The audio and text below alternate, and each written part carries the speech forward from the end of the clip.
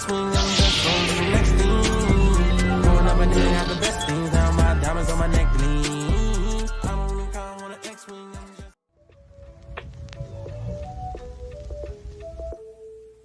Imagine if an SJW got a hold of this stream right now. Oh my, we would be blacklisted. We're canceled. We're canceled. Of course, yeah. If Kenobi's a jumbled mess like that, a lot of fans are. It's not going to be good. The guy with the guy in the cloak with the hood. You know that. Again, a lot of people, a lot of people are really mad about that, man.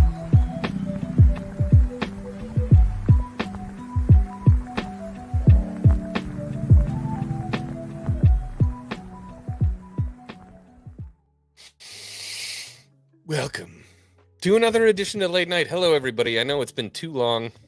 I've been a little bit of a ghosty ghost on my channel, but don't worry. We're coming back into the regularly scheduled broadcast. We're going to be doing more of these late nights. Obviously, we're keeping up with the Friday thing, and I need to come back. I'm going to be making some more videos for you guys. I don't make enough videos. What's up? My co-host, as always, Moff Rissman. Seems like you're on the road. Where are you, man? I am still here at Cabana Bay, and I'll be back in my crib in a few days. So in your been crib? Here for a bit. Yeah, back home, man. Good. Time to get back home. Ooh. I gotta change the background. We gotta get the background right. There we go. That's how good. What's up, chat? How's everybody doing tonight? Good to see you guys. I see Leia Rose is here. King's Advisors is here. Brendan, Daisy. Oh, it's good to see you, Daisy. Ted, Beskar Man, Nick Coolio is here. Obviously, Rissman, good to see you in the chat. Thank you for participating. KG is here. Eli Martin is here. Real Wade is here. Ted's Nerd World is here.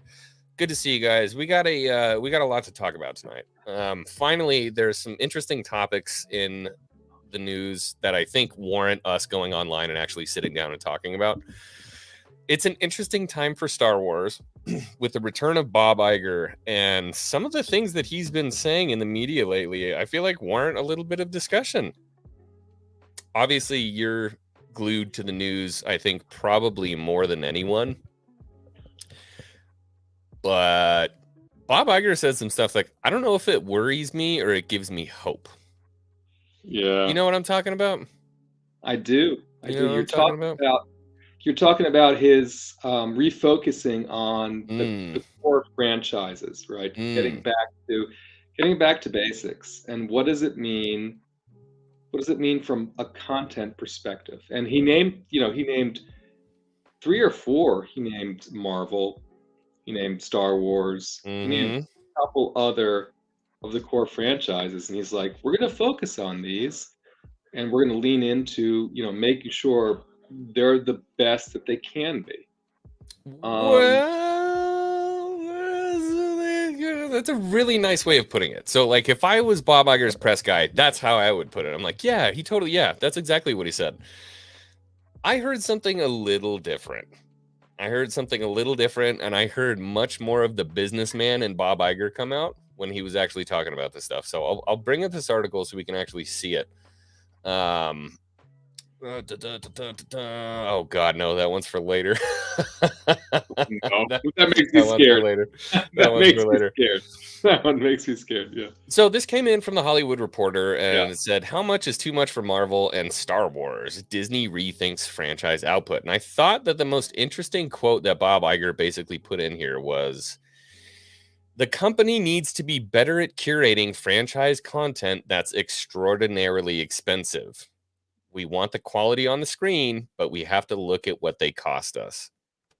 Now, depending on what kind of person you are, how much you believe in Star Wars, you can take that there's a spectrum of ways that you can take what he just said.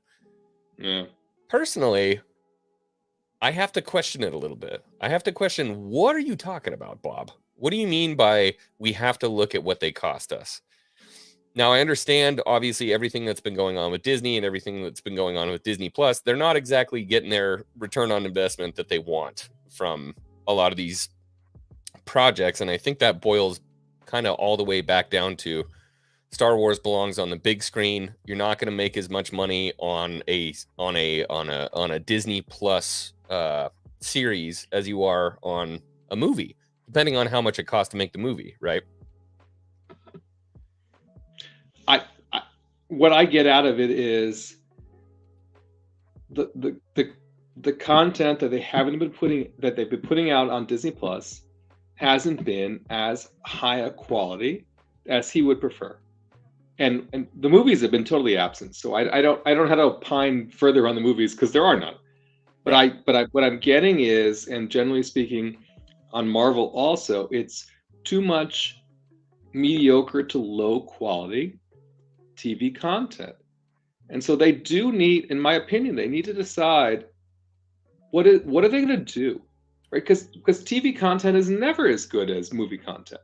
Right. But when you're only doing TV content and it's mediocre, and you're not doing any movie content, it makes anything that's mediocre, it kind of notches it down to low quality, I guess.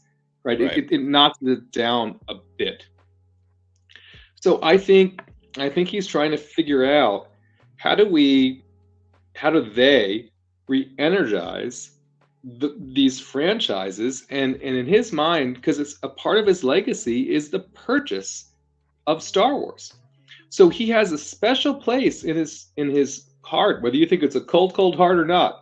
He has a special place in his heart for Star Wars, and trying to make sure he didn't botch that any more than he may have already botched it.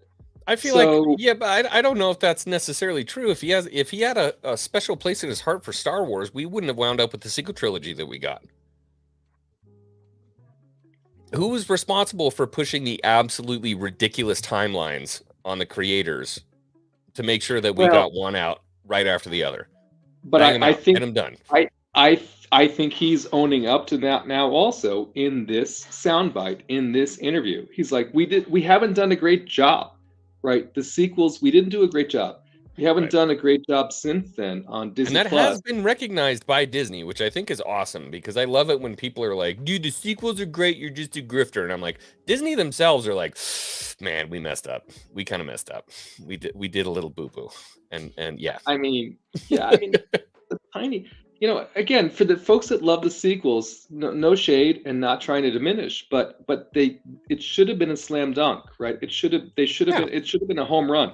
Absolutely. It wasn't. So he's coming back now, and he's like, I'm not going back there again. Right? We're going to do something more deliberate going forward, whether it's on the Disney Plus or whether it's in the movies. Having a plan. And, yeah, I mean, go figure, right? Yeah. So you would think that would be the bare minimum. And I see Maria in the chat said this isn't much about Star Wars as it is about Marvel, so keep that in mind. And to her credit, I think there was definitely some reference to Quantumania here, because that was an extremely expensive movie, and it definitely seems that a lot of people are just kind of not stoked on Ant-Man. Well, but they haven't done a great job, and you can look at Marvel as a great use case, right? My opinion, again, maybe I'm projecting, I don't know, but they haven't done a great job on the Marvel Disney Plus series or the last several Marvel movies. Right. They've just fit. I mean, again, we're comparing them to Endgame. We're comparing them to Infinity War. I get that, but that's their own fault. They set that bar. I didn't set the bar. Right. I'm going to go and watch the movie. They set the bar very, very high, and then they kind of seem like they've petered out on both the movies and the Disney Plus series. There's been many more Marvel movies in Disney Plus Marvel series than there has been Star Wars. Oh yeah, and that's something that they touch on right here. It was, as a point of comparison, during Phase 4, Marvel released a breakneck 18 projects across theatrical and streaming, 4 films and 5 TV shows in 2021, 3 films and 3 TV shows in 2022, and some specials. Dude, it's been, again, I don't feel oversaturated because, but I'm like the comparison is like, it's not even, I don't know which way is the way I do it, right? But it's not even close. Yeah.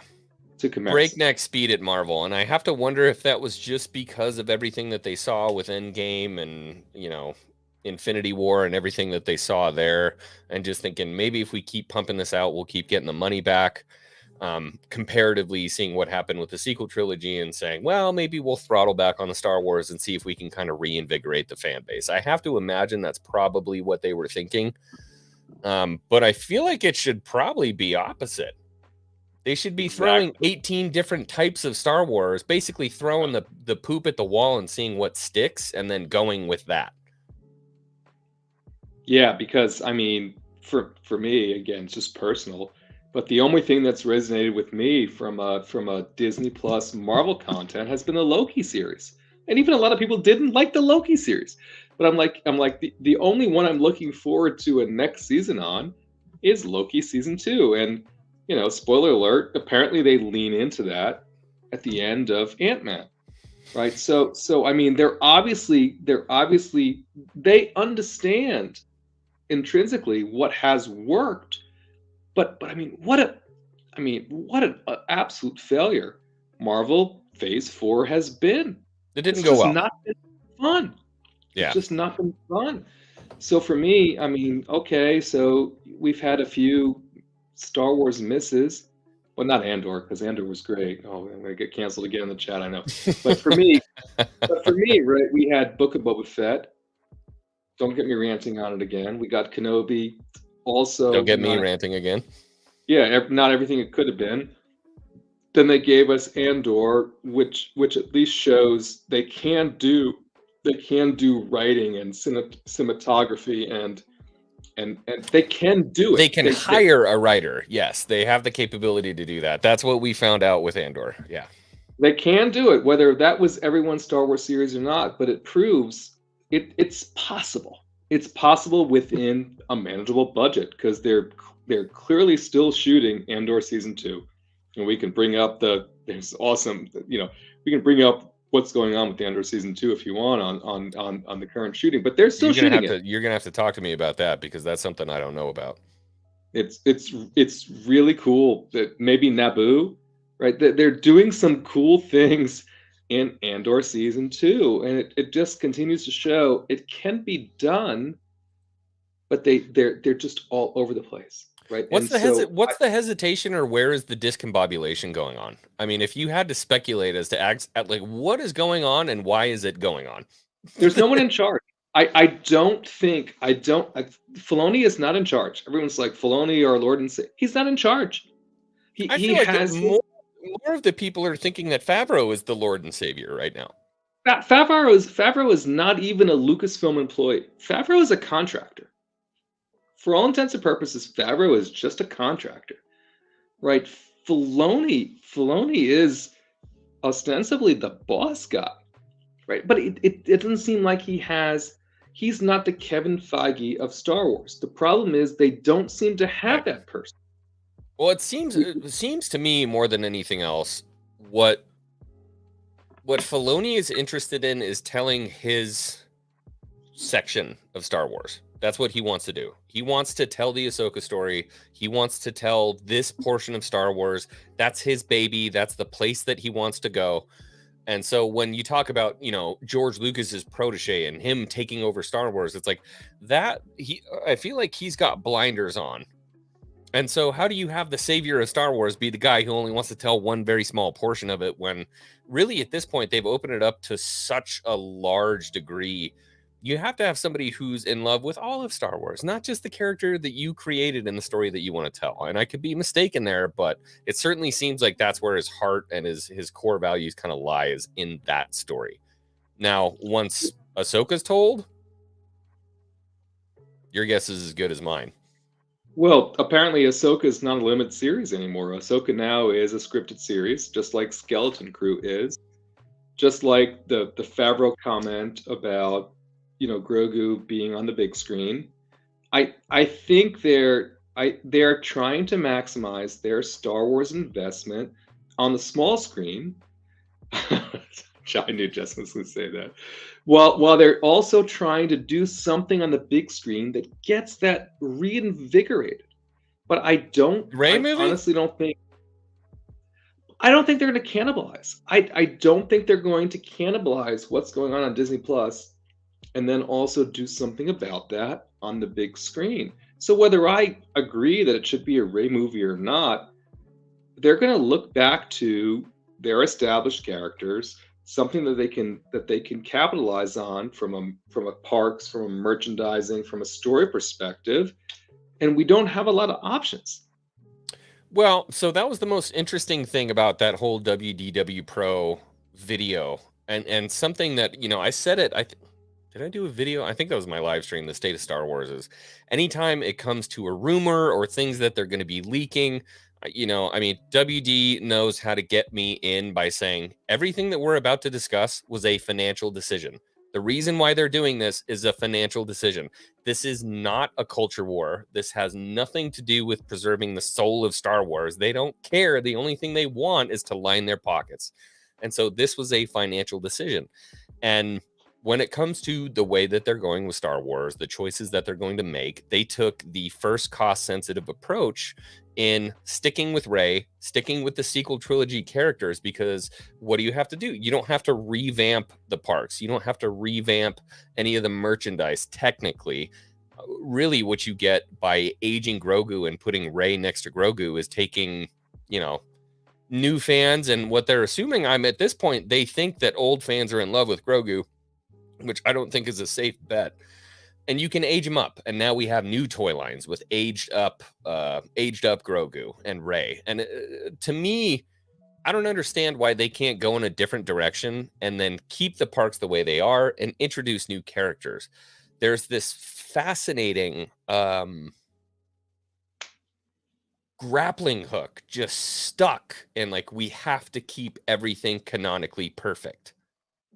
And it really kind of not shoehorned. What's the word I'm looking for? It stuck them in the mud, because now they can't do anything else, because they're like, we have to stick with this. We have to stick with this storyline. We can't do anything else. We can't do what ifs. We can't do, you know, any of these other things we can do to enjoy the universe of Star Wars, because they're stuck with what they did, which was, they've admitted a mistake. It's tough. Well, I'm with you. I'm with you, and I seen Cody in the chat. He said, you know, sequels merchandise didn't sell. I was in Galaxy's Edge earlier in the week, and what was selling, and I bought the Imperial credits, right? I actually bought Imperial credits. I can bring them out if you want to see. Like, there's 6 Imperial credits. They were selling them in Dok-Ondars. But what was selling was build your own droid and build your own lightsaber. And they weren't just selling 1 or 2 of them. Everybody, and we sat outside the build your own lightsaber place for an hour after we got out of Oga's. Everyone came out with lightsabers. And of course, that's a curated experience, so I get that. But yeah, I walked in. I would consider that different. I would consider that different than major retail, though, right? But that's what is selling in the parks, right? So they're not selling sequels era merchandise. I get it, right? But they're selling the shit out of everything else that they're selling. And you just walk a little bit away. That's not inherently sequel related. It's just simply Star Wars related. But right. It's and there was everyone was walking in with Star Wars shirts on, right? You know, there was a lot of people coming in there having a great time in the Star Wars land. So I get the sound bites that Galaxy's Edge doesn't work. The sequels doesn't sell.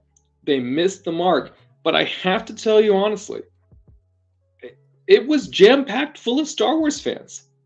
Maybe, I'm like, hey, you realize the franchise is dead? What are you doing? Are you in the right place? Right? You know, take the shirts off. You know, don't buy anything here. I mean, and people were walking out with bags. So I get where we're at and what we would like to see, but the motivation for them is not there because it is selling. Right. And so now they're thinking about what do we do to enhance that, to try and bring some of the folks back who have left us. And that's where I really think they're at. I'm going to hit this comment really quick and just, I mean, we can kind of speedball off of each other and just see if we collectively or agree or disagree when it comes to actual major retail sales.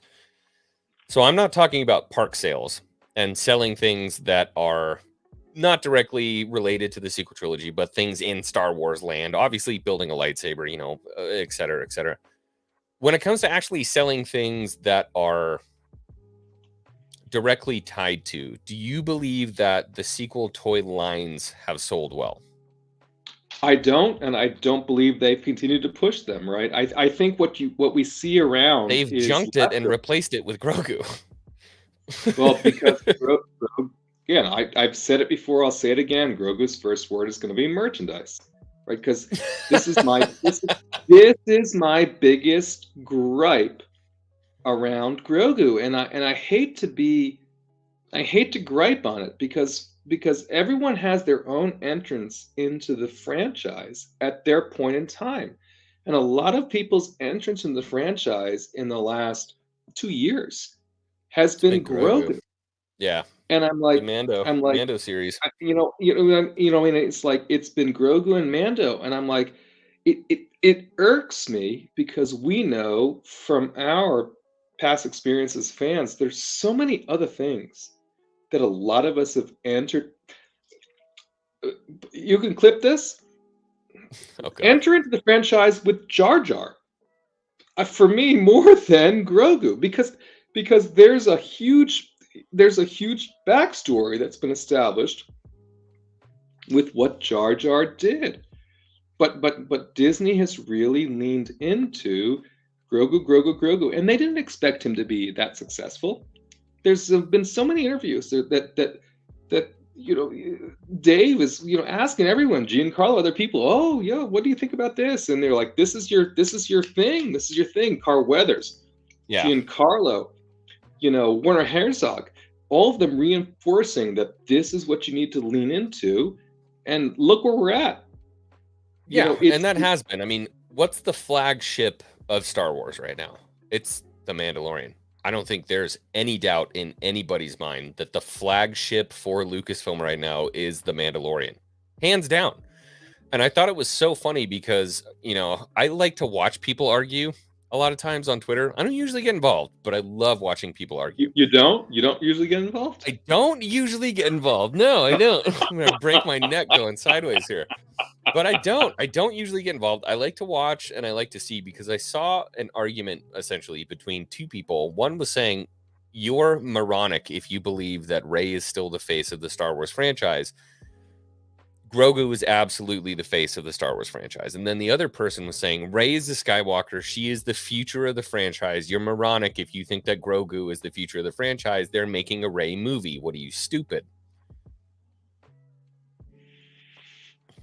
I could look, I could be out of my mind right now, but I just sat there watching and basically laughed. I just laughed because I'm like, in what world would you think that Rey is still the future of the franchise? The world we're living in, apparently. Go walk into the Disney parks. Tell me how many Rey shirts you can buy, and tell me how many Grogu shirts you can buy. Tell me how many characters you see walking around in the Disney parks. Rey, Chewie, Vi, who nobody even knows who Vi is, right? Kylo Ren, and a couple of 5 subs noticed me. What? And a couple of First Order stormtroopers. So I get you, but this is why I say, the parts of the rumor that seem plausible to me is Rey. Rey is still very much there. She's there. Doesn't mean anybody likes her. I didn't say she was my favorite. I mean, she's very sweet when you interact with her in person, obviously. But I just wanted to pull up. Look, we gotta address this. This is a massive and very generous. Even though the guy just made, I don't know, what, 16 grand in like 3 hours.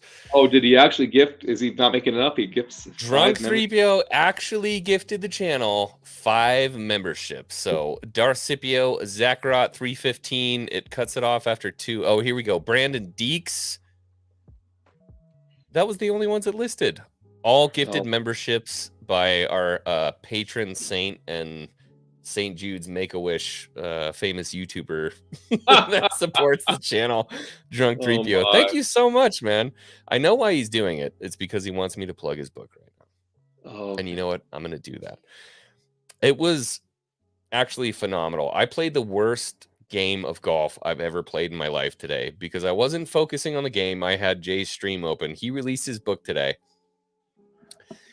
Set the goal for 10,000, and within 3.5 hours, I think it had blown past the 10,000 and up into 16,000. wow. And it was phenomenal. So if anybody ever says there's no wait to welcome to the rebellion, or ooh, your rebellion failed, or we'll crush your tiny rebellion, guess what? You were wrong. So I bought one of the books. We're not going to get it until July 23rd. Rissman, I hope you're looking up the link. But it's a children's book. So it's perfect for me. I'm excited. I'm ready to read it because I read it at 3rd grade level. Really excited for it. Don't worry, Teds. We're going to get that in the chat in just a second. Oh, yeah. But yeah, I'm looking forward to it. I'm interested to see where it's going to go. It's good to see that a book with some normality is being pushed. I'm excited about that. I'm not an anime guy. It looks very anime, so I'm excited to actually read it and hear the story. It's anime. I can't put it in the chat, can I? Yeah, I can't do that on my channel. Oh, okay. I'll find it.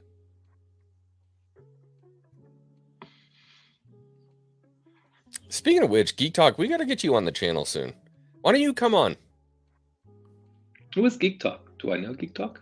Are you busy, Geek Talk? Are you busy?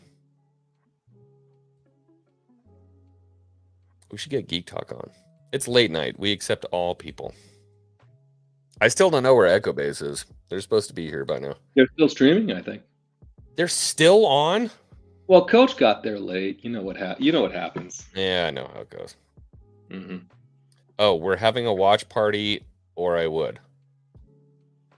They bailed out hardcore. All right, let me get Geek Who Talk bailed on out? here. Echo Base. Oh, Echo Base doing a watch party? What are they watching? Mhm. Oh, probably Picard. Geek Talk, I thought we were friends on Twitter. Are we not friends on Twitter?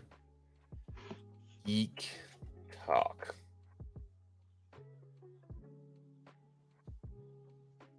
Let's get this guy on here. Oh, working nights. Lame. So lame. So lame. That blows. Yeah. Whatever.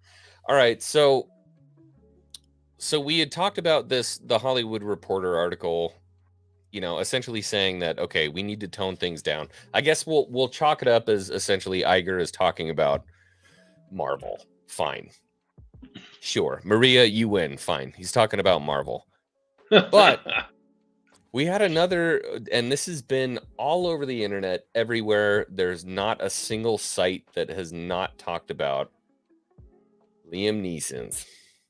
Oh, this Liam Neeson. I knew this is even an old quote, but yeah, the Liam Neeson thing. I know what you're talking about. Liam Neeson's. Well, no, because there was an old quote and a new quote, wasn't there? The old quote was that he didn't want to come back unless he was on a movie. Yeah. The new quote was that Star Wars is being hurt by so many spin-offs. It's taken away the mystery and the magic. And I think this one's really interesting because I don't know that I necessarily agree with Liam. But at the same time, I completely agree with him, which sounds cryptic, but there's a reason why I'm saying it. So you're doing your best Favreau. You're doing your best Favreau right now. I'm doing my best Josh Lucas. I love making fun of him for it. We're both great. fence sitters. I sit right on the fence. I have so many splinters in my ass from sitting on the fence. But there is truth and false in two things can be true at once. I guess that's what I'm trying to say. Yeah. So Liam Neeson says Star Wars is being hurt by so many spin-offs, it's taken away the mystery and the magic. So I would agree in saying that the way that Disney has handled the spin-offs, it has definitely taken away some of the mystery and the magic of Star Wars. On another token, I would say he's incorrect because they could do a million spin-offs of Star Wars, do them correctly, and retain the magic and the mystery of Star Wars. Does that make sense? Yeah, it does. If you do it properly, it doesn't ruin it, because I still think to this day, so many people say that, you know, Star Wars fatigue has ruined it. They've just put too much content out. If they had reduced the amount of content, people would be happy, et cetera, et cetera, et cetera. I don't think that's necessarily true. If you don't put out the right amount of content, I don't care if you release it every week or if you release it every 7 years, it's going to have the same effect. So I agree and disagree, and I'm interested to hear what you think. Well, I think he's just leaning into exactly what we've just been saying, which is we can. Yeah, I'm so sorry it took so long. I finally found a link for Jay's book. So go out and buy it. Go out and buy it. It looks great. But I think what he's saying here is less content, higher quality, right? It's gotten diminished. And of course, he had said previous to this, the quote I remember is that he said, I would never come back for a Star Wars role unless it was a movie. And then what happened? He came back, whether it was 2 lines or not, he came back for Kenobi. And then don't forget, he came back for Tales of the Jedi with his son. So he contradicted. You must contradict yourself. He contradicted himself, right? And a couple of times just then. You saying, well, contradict yourself.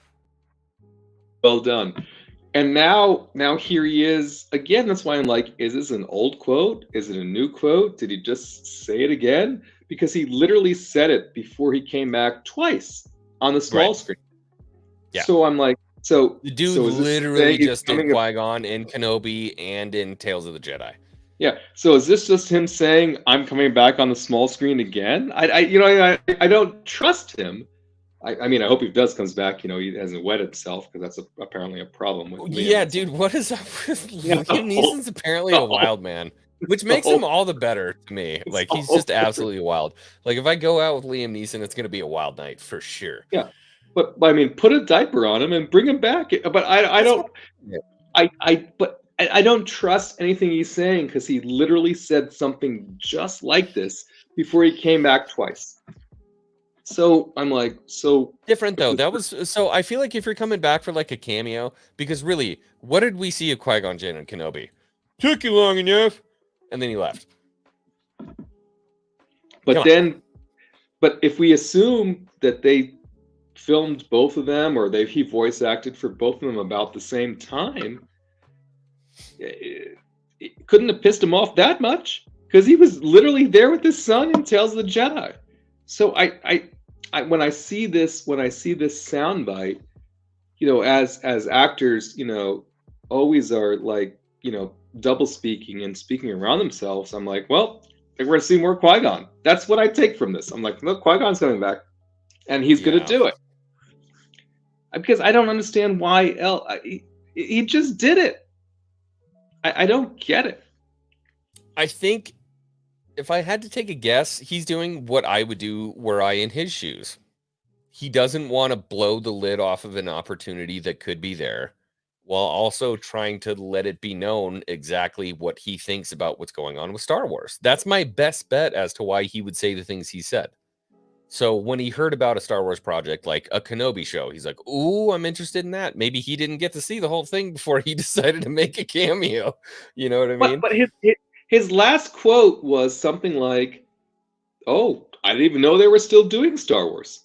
And they approached me, and I said, okay, fine. This is why I'm saying it seemed super contradictory, right? Because he went from, oh, Star Wars is still a thing. I haven't thought about it since I was in the prequels to, I know. And then it was like, well, I would never do it again, especially on the small screen. I mean, I would think about it in a movie.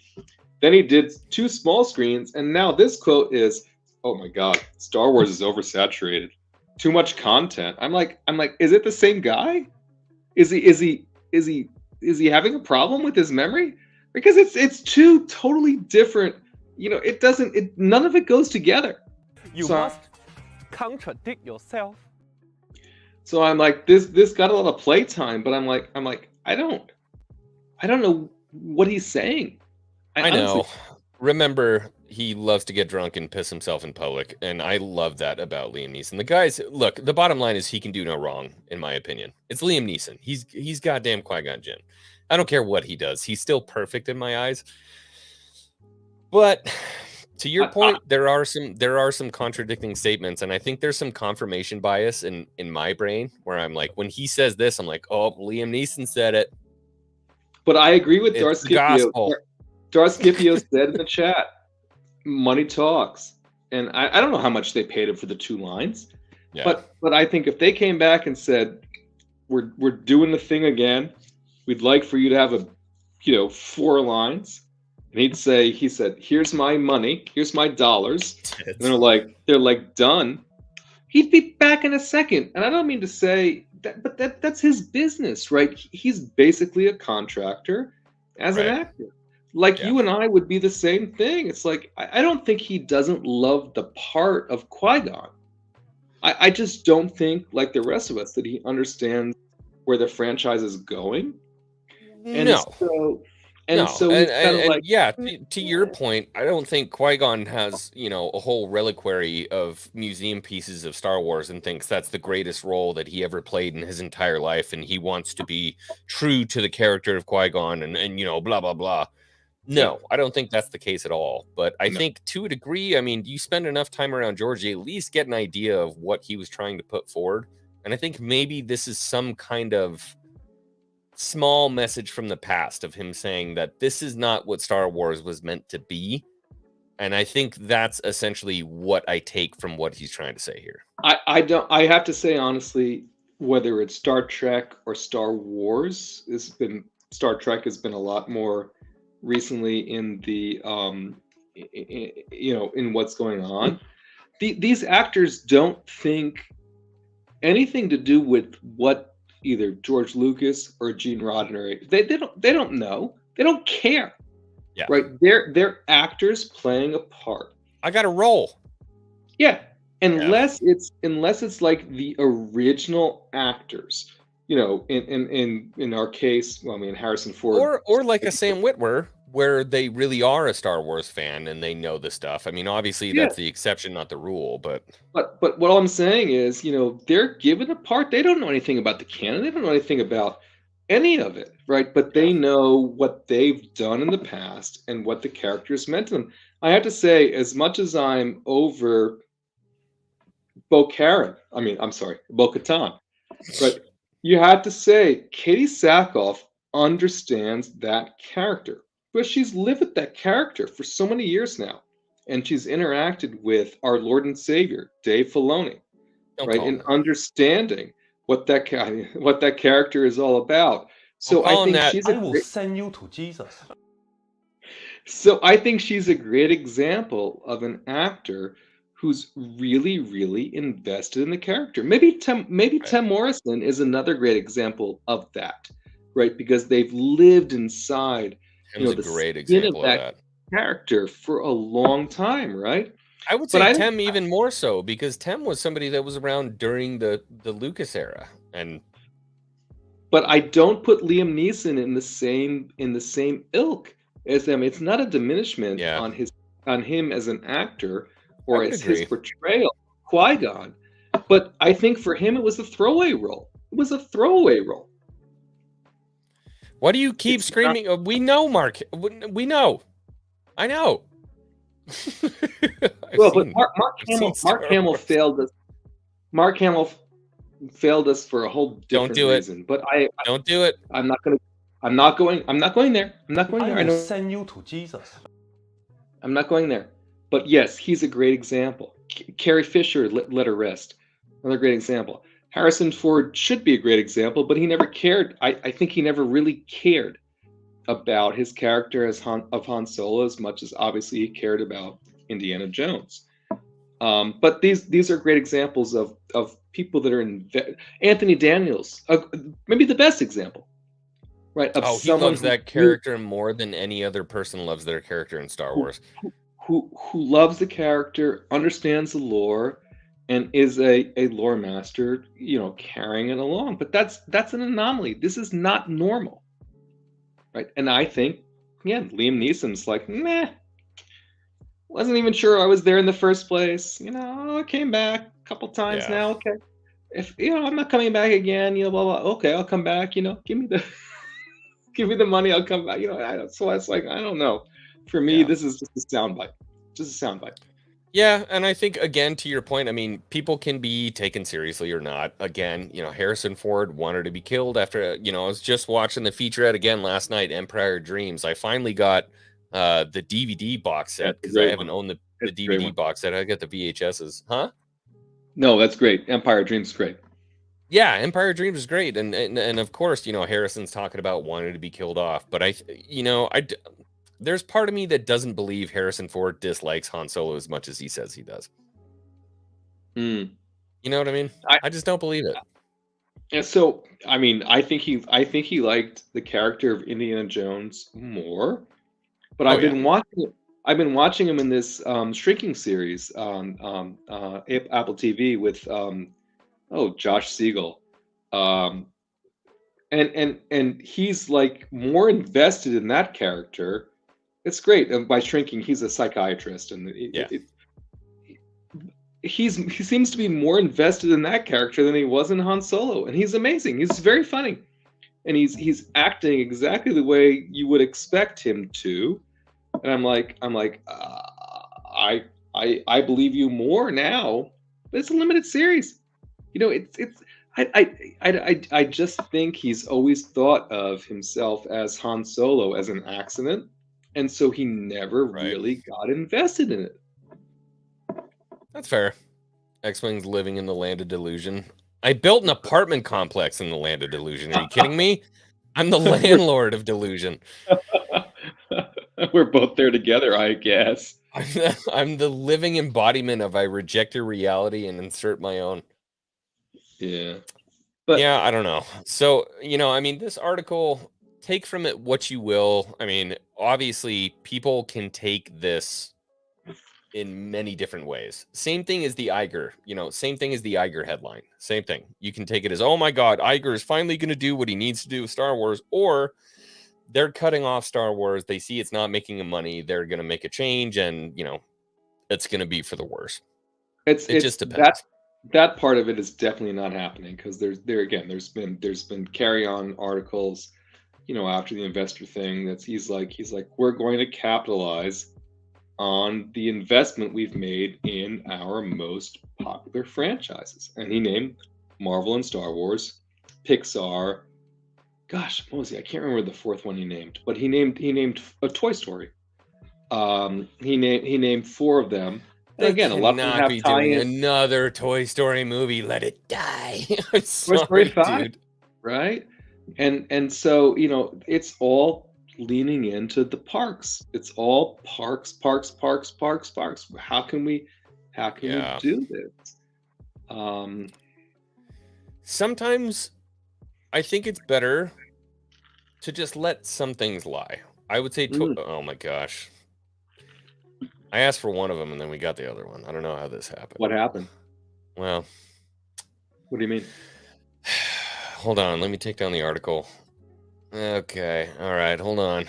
Oh, I don't think I have the intro. Where is he? I don't have the intro planned. Well, we have a special guest. Oh. You ready? Of course. Yeah. I thought you were in the watch party. What's up, Coach? What's up, brother? I'm in a watch party right now. They just don't know I stepped away for a moment. What are you all watch partying? We are watching Picard. Yes. So good. Star Wars channel. It was nice of him to drop by, but at least that's why I'm taking your wrench away. Take it away, Coach. I already told you. Bring it back. What's up, brother? So hey, I thought you invited me on. You invited Nick on, and I just showed up. Yeah, I invited Nick. I did not even realize that. Well, I feel bad. Do you want me to leave? I'll I'm leave. just kidding. I sent you an invite. I said I'd love for you to show up, but I know thought it's it was late for you. And I You thought said coach. You said coach. If you misspelled your coach. If you're free, you misspelled I'd love for you to stop by. You didn't have a comma, but I know it's late. It's because I was texting Nick before I sent the StreamYard link. Okay. All right. Hey, everybody. Coach, if I could pop X-Wing out. By the way, I will let you know that from now on, I want you to know this. I'm telling you this because you're my homie. Okay. Every time we end an Echo Base Network live Saturday night show, I'm going to start doing the automatic redirect right here. Yeah. So I'm sending everybody here. Because this is the same place. EBN and Hangar Bay, we are allies. So,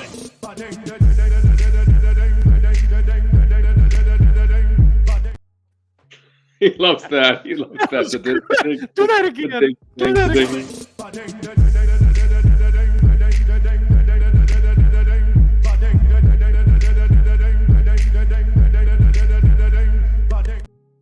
Can I please have that? Can I please have that? No, you can't. You can't have it because every time he plays it, it gets demonetized. You can't have it. Got copyrighted. Yeah. You can't have it. It's worth it. It's so worth it. Are you kidding me? Yeah, it's so worth it.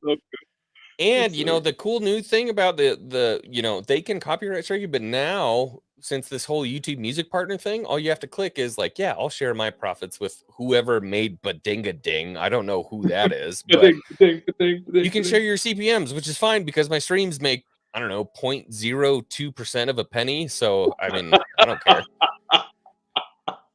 They really do. If you think I'm joking, look, I know you're not. I'll share my tax documents, man. Streams make about 0.02% of a penny. So don't worry about it. It's you don't get money as a content creator for clicks on a live stream.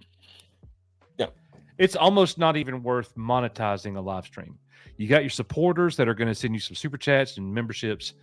That's where content creators can make a little bit of money. Well, that's why I love every time I go live, I put on my clown makeup. But Coach, not on this channel. I put my red nose on and then I wipe it all off and I go live. No one sends, super chats on this channel. I mean, you're talking about other live streaming channels. Other live streamers make money. Come on, somebody send my boy. No. King's already sent 5. That's all I need. I got a $5 tip for showing up here tonight. But seriously, I told everybody tonight, hey, if you're still here, if you're not a member and you're not going to go watch the watch party, head over to X-Wing's Hangar Bay right now. I said 2 members are over there, X-Wing and Rissman. They're talking Star Wars. Let's go. So I think that's something that we want to start doing. That Valiant Renegade does that very well with Midnight's Edge. Yeah. That's what we need to do. Well, I appreciate it, man. I mean, we've always been 2 sails on the same ship. Well, I mean, I became a sail on your ship at one point. Just kind of invited myself. Oh, the Sundowners Club. The Sundowners Club he's great. He's awesome. And Geek Talk also now. How I feel bad. Sundowners Club for $5. He can buy Geek Talk Brandon G for you guilt tripped him into it. Look, guys, do you understand? With $10, this man can buy like 150 Power of the Force 2 figures at least, because they're like worthless. So he can buy some. Shit. Look at flying in now. Man, we got a $10. We got a $10 from Daisy Blossom.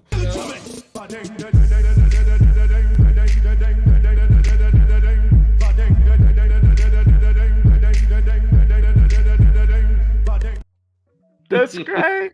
I'm the richest man on YouTube right now. Valiantes with a $5. We'll just keep going.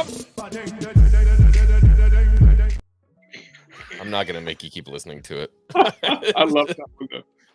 My most favorite is X-Wing. Yeah. That one's my favorite. I'm feeling blessed. Thank you guys for being so generous. I'm sorry that Coach had to guilt trip you into that. Hey, it's what I do. Yeah. You wanted the thank you video, right? No. Thank you. Thank you. Thank you for your generous contribution to X-Wing. Thank you. That video was not That's good. my favorite. That's my favorite. It's not one. good. No, he loves it, and it's so bad. It's awful. It's awful. That It's was cringe. from like my You first see 2 two months people- on YouTube. You see 2 people in that video back to back. That I see red. You know. I mean, that was the point, though. That was I the love point it. to just like laugh in their love face with that. Anyway, All right, Yeah, X-Wing, things get back on track. Bring the I'm gonna articles. get us back on track really quick though, because it's a nice little That's break. all It's a he nice wants to little do break. is articles. Coach doesn't No, I like wanna the talk about Star articles. Wars By the way, news. I've got a lot of Because articles. article in here. me Yeah, I to got a lot of death. articles. But Like, I ain't got time to read all that. well, what do you want to talk about, Coach? No, I'm talking about Rissman and his like. Oh, Rissman? He's like a crackhead with them articles, man. Whoa, my God! No, I know.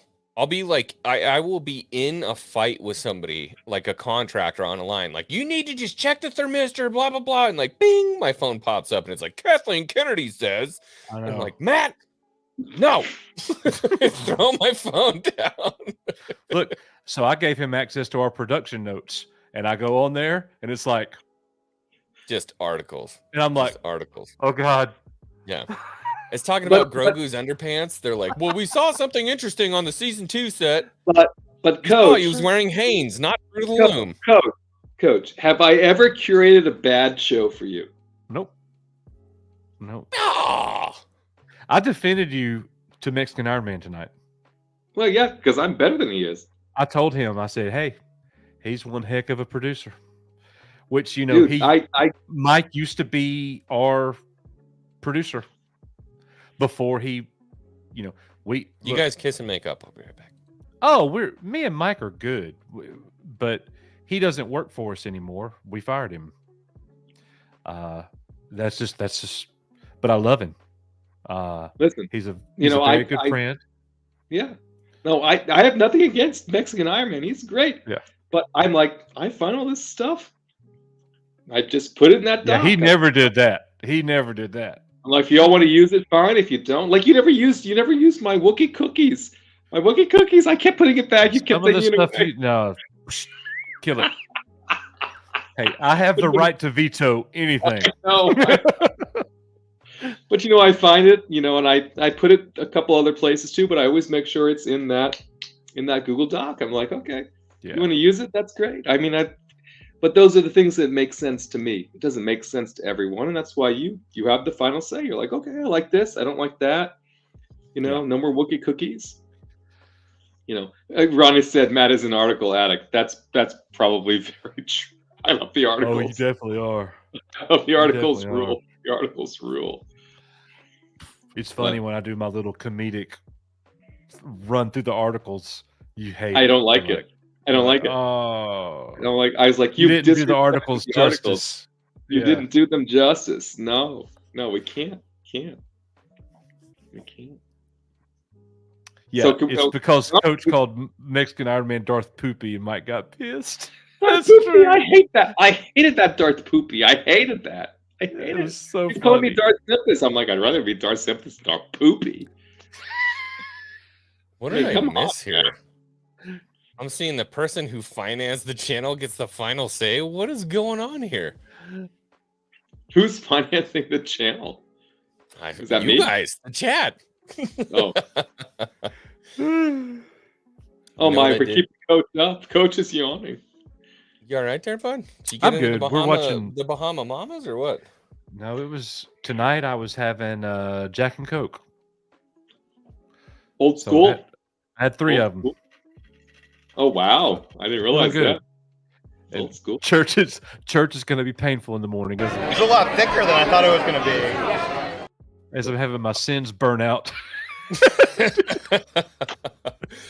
That's pretty incredible. That's why you showed up on my channel. That's why you're like, I'm drunk. I'll go over on X. Yeah, I'm whatever." like, I just don't care.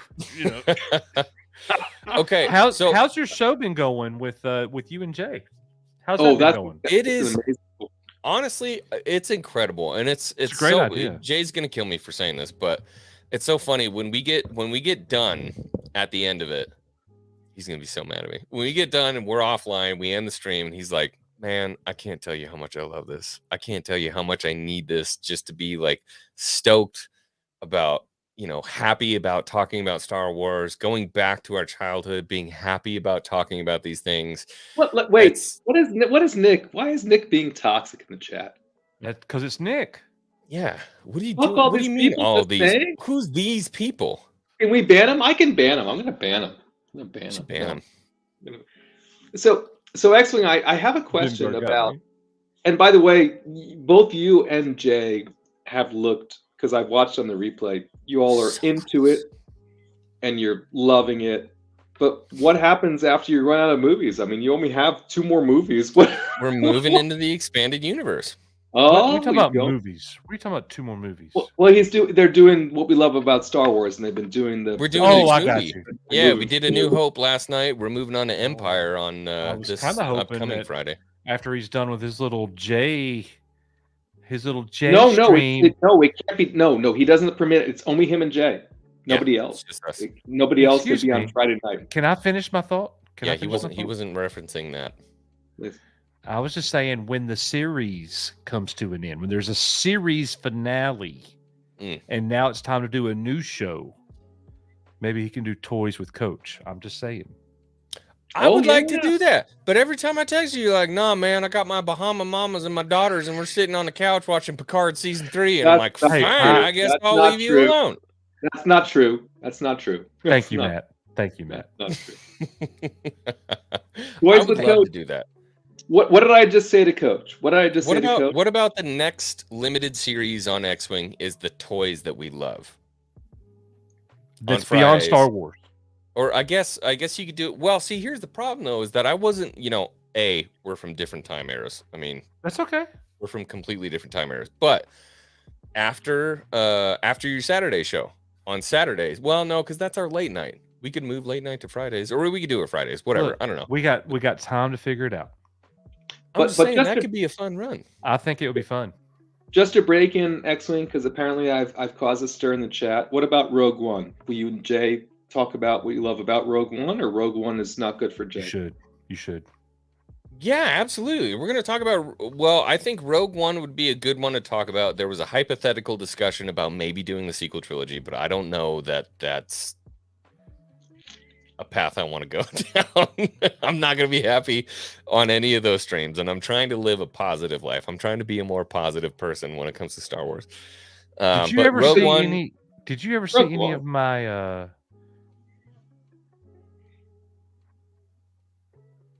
Use your words, Coach. We're waiting. God dang, I'm trying. Nick was actually supposed to give me a copy. Stop motion videos. Oh, with those toys. Are cool. Those are cool. You've never seen any of them. No, they're probably. I haven't horrible, seen them either. I'll watch them. I've only seen them with Legos, but you didn't do those. You've never seen one of my stop motion videos, Matt? Oh yes, I have, because you used to do them back in my first time at Echo Base. You used to do them in the cutscenes or in the videos or whatever, and those are cool. Those are really, really cool. Yeah. Bring those back. Those were awesome. I don't have the toys anymore. Well, I mean, you have the videos. I'm sure you do. Yeah, right. Yeah. Coach, you saw my little Attack on Hoth diorama I built with the LEDs? Yeah. I'm doing the Tantive hallway now with vintage collection figures. So I got all the Rebel troopers. They're all different Rebel troopers, and then the stormtroopers coming in, and then I'm gonna get all the LEDs going across the hallway. One's going into a Rebel trooper, and he's dying. It's gonna be epic. I'm so excited. And Mary Lanning, please. It's not Rouge One. It's Rogue One. Rouge One. Rogue One. Every single time I type it into a text, it changes it to Rouge. The Rouge. Oh, Nick says they take too long to make the stop motion, Coach. They take too long. Not paying me no attention. I have terrible news. Why? What is it? I think I killed them. Oh, they're no longer available. Oh, your videos? Oh, Coach, no. I vote no for the sequels review. They just get pissy. Honestly, I could put everything away just to go and kind of revisit The Force Awakens, but past that, no, it's not going to be good. And that's not the point of the literal title, the Star Wars We Love podcast, so it doesn't really make a whole lot of sense. Yeah, no, I don't want you to be shitting on it. That's why I just asked about Rogue One, because I thought about Rogue One. Yeah, so we'll talk about Jay's somebody who's read some of the expanded universe stuff, so I would really like to do, Shatterpoint was, to me, is still like one of my favorite expanded universe novels. We can obviously talk about the Thrawn trilogy. There's so much different stuff that we can talk about in the expanded universe that is the Star Wars that we love. That, yeah, I don't. Can I show you something, please? Yeah. Can you kill your music for a moment? He's in those Jack and Cokes, baby. He's like, y'all guys see when I did this? There's no music. You're good. You're good. Here you go. Are you ready? Vintage Luke, Stormtrooper, and others. So the whole premise. Great. This is a series about how Rey was overpowered and she could destroy anyone. But there was one person in the galaxy that she was afraid of. Luke Skywalker. Sergeant Slaughter. Sergeant Slaughter. Are you ready? Oh, this takes me back, y'all. I swear to God, if you copyright my stream over this, I'm going to get a copyright strike by Coach. No, this is so good. All made by me. I love the film grain. Yes.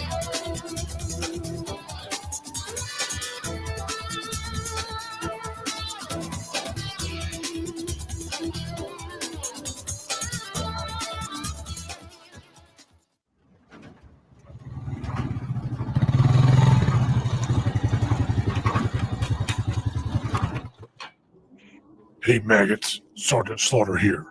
G.I. Joe sent me on a mission where I'm going around everywhere trying to toughen this world up. We're tired of all this mamby-pamby crap. Cobras don't even fight anymore. They just look at ya. Well, that's what you're gonna get. And you know, I actually snapped when the Baroness got soft and told me she likes the new Star Wars. Oops. And if you had a word from Snake Breath himself, he made a big mistake. I wanted him to say The Last Jedi was the best. Say it! Say it!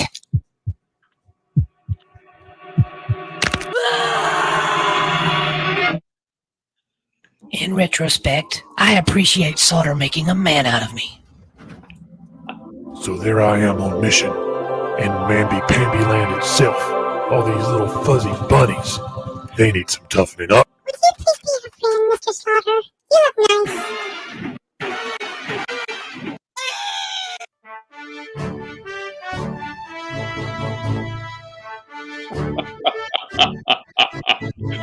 The best.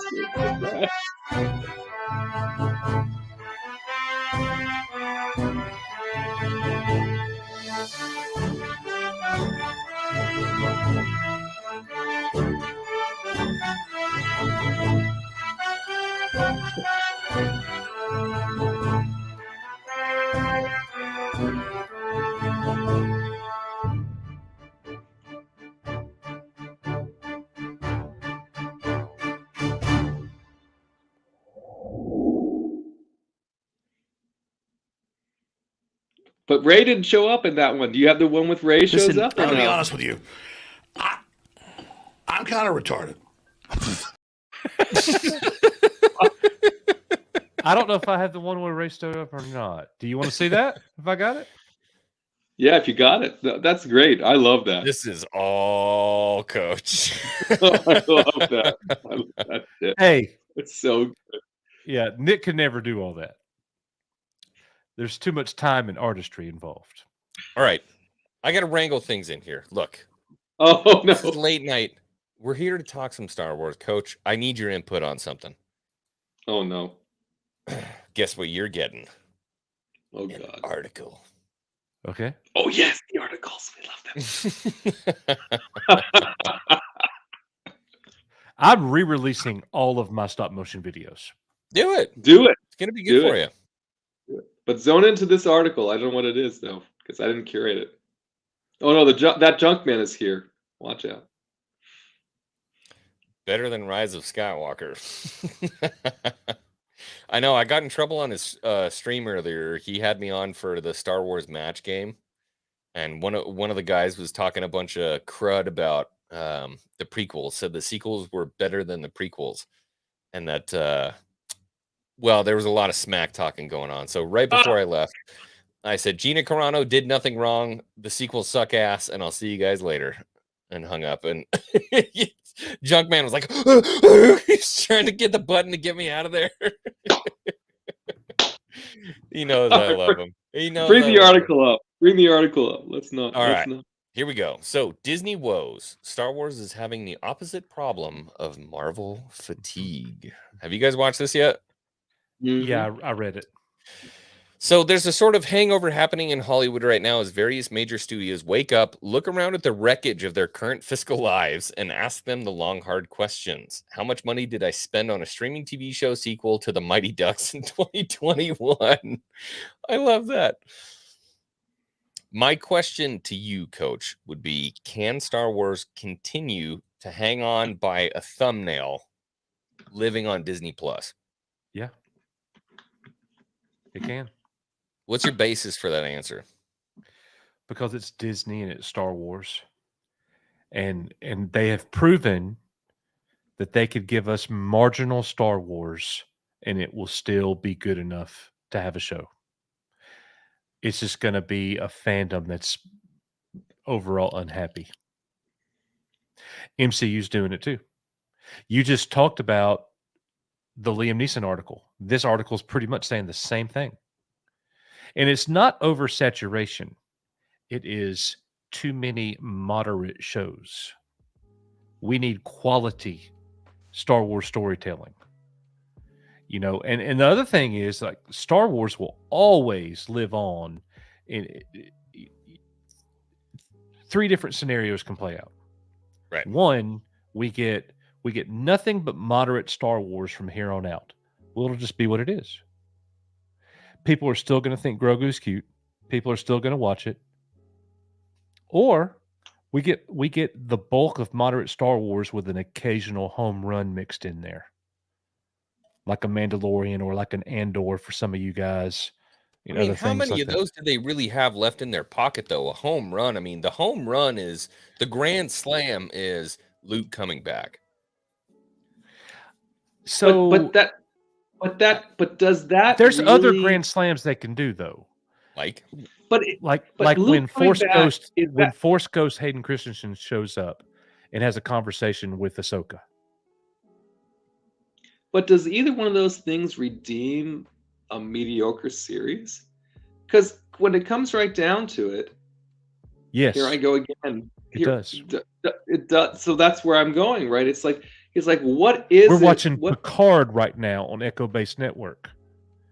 What is it that redeems a mediocre series and then raises it up to the next level? I would argue that the reason why Picard Season 3's first episode has hit for a lot of us older Star Trek fans is because they've done a great job developing the characters and showing them interacting together. Stuff much, you know? You get out of here with that. You love The Next Generation. You should watch it, right? But developing them together, and it resonates, right? What we got in the Mando Season 2 is we got Luke Skywalker coming back at the end, and then they ruined it in Book of Boba Fett. So I'm just kind of like, what is it that makes these series more than mediocre? So those great moments, they got plenty of great moments in the tank if they want to do them. There's so many things. It's all prequels at this point. It is. That's all they got left because they screwed up the original trilogy so bad. The only nuggets they got left is prequel stuff. So it's going to be Anakin. So let me ask you this question. I know. Let me preface the question with this. Knowing that you grew up with the prequels, but you still have a very big appreciation for the original trilogy. Appreciation.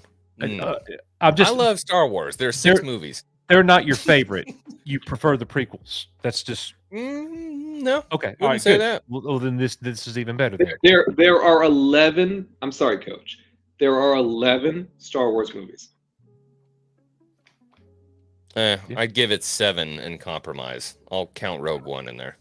Keep going, Coach. Keep going. So, how would you have been if you had gone into the theater to see The Force Awakens the first time you seen it, and the story that you got began with Princess Leia on a diplomatic mission where she is under duress, and she sends a message very similar to the message that she sent Obi-Wan in A New Hope, but this time she's sending a message to her husband, Han Solo.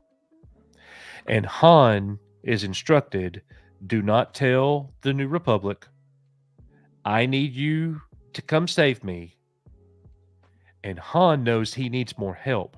So he and Chewie go. They have not talked to him in a few years. They have to go seek out his best friend, besides Chewie, Luke Skywalker. And the two of them go on mission to go save Princess Leia. And then we get introduced new characters along the way. And that is Star Wars Episode 7, The Force Awakens. And now we'll move into Star Wars Episode 8. How would you feel about that premise? Curiously. I'd love it. That's what they did with Picard. Yeah, I was just going to say, you just described Picard Season 3, the first episode. That's exactly what they did. They leaned into it. They leaned into it. And you know what? Honestly, you could even do the same story essentially with Finn, where he just winds up with these guys because he decides to defect. I mean, that all works. All that stigma that comes along with the First Order is only because of everything that we saw with everything else that happened in the movies. You know what I mean? I don't think the First Order was a very good idea. I think the Imperial Remnant would have been a better idea. But yeah, you could have kept all that stuff. And not to complete that analogy as I complete the analogy, but they've leaned into having all those original characters on screen at the same time. And beyond that, now because my brain is like, I'm stewing of, oh my God, this story would be so good. Think of all the different things you can do. You know, you show up to Luke and yeah, he's secluded. He's on an island. Something happened with the Jedi Temple. He decides he's basically going to go into hiding, but he hears his sister's in trouble again, and the call to arms is back. The horn has been blown. Luke is coming back. You know what I mean? I'm totally fine with that. I'm totally fine with that. If the extent of him going into hiding and all the different problems that he had is essentially done off screen, but when the call comes back, Luke is there and he's the Luke that we know and we love, totally fine. So can I tell you what I think is about to happen? And then you could have spent all that time telling the story of why Luke went into hiding and why he had those problems and why he failed. No, but you're totally right. I mean, that's the thing. My brain. But you're totally right. Because and the thing is, it's like Star Trek has been in such a dark place for years. In my opinion, the only good Star Trek that we've gotten was J.J. Abrams' first movie. And now I can't even watch it because it's J.J. Abrams. Oh. The last J.J. Escape of the Lens Flare or something? No, it was the original. So I went and watched the last Star Trek movie from J.J. Abrams, and it was the worst movie in a theater I have ever seen. Coach, they beat the bad guy with rock and roll. How can that not be cool? I don't even remember it. Oh, it was so me and two friends in the theater, and that was it. And I was sitting there laughing at how horrible it was. Was this during COVID, or was it just because that's how bad the movie was? That's how bad the movie was. Yeah, good question. So here's what I think is going to happen. You were asking the article and where do we go and what's good. The story's already written, and you're right. So What I think is about to happen is, one, we're going to find out something in April about the next movie. It's coming. Star Trek? No. Star Wars. They're going to let us know. What I really think is happening is they are trying to increase the appeal. As crazy as it sounds, just hear me out. They are trying to increase the appeal of Grogu even more than it already is, because he is the future of the franchise. Din Djarin is going to die. There's no doubt about it. Yeah. Grogu's got 800 more years. Okay. So in the post New Republic era of Star Wars, you were looking at Grogu and characters that the fans like with Rey. And that's what they're doing. And that's the story that it is going to happen. But and Coach, I'm not Favreau saying, just and said, the thing is, Favreau just said no Grogu in the movies. He just said it. No, he did not say that. He did not say that. Favreau said no Give us Grogu source, in the Rissman. Movies. No, He's right. It was a Variety article. Rissman is right. They misquoted him. He said there's no Grogu in the movies anytime soon. What does that mean? Next week? Tomorrow? I don't know what anytime soon means. The future of the franchise is Grogu. I don't want to see him with Rey. But you know what, X-Wing? I'm going to tell you. It doesn't mean that the movie can't be good. It can be. It literally can be a great movie. So we'll just see. And here's the thing. If they go that far past the sequel trilogy, bring in other characters that the fans love, there's Rey, and they give us a great, compelling Star Wars story. Who are they going to bring in that far away that the fans love? That's my question. So who's established this far after the Skywalker timeline that people love? I don't know who it is, but I don't think it's Grogu, only because, like I've talked to Coach about this before, they're not going to cannibalize Grogu on Disney Plus to put him in a movie that far in the future. Because now you've got Grogu in the Mando time frame. Wholeheartedly disagree. You've got you can rebrand Grogu as just like they did with Groot. Now you've got all kinds of toys that you can sell as a teenage Grogu. You've got teenage Grogu lightsaber. You've got everything you can sell. Listen to what I'm saying. Yes, I get you. But they're not going to continue to run a Grogu in the Mando time frame on Disney Plus and then also fast forward 35, 40, whatever, how many years. No, they'll end that story. It's going to end. But the Mando, they're not ending, ostensibly, they're not ending Mando on Disney Plus in enough time to also put Grogu in the 2025 I've heard grumblings movie. of season 4. I've heard grumblings of Mandalorian season 4. So that doesn't mean that there can't be a time jump. Stop waving your hands. It could totally happen. Why would they do it? Why would they try and continue the story? Merchandise. It's different times, so it they're wouldn't not going to do it. They're not going to continue Grogu's story in The Mandalorian and also pump out a 2025 movie where all of a sudden Grogu shows up. I'm going to push back just a little bit, Matt, and I'm going to say they're not going to give us a movie without Grogu in it. Well, then it won't be in 2025. Agreed. That's fine. I mean, it might be 2026. They might be filming 4 while they filmed 3. Iger has said, come hell or high water, there's going to be a Star Wars movie in 2025. There's a rumor that says that movie's going to have Grogu.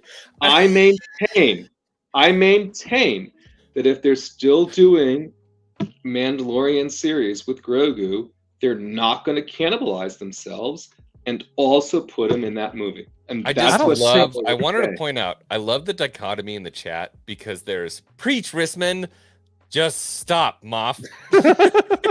This is the diversity of thought that I love to cultivate on my channel. I love it, is that we can agree and talk about this stuff. I love it. They do not fit together. Either you have to end a story on Disney I see it Plus. completely opposite because, like, all right, so basically with Matt's frame of mind, and I'm not trying to speak for you, Matt. This is just my understanding.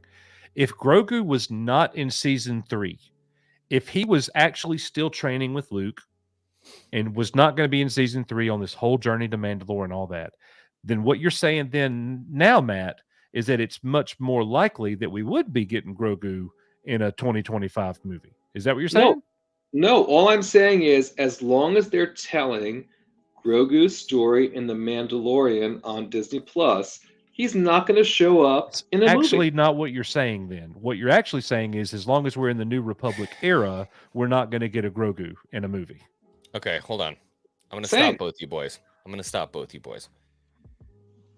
Junkman puts in, if there's a Grogu movie, it will be 2030 plus. Now, I wanted to touch on that because I feel like there's something very, very important about this statement that a lot of us actually aren't really thinking about. Grogu right now is a merchandising hog horde, right? He's selling plushies. Oh my God, it's a cute baby, blah, blah, blah. In order for Grogu to continue in the market and to be something that's going to be sufficiently marketable for Disney, we have to actually care about Grogu. And for us to care about Grogu, he needs to forge and or retain or in some way continue the legacy of Luke Skywalker. The problem is they detached him from Luke Skywalker. They took him away. They said, you know what? Okay, well, I'm going to put you in an X-Wing. You're gone. You're back with Din Djarin. That's the end of it. If we want to care about Grogu, he needs to forge an extremely meaningful bond with Luke Skywalker so that as we continue the story with Grogu, we go, this little green boo is an extension of Luke and everything that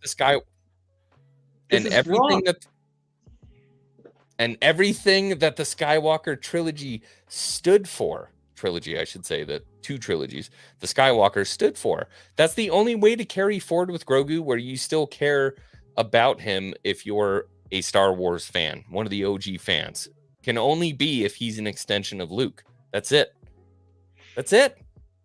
They've already closed that. I hear you, and I understand what you're saying. By the way, I didn't mean to be rude while you were talking, but they've closed that door. They've closed that door in Book of Boba Fett, and Favreau has since said why they closed that door.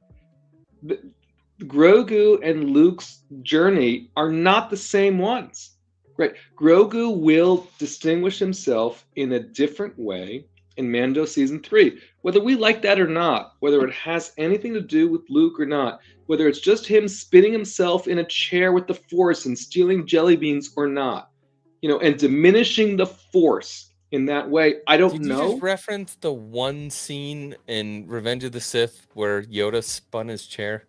No, I'm referencing the clip they put out of Greef Karga talking to Mando with Grogu in Grief's chair, spinning himself around with the Force. And it was the same thing that Yoda did. Well, this is what we're leaning into.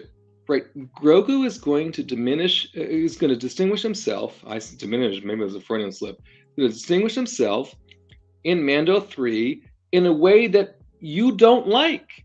And that's why I'm saying he's going to continue on in that.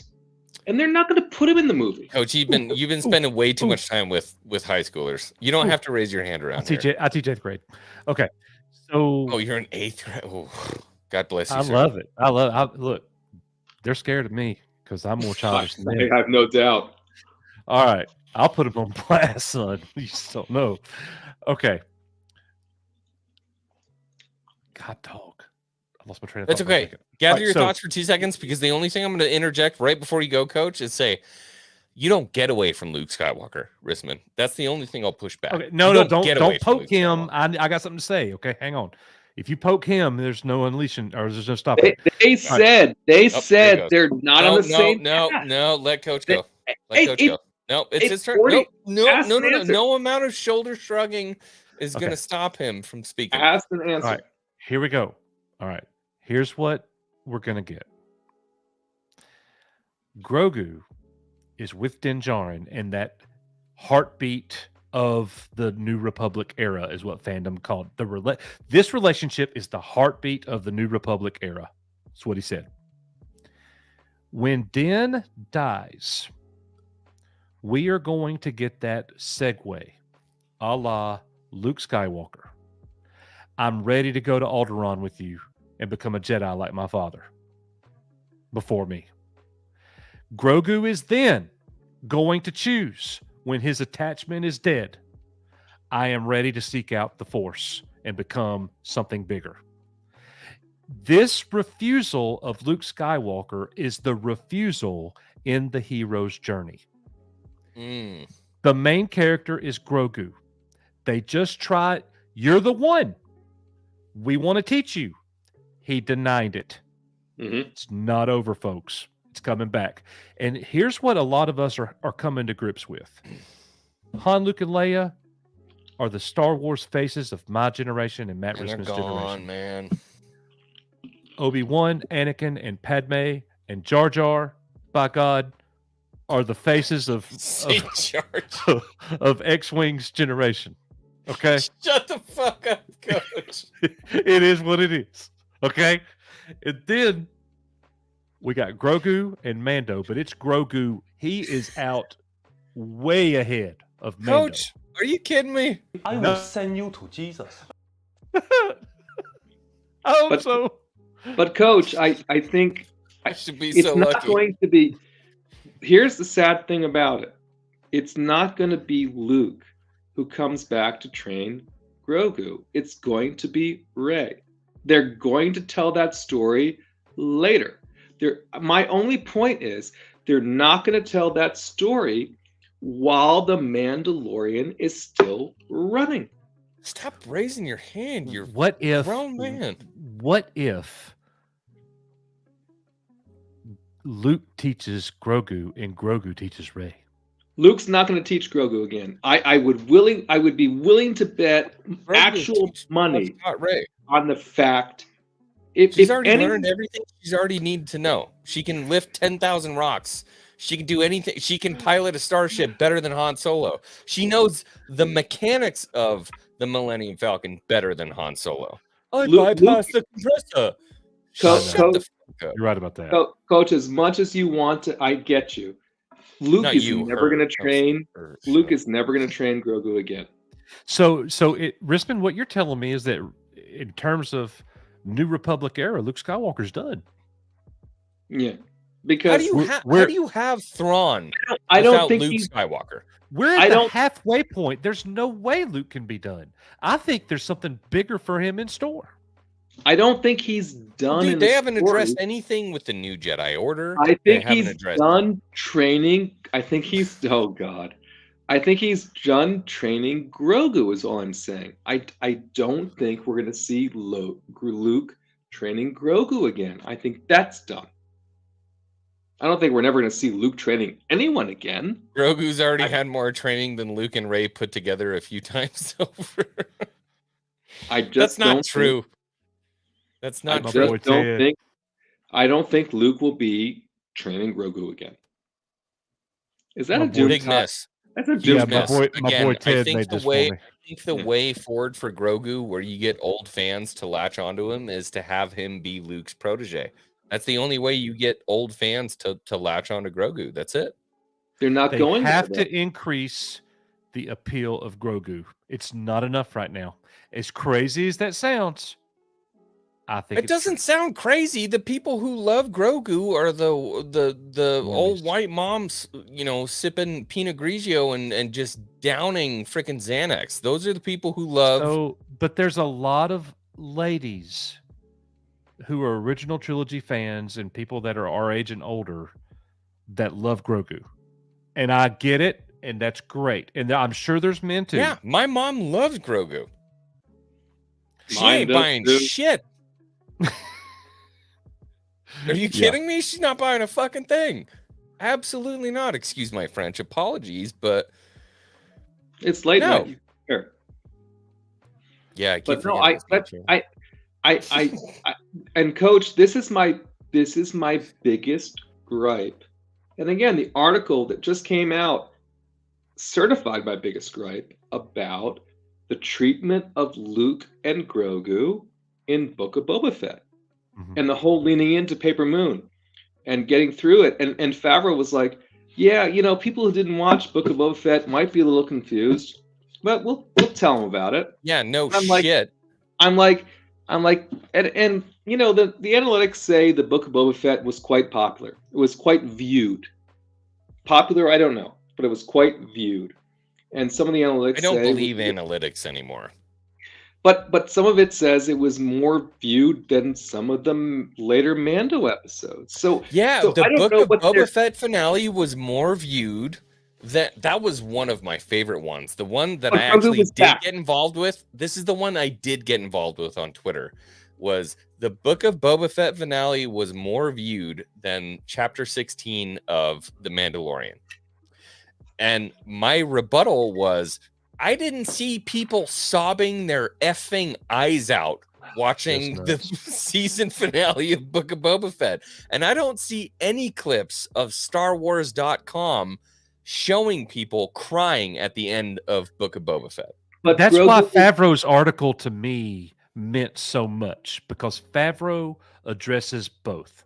Favreau addresses the importance of the relationship between Din Djarin and Grogu, yet he also acknowledges the importance of the Luke Skywalker Grogu moment. He knows the secret sauce.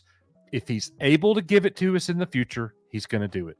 I've said it a million times. I believe in Favreau more than anybody that's at Lucasfilm.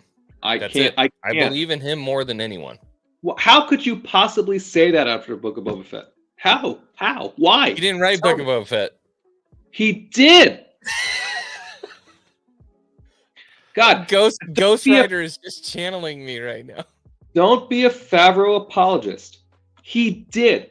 He's all the way behind Book of Boba Fett. It was an L.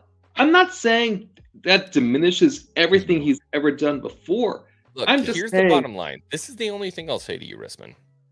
He's not even an employee of the company. No, hold on. I heard Favreau talk about him ushering the theaters for Star Wars in 77 or 80 or 83. I don't remember what it was. I see you. You can put your hand down. I'll get to you soon. Thank you, boss. I heard him talk about Star Wars. I know that Favreau is a fan of Star Wars. Whether or not he understands it or views it the way we do, that's all speculation. But I believe in Favreau far more than I believe in Filoni. Far more. I categorically disagree. I couldn't disagree more. I couldn't disagree. Look, stop eating sushi so much. The mercury, it gets into your brain, and it's not good for you. I will not. I will. Take that so seriously. I will acknowledge that Favreau is a fan, but you can't say that he's more poised to continue the franchise than Filoni, unless you're all of a sudden anti George Lucas. I mean, are we all of a sudden on the same page there? This is the thing, that everybody takes Filoni as like this god, this person who just totally understands George. I fundamentally feel like Filoni does not understand George Lucas's vision. Oof. Wow, that's a hot take. He doesn't. And this is the thing, is that everybody thinks Filoni is like this amazing human being who understands everything that George thought. But the bottom line is that Filoni is not intelligent enough to realize that everything that George brought into his projects was an amalgamation of the things that he had seen. And Filoni tends to take little pieces here and there and think that it's what George was thinking. It drives me nuts, because he's like, oh, it's a samurai. Oh, it's a Western. And then when he makes projects, he makes a samurai or a Western. Or when you look at Mandalorian, he cuts them into two.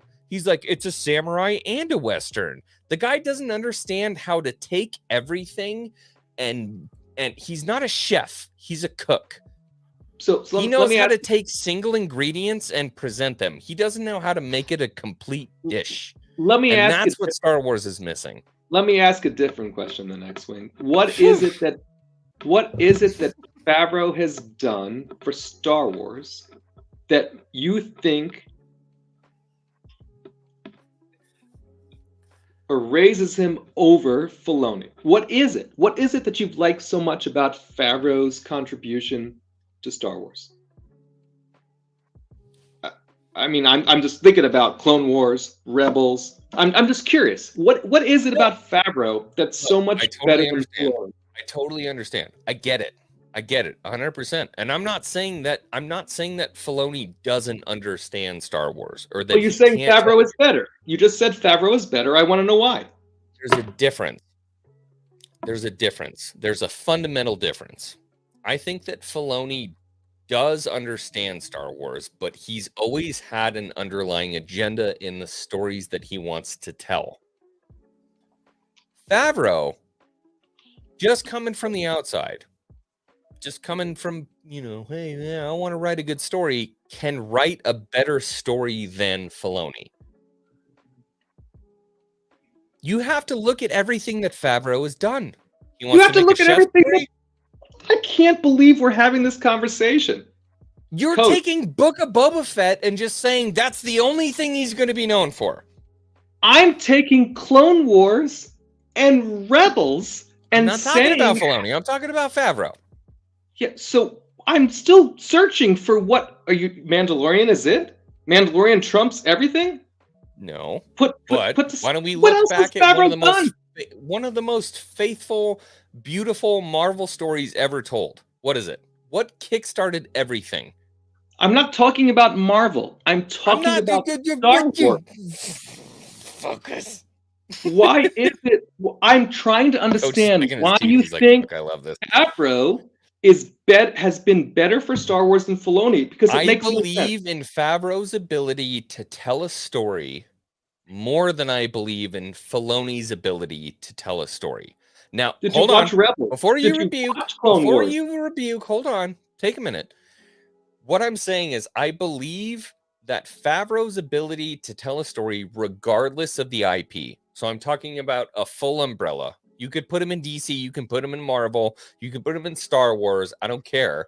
His ability to take a broad spectrum of paint and paint a picture is better than Filoni's. That's why I think he is better for Star Wars than Filoni is.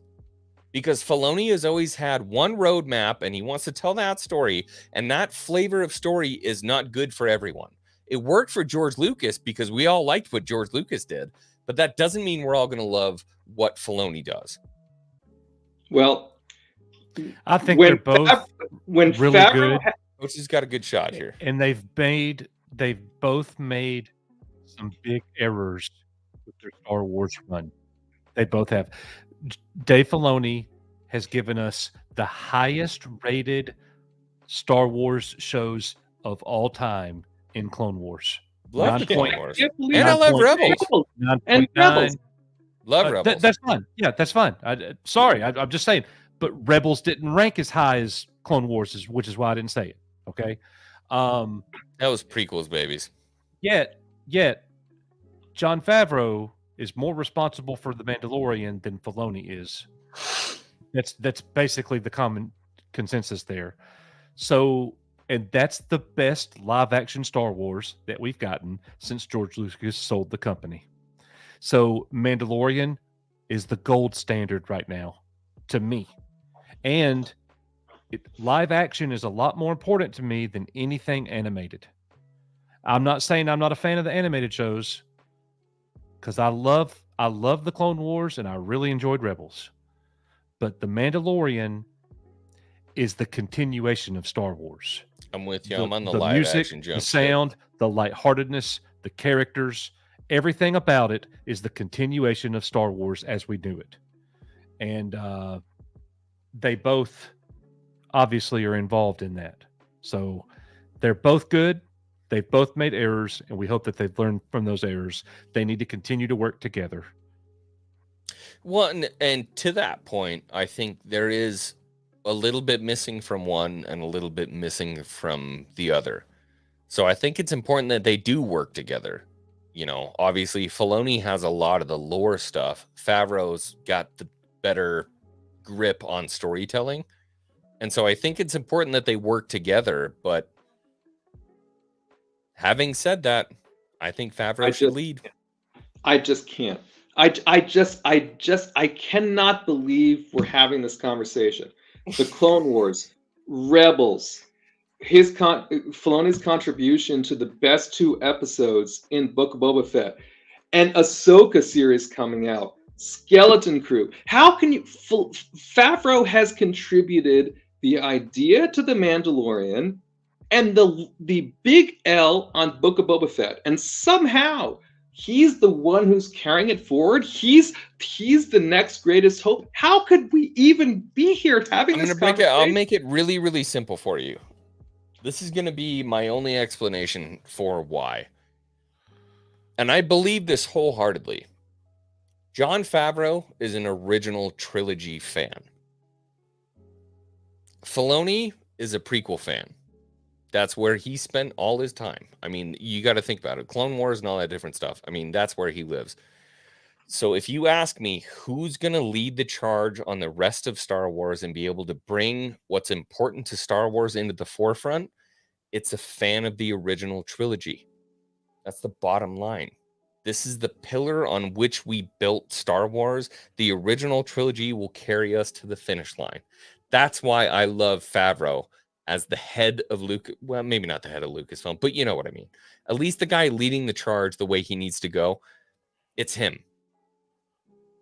So all the time that Filoni spent with George Lucas means nothing.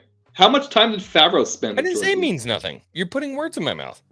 Well, but you're saying that he's somehow carrying the franchise forward. That he's more into the franchise because he seems to be more originally trilogy focused, and somehow again we're diminishing the time that Filoni spent with. No, I didn't say John was focused on the original trilogy. I said he was an original trilogy fan. And so if your love for Star Wars is based in the concrete, the foundation of what Star Wars was, if you are based in the reason why Star Wars was successful, then you can continue to make Star Wars successful. That's why. Well, I hope he does better than the Book of Boba Fett then. If he's our future, don't forget, Filoni is diminished. Jon Favreau didn't write Book of He. I'm messing with you. I know. Apologist. All right, so I know what I was going to say. Okay. I'm just I'm bringing Ghost Rider. This is gonna be an unpopular opinion, but I think it, so I'm going to say it. I said, and I could. Here's the thing: I could still be wrong about this, but I wondered when they announced the Book of Boba Fett, and we knew that it was going to be a show, because when we first saw the Book of Boba Fett and everything, we didn't even know what that meant. They did a horrible job with that. But anyways, once we finally figured out that it was actually going to be a streaming show. Quiet, users. Coach is trying to speak back there. He gave me some great stuff back there on the shelf. When we finally figured out that the Book of Boba Fett was a TV show, I said, I don't know if Boba Fett is the type of character that can carry a series. I just don't know. I haven't seen it. I need to see it. And as of right now, as it sits, he can't. He can't. I don't know of any story where the Book of Boba Fett would have been a great story. It just didn't work. It did not work. The Mandalorian. I've read books about Boba Fett carrying his own story. Of course you can. You have to put the work in, though. Yeah, well, they didn't. But it wasn't Jon Favreau's fault. Somebody else screwed the pooch. I know he's going to be mad about that. This is where I'm like, I cannot believe that you're honestly saying that Jon Favreau, not even a Lucasfilm employee, not even any, I carrying it all forward? Really? Really? Well, he hasn't done anything great except for The Mandalorian, and even that wasn't super great until Luke showed he's up. never done anything else other than The Mandalorian. In Star Wars. Okay. I'm not bringing his baggage from any other franchise into I'm Star looking Wars. at the whole picture. I'm looking at But somebody that's who's able to write and tell a irrelevant. story. It's irrelevant. Not to me. I am talking about what he's contributed to Star Wars. If How can you you bring want in to Marvel? go on that spectrum, then let's look at Andor. This guy never wrote anything in Star Wars. You're gonna bring him in and write a Star Wars story? You're making my point. The guy, Tony Gilroy's contribution to Star Wars, whether it's with Rogue One and Andor, is superior to Jon Favreau's contribution to Star Wars. You got me. You checkmated me on that one. Damn it. This is what I'm saying. You can't bring his. This is not Marvel. What he did with Iron Man and all the rest of it, I could care less. I am talking about Star Wars, and you're like, well, he's going to bring more than Filoni. I'm like, are you kidding me? Rissman, who gives us Bad Batch? Well, Bad Batch is Filoni. And it's shit. Debatable. Debatable. Like, that was for you, X-Wing.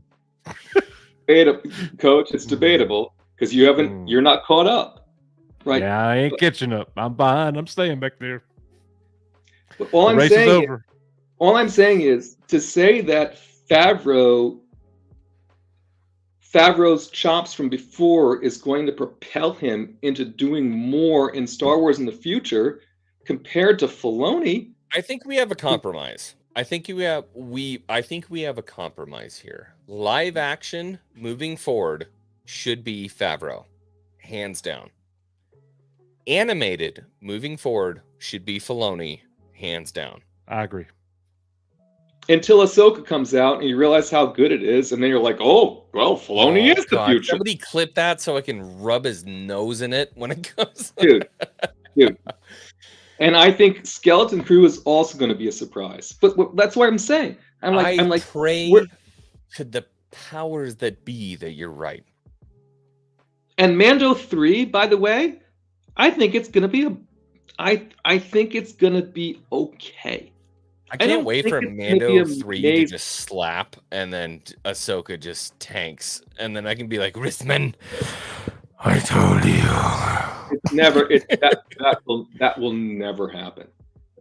Right? But this is where the bottom line is really quick. I'm sorry, Rissman. I just want to say to the chat, everybody, I mean, we've got 60 people in here. I just want to let you know the three of us, we all love each other. I don't love you right now. I love Coach still. I don't know about you. I'm not sure where we all absolutely love each other, but this is the kind of conversation that's been missing between the Star Wars fan base, and it it drives me so much. You just put your hand down. Put your hand down. It's driven me up a wall since I've been introduced. Last time to you the did this, internet. I forgot my question. Introduced to the internet of how much people really try to drag each other down and cancel each other and all these different kind of things. So please, if you're in the chat, enjoy the conversation that we're having, because this is one of the last bastions where you'll see Star Wars fans argue with each other and then hug it out at the end. You know that moment where Ahsoka faces off, like the beginning of the episode where we first see Ahsoka in The Mandalorian, where she's fighting the dudes in the dark in the woods? That was awesome. Yeah. But when she had the duel with the lady, like on the bridge, yes, yeah. How good was that combat? Trash. He hated it. He hated it. It was horrible. It was straight shit. It looked bad. It looked like two grannies fighting. Yeah. Not good. One of them, Dawson. One of them stuck a pole up, and then Rosario would go to hit the pole. It's like, come on. Rosario Dawson moves in slow mo. I'm a 210-pound, 5'9" Caucasian, and I'm faster. I'm faster than her. 100%. Linda, honey, listen. Shut up, Riss. When Thrawn and Ezra show up for 30 seconds in Ahsoka, you're going to have the same experience that you had close to Luke showing up and Mando. Okay, all right, but the only thing is, it's going to happen. The roll of toilet paper I have in my bathroom right now is more exciting to me than Ezra. But when you see him in live action, and when you see Thrawn and the story they're telling, you're gonna be like, yes, because it's a Rebels story, because it's a Filoni story, and we love those stories. And you're being a butt, but I know you got behind Rebels before it was over, right? And that's what I'm. I like Rebels. I like Rebels. That's what I'm I saying. like the entirety of Rebels. Okay, that's what I'm saying. It's the group that's pretty cool and the story that's good. It's not like, oh gosh, it's Ezra. It's Ezra. I'm not one of those. How do you have Thrawn without Luke? Someone explain to me how you have Thrawn without Luke. That's a great question. That's a great question. How are you going to write your stuff out of that? How are you going to do anything? How do you have Thrawn, the Imperial who is so psychotically intelligent that he has mastered cloning a Jedi, figured out how to tell the Jedi what he's going to do, and not just like a normal Jedi, a psychotic, insane clone Jedi, and he can control him, and you're going to tell me that somebody is able to overpower that guy? The irony is that the first time we ever see Thrawn, the first 3 times we ever see Thrawn, the entire books were about Luke. Yep. Well, that's not the story they're telling. I know. Well, no shit. They put Mount Tantus in the Bad Batch, but they're not. So you're either not thinking ahead, and you're not being so smart, or you got a real plan in front of you, and they better have a real plan, because if they're not thinking, then they're doing the sequels all over again. But the plan they have is not the plan you want, right? So I see people, Big L in the chat, Rissman. The culmination of Ahsoka is Thrawn and Ezra, and it's the Rebels Thrawn, and it's the Rebels Ezra. They're not retelling anything about the Thrawn trilogy. They're all drunk. They're not telling anything about Luke going up against Thrawn. That's not where they're going. It's just not. I agree with that. Why are you going to introduce Mount Tantus? Because they're cloning. Why even put it there? Because that's my big question. Palpatine. Why are you going to put Mount Tantus if you're just like, oh, it happened? Because, and we're going to see it in Bad Batch season 2. Thank you, Filoni. There's going to be a new boss there that we've never seen before, and it's all about Palpatine's final solution. It's all about bringing us closer to Snoke, and we're going to see it in Mando 3, the Snoke cloning and all that. They're not telling the Luke Thrawn story. I don't have a super chat from you. Just not doing it.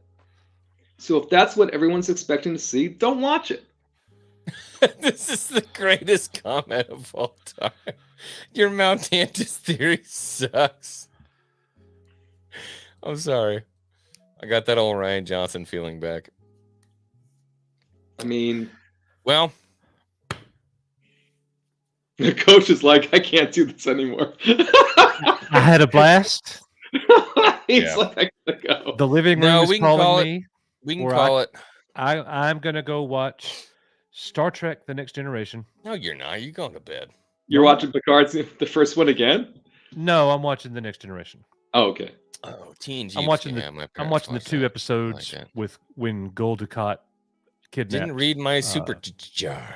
Oh, you need to watch the Deep Space Nine. There's 2 episodes of Deep Space Nine. Did I miss super chats somewhere? I don't know. Sundowners Club sent you a $35 super chat like an hour ago. There was a $35 one. Did we not highlight it? No, I'm looking through all of them here.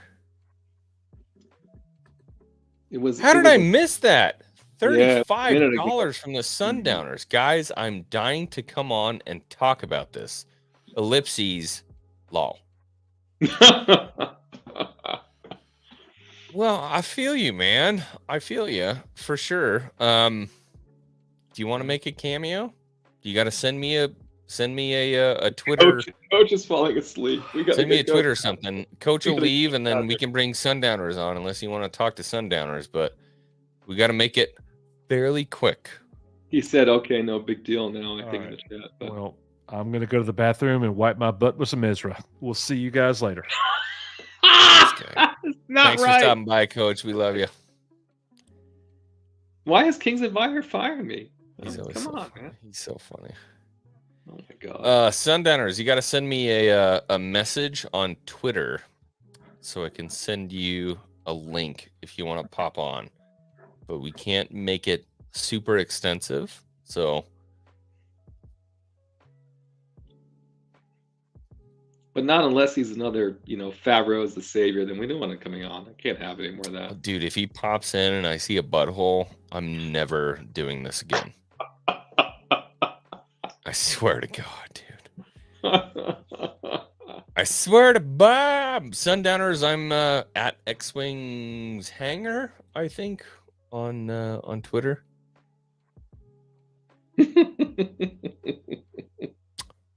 Every time I've done this, it's gotten me in trouble. Well, it's late now. I don't think this stream will be monetized. So you're one message request says, "Here you go." Okay. Sundowners, I swear to God. And I will be back. I will be back in 1 second. I will. Yeah, same. I got to hit the little gentleman's room. Same. Oh wait, well, let me not leave the chat, the stream with both of us going to the bathroom. So sorry guys and gals if I've been too much tonight, but I just can't. I can't support Favreau over Filoni. Folks in the chat can. All the more power. I just think Filoni has more history than Favreau. I do. All right. What else going on? Who else has something to say? I'll try and look at the chat. Thank you, Mary. I appreciate it. I can't highlight it, but I appreciate that. Thank you, King's Advisors. No? Original language. Appreciate the compliment. Thank you. The KG says it's not either one. Well, I mean, hopefully it's one of the two. Otherwise, we're really in trouble. I hope it's at least one of the two. Appreciate that. What else we got? Thank you, Evan. Appreciate it. What's up, Blood Guilty Gaming? Good to see you. Yeah, Dengar says the best part of the Clone Wars was more George than Filoni. Okay, perhaps. I wasn't a huge Clone Wars fan, but okay. No, Star Wars dog. Thank you for the compliment. Appreciate it. Okay. All right. I'm gonna go. Boots good. Go. I tried to help. 2 hours. We're only human. Okay. All right. Now we've got some other people to add to the chat. Oh my God, this is so funny. I'm looking at the backstage right now. Real quick, we're gonna add somebody else to the stream. What up, homos? Who is this? We got the other half of Echo Base. We got Nick, the darker half. I was waiting for that dick face to freaking get out of the stream before I came in here. Oh, thank God. Sundowners, something is wrong with your stuff. I can't add you. It says devices not connected. That means it's not picking up on your camera or audio. Something is not. Yeah, go into settings. Maybe try to leave. You have the link, so if you leave, you can re-click on the link. Make sure you don't have anything else open that's using your microphone or camera either. Is that Blood Guilty in here? What's up, Blood? How you doing, brother? Yep, we just got done with our Picard Season 3, Episode 1 watch party. Oh, here we go. The Sundowners. What's up, Sundowners? Yeah, we can hear you. I don't know. I'm not in my studio. My YouTube studio is down the hall. I'm in my office, so I apologize. Get in your YouTube studio. Leave and get in your YouTube studio. I know. I've got a producer. He does. Oh, what up? I went to the bathroom. I heard Nick. I heard Nick's voice. What's up, X-Wing Nick? was like, "Oh, no YouTube studio? Boom, you're out, dude." No, I didn't. No, he was talking and then it went away. The guy sounded like seemed like intelligent. Oh, he's back. He's back. That was Hi. Oh, there we go. Okay, hold on. Let me see if I can get the camera here. Mm-mm. It's not working. Oh, no. Okay. No, I'm actually in my office. When we do our shows, on my YouTube channel, I have a producer, sets everything up, and we just hit action and we roll. All right, let's see this channel. Let me see this channel. I hope it's professional. If you look at it, hopefully you'll like it.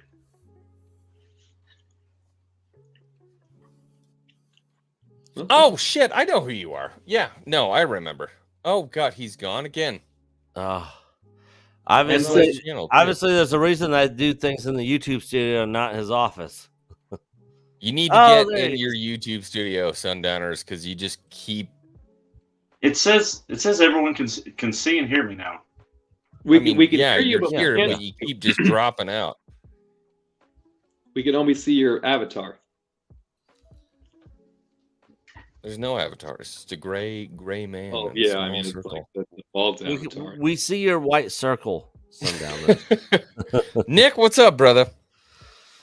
Not a whole lot. Just got done watching Picard season 3, episode 1. So Nick, just curiosity for the folks that were there in the watch party, what were their reaction? Did they like it? Not like it?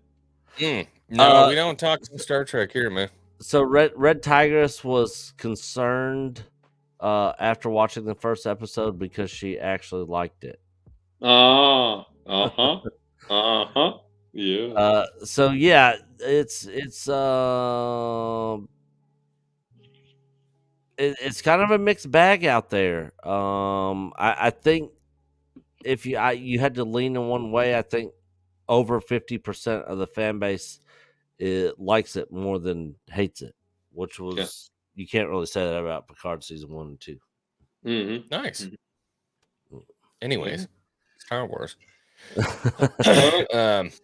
Sundowners, I see you in the back room. I'd love to have you on, man. I would really love to have a conversation with you, but you got to get into a place where we can actually sit down and have a conversation. So, get to your computer, do whatever you got to do. I don't know if you're on your phone and that's why it keeps dropping or whatever the case may be, but I'd love to talk to you, but I can't keep like bringing you in and have you dropping and bringing you in and having you dropping. So, get it fixed. Just get it fixed. So, Nick, did you hear any of the stuff we were talking about tonight? I heard a little bit, but not everything because I was also in our watch party. So I just heard bits and pieces. So you'll have to ask me something specific. Do you think Dave Filoni or Jon Favreau is the way forward? Favreau, but I'm not. There's bad things I could say about both of them. There's bad things I could say about both of them. Okay. But if I had to pick one, I still don't forgive Filoni or not Filoni, but Favreau for Book of Boba Fett. Yeah, that's a real problem. I mean, I've been schooled on this earlier today. Oh my God, we got him. All right, Sundowner's here.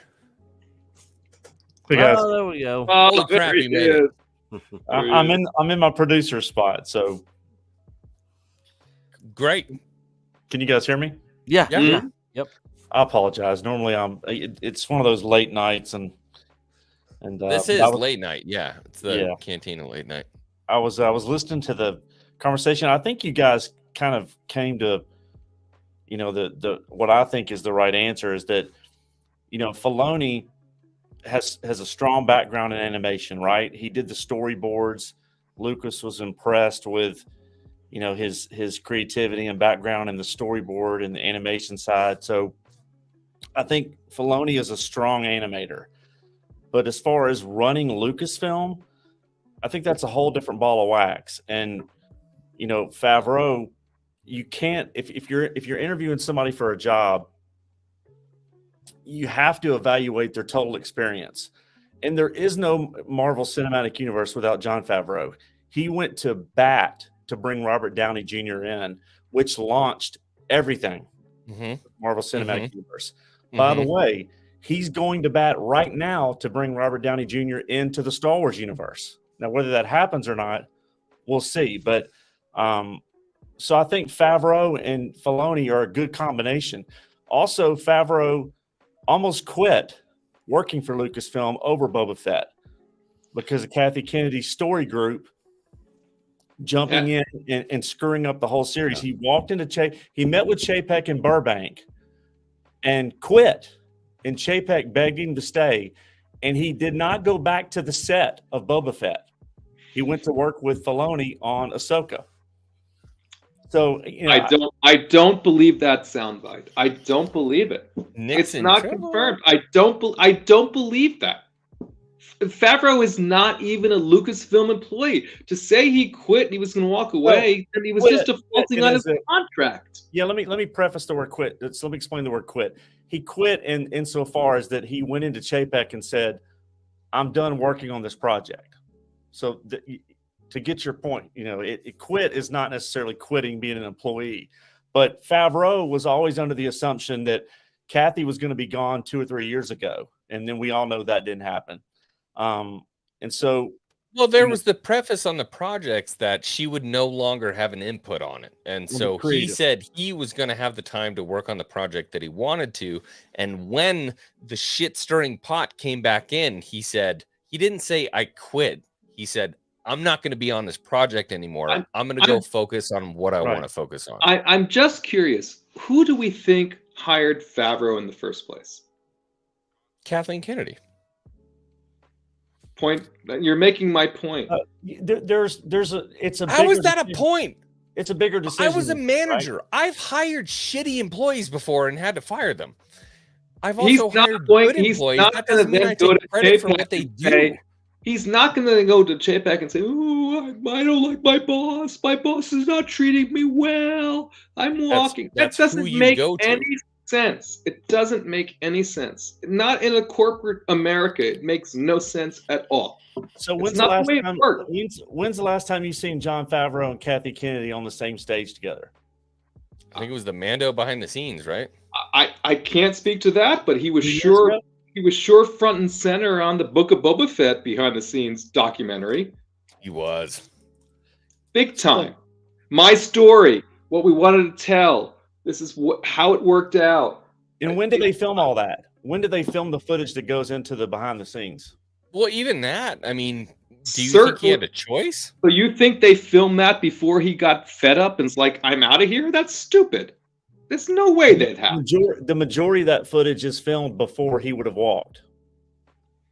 No way. It's evident It's evident in the episodes itself. You can see moments where something is smoking, then it's not smoking. You can see all these weird cuts where you can see there was a show that was in development that was not made. I am not going to apologize for Jon Favreau writing a bad show. As much as everyone else wants to, as much as everyone else wants to say he walked away and this happened, he just wrote a bad show, guys. Well, Rissman, I don't think anybody is trying to excuse the fact everyone of is. Everyone is. No, I'm not trying to excuse it. Everyone else. No, you know, he got fed up and he went to no, that's guys. It just wasn't good. But having said that, I don't think you think for any moment that Book of Boba Fett was unfettered.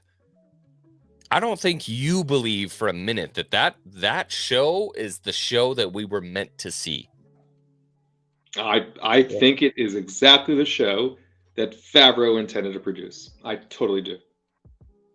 You really believe that show was 100% the vision 100%. that Jon Favreau had for the Star Wars universe? Right down to the Vespa bikes and everything else.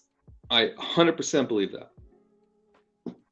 And people, I mean, most people I've talked, and people who don't believe that are just trying to excuse the fact that Jon Favreau wrote something that wasn't good. That's my opinion. That is my opinion.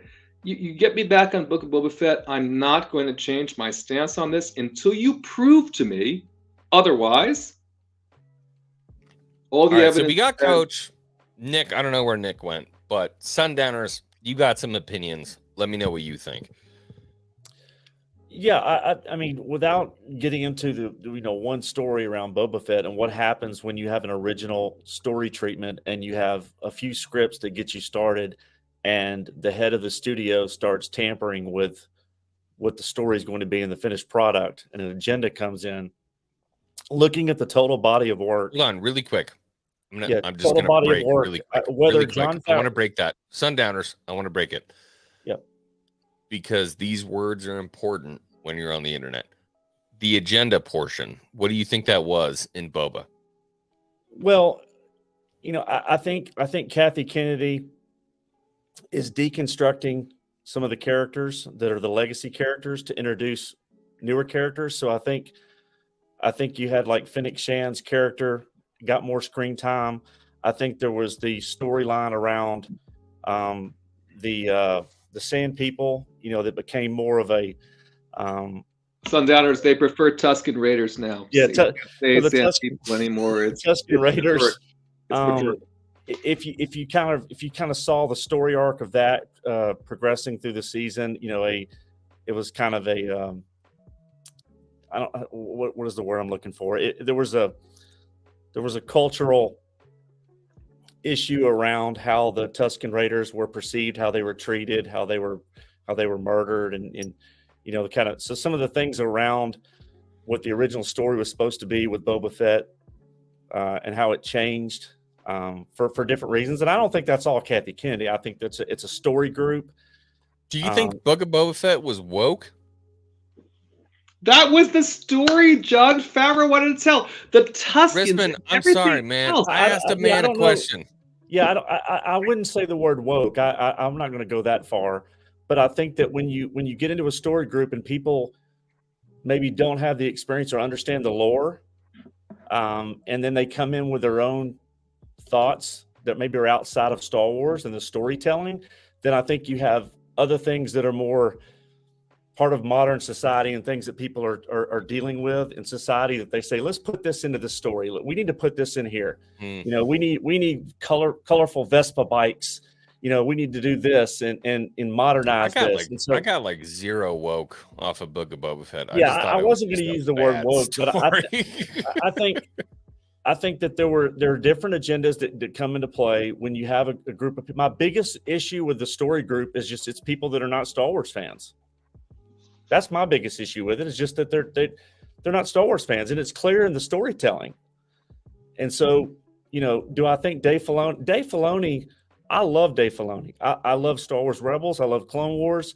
I think Dave Filoni absolutely has a future with the post Kathy Kennedy era that hopefully we'll know some more this summer on that. But and I think he's partnered with Jon Favreau. So I think the question is, we're talking about the discussion earlier was who's going to take over Lucasfilm and be the big idea person that drives the next. It's not going to be John or Dave. Yeah. So I think, the people, there's people out there that could potentially run it. And then the question becomes, John and Dave are a good team if they're left alone to be able to come up with. They're left and that's the big alone. Question. And that's the big question. And another thing I would say is that as far as Luke goes, why do we think they've spent so many millions of dollars trying to perfect the younger Luke, the de-aged Luke, over the last 5 years? They're not doing that to have him show up for 2 episodes. I mean, that's a lot of money to spend. That's a lot of investment to be able to say he's only in 2 episodes. So I think in some form or fashion, they're laying the groundwork for a more perfected de-aged Luke to be a much bigger part in future stories, whether it be live action or I tend to agree. I would tend to agree. I wanted to pull up this comment from Steph. You have to be a fan to write Star Wars right. I push back on that wholeheartedly. The big thing for me is that, Star Wars has always been... I think you have to at least understand it. Well, and what's understanding it? So for me, the biggest part about Star Wars has being able... It's being able to tell a good story that is rooted in basically all the rudimentary aspects of human existence. You have to tell a story that makes sense to every human that you tell it to. So it transcends everything in modern day, in the past, everything. I mean, it has to encompass all of humanity, and that's something that George did well, because obviously he was a student of anthropology. He understood culture. He understood mythology. He understood everything that it was that's the makeup of the human experience, and that's why we loved his story so much, because it transcended everything. And that's why it's timeless. So when you say you have to be a Star Wars fan to write Star Wars right, I feel like that's a massive mistake, because a lot of times people who are Star Wars fans, and I would be guilty of this myself if I went to write Star Wars, because it's timeless, I would put my own experiences into the story, which would be a failure for Star Wars fans. But I just have to break in. You silenced me, but I have to break in now. Silencing on this point, if you say Favreau was such a great fan and of the franchise, and by all You're still stuck on that. Ron Johnson said he was a fan. But listen, Nick, this is actually not a bad point. Although someone called me Ruin Johnson in the chat earlier, I'm like, what the hell? But anyway, Favreau's such a huge fan, right? He wrote those Vespa bikes in specifically on deference to George Lucas and American Graffiti. Those were creations on purpose, right? He is a fan. He wrote Book of Boba Fett. He did the Tuscans. He did all these things, and somehow... Buddy Rissman, I'm not saying that he's perfect, okay? I make mistakes. I mean, I'm a contractor. I try to fix boilers for a living. Sometimes I pick the wrong safety in a string of safeties on a switch on a multi-million-dollar boiler system, and I get screamed at for millions of dollars in lost labor and parts. I'm just looking for someone. I'm just looking for someone on this stream to say he screwed it up, and no one wants to say that. I say it. He screwed it up. He did screw it up. He screwed it up. Thank goodness, right? And so for us to extrapolate that somehow he is the future of Star Wars in live action, for me, is laughable. He just screwed it up, and somehow he's the future. Why? Well, because he did a great thing with Iron Man. I don't get it. I do not get it. I don't know if he's the future or not, but the thing is, what do we got to work with here? I don't have any more faith in Filoni than I do with Favreau. I mean, he's not any better. He's an animator. Yeah.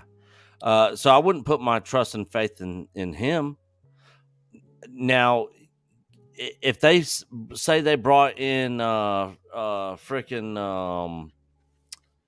Timothy Zahn and some other old school Star Wars writers, to help develop storylines and character arcs and that sort of thing, to help out, I would be all for that, including Favreau and Filoni being involved. But to say I have faith in them wholeheartedly with them by themselves, I just don't with either one of them, with anybody that's involved with Star Wars right now. Bring in Drew Karpyshyn. Yeah, I mean, dudes like that. I mean, Karpyshyn, obviously Zahn. I mean, Zahn essentially kept Star Wars alive through the dark times. Absolutely. Yeah. Zahn my prized possession is my Heir to the Empire book, signed by Zahn. That says 2 X-wing. It's just like it's my favorite thing in the world. How amazing because was the guy, he in person, by the way? So amazing. He's the So baddest amazing. dude in the world, man. I got to drink beer with him and General Veers in the same night. I'm like, this is the greatest. Hell, I would be happy with Alan Dean Foster. Yeah, bring him back. You know. So I don't know if you guys have, if you've talked about this before, but talking about Timothy Zahn, I grew up with the original trilogy. I didn't go to the theater to see the first movie, but I remember vividly going to the theater to see Empire Strikes Back with my father. And Star Wars was a huge part of my childhood. But after the movies ended in '83, and the toys started to fall off the shelves, probably around '86, '87, maybe. You didn't really see them in the stores, and I grew up, played sports, went to high school, went on with my life, and my father died when I was 19. And a few weeks after he died, I walked into a friend's house, and on his coffee table was a book, and I had no clue what it was, but I saw the cover, and I said, "What is that book?" And he said, "Well, that's my dad's book. It's called Heir to the Empire." And I said, "Well, what is that?" He said, "It just hit the New York Times bestseller list. It's by this guy named Timothy Zahn. It takes place after Return of the Jedi." And I was like, "What?" I was Wait, what? There's more? I had no clue. It had been years. It had been a decade. And I said, "Can I borrow the book?" And took it home, started reading it, fell in love with that trilogy of books, and then went on to read probably another 30 of the expanded universe. And so to me, as a fan of the original trilogy who grew up with the original Star Wars, there's George Lucas, and then I would make a strong case that nobody outside of George is bigger and is a bigger reason why Star Wars is still around today than Timothy Zahn. No doubt, no question in my mind. It brought it back. For the people that were growing up and becoming adults, that were children during the original trilogy, Timothy Zahn is the reason why you started to see billboards for the special editions. And then George came back and put those in the theaters and then started work on the prequels. Mm-hmm. It was like this resurgence. And I don't think you have that without Timothy Zahn. So I'm You're talking my damn language right now. I mean, I'll be honest with you, man. forever. You're right, because if they had taken Zahn's ideas and turned them into movies, we'd have. Oh man, people I mean, would have flocked. He's flocked George to the Lucas, theater. but he never got the recognition. And Rissman and I and Nick too. We were down in Tennessee, and he had a small booth. Yeah. In the very, very back of corner. the convention. Yeah. Nobody was talking to him. And I walked up and I'm like, yeah. And they're like, "That's Timothy Zahn." I'm like, "Hi." Hello. He's like, "Hi, how's it going?" I'm like, And he was there. He was there in that corner. We had to walk to find him. Yeah. So meek and so humble. And I'm like, oh my God, Timothy Zahn. Timothy fucking Zahn in front of my face. I mean, that's George Lucas 2.0 sitting right in front of me. I'm like, and he was happy to talk. He was happy to. The best thing about that interaction was he was happy to just talk. You didn't have to buy anything. You didn't have to. And he didn't like the sequels either. Yeah. He wasn't there peddling nothing. He was just there. He was just there loving the franchise. Amazing. Yeah, my Heir to the Empire signed, and then I bought one for Nikki. We got her the Thrawn book signed. It was his stories. The stories that he told would have been universally accepted by the Star Wars fan base. 100%. I believe that. 100%. And just to clarify to Felicity's comment in the chat that Alan Dean Foster died. No, he did not die. He is still alive. He's still alive. He's still with us. Yeah, I didn't hear about Alan Dean dying. Yeah, we had him on our channel. He is still alive. Not all that long ago either, was it? It was just this last year. Yeah. And he does have cancer, though. I think he doesn't have cancer. He wasn't the one who was fighting the cancer. If he's got cancer, I did not hear about that. I'm not saying he said it, doesn't. because he was the one who had all the wood stuff behind him, right? I'm pretty sure that was Alan Dean Foster. I'm not sure, but I do know that him and Disney were in a lawsuit where he wasn't getting paid for some stories and stuff, and he wasn't getting his residuals, and so he was in a court battle with them and got it all straightened out, and now he's getting his money. He's getting paid for the work that he did, but Disney was trying to cut him out of his money. But yeah, he's still alive. I'm going to show you boys a couple slides from the new comics from Marvel Comics and Peach Momoko reveal. New Star Wars Women's History Month covers. First look. Jeez. We're Modern all comics. Problematic white males. And by the way, just to confirm, he's Alan Dean Foster is 76. Yep. I do think he isn't super well, but he's still with us. He's still with us. Yep, still alive. From StarWars.com. Marvel Comics. Why are they always trying to make girls look like dudes? Reveal new Star Wars Women's History Month covers. First look. What do you guys think? When are girls going to go back to looking like girls? Is what I think from that image right there. Why does she not look like a woman to you, Nick? I mean, she has a womanly figure, but I could almost say she's non-binary or a trans. She got hypothermia. Her lips are all blue. Yeah. I like the girls with the long hair. Here's what I'll tell you. This is the thing that bothers me about these hairstyles. Wait, pardon me for just a second, X-Wing. I have a question for Nick. Go ahead. What about Grace Jones? Who's Grace Jones? A View to a Kill. Come on. Yeah, who's Grace Jones?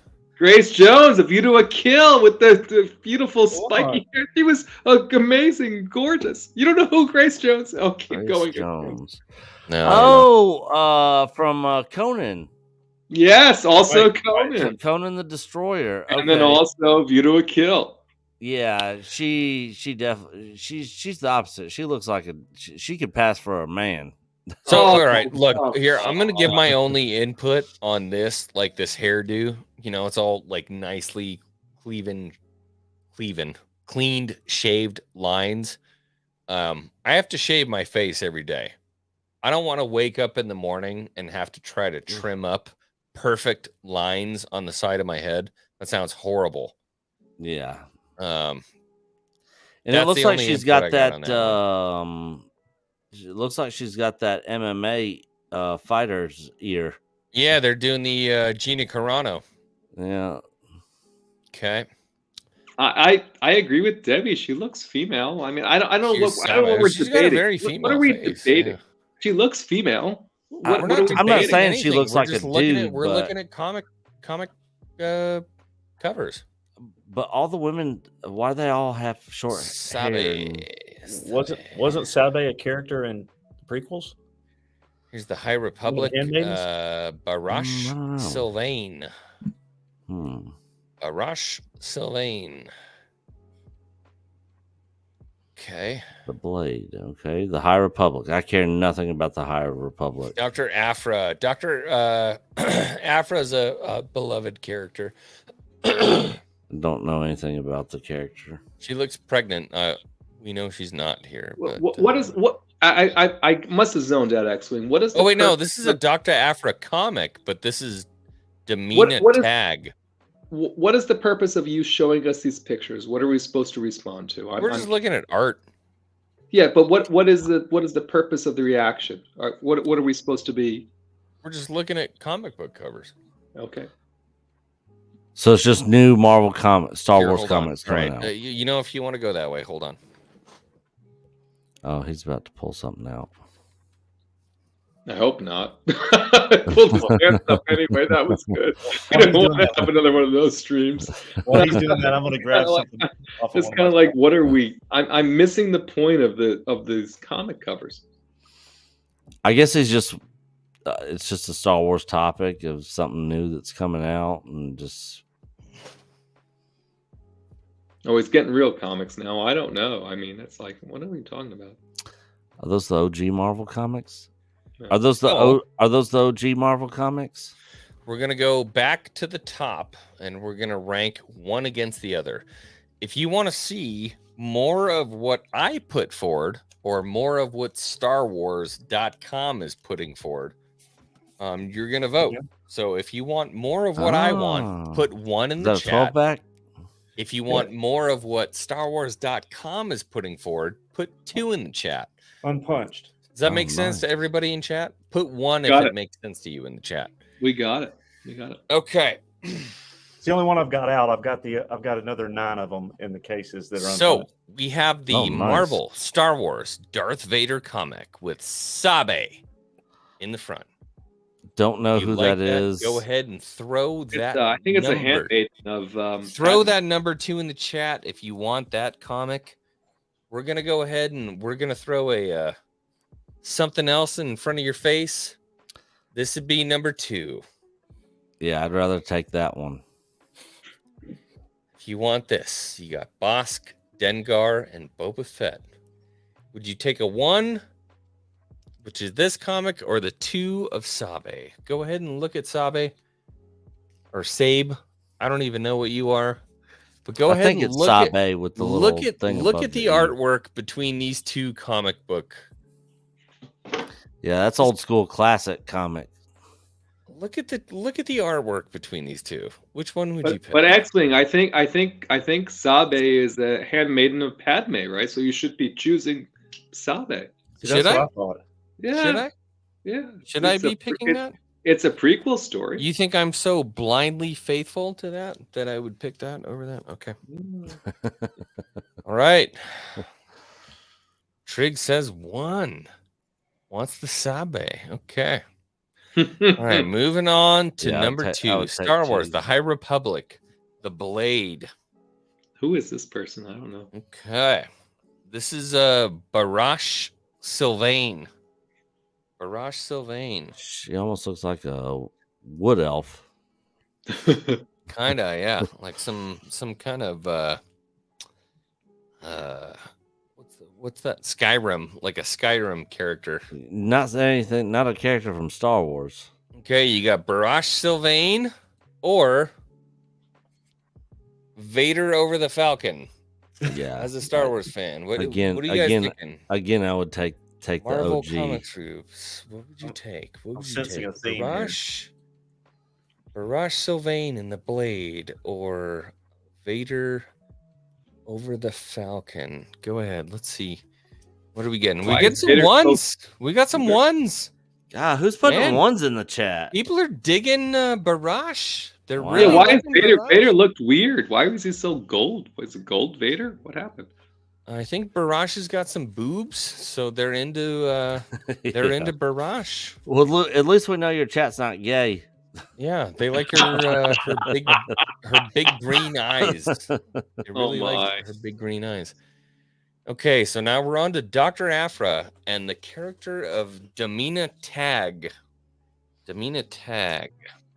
Don't know any of those. I can already tell you without you even showing that I'll take the Marvel. No, look, there's TIE fighters. There's TIE fighters in this one. We got some TIE fighters in the back. Okay, we have Damina. Yeah, there's at least 2 TIE fighters.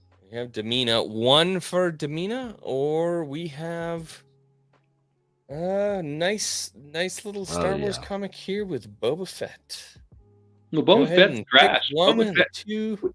We already know Boba Fett is trash. He's not a real character. Yeah, this is terrible. Nobody likes Boba Fett. This got improved. It's a 1 for Boba, or it's going to be a 2 for Damina. He's just ruling with respect these days. Not 1 really. for Boba or 2 for Damina. What are we Red thinking? Tiger says 2. Yeah, of course. She likes Damina. She likes the redheads. Green Lantern also 2s. Lots of 2s.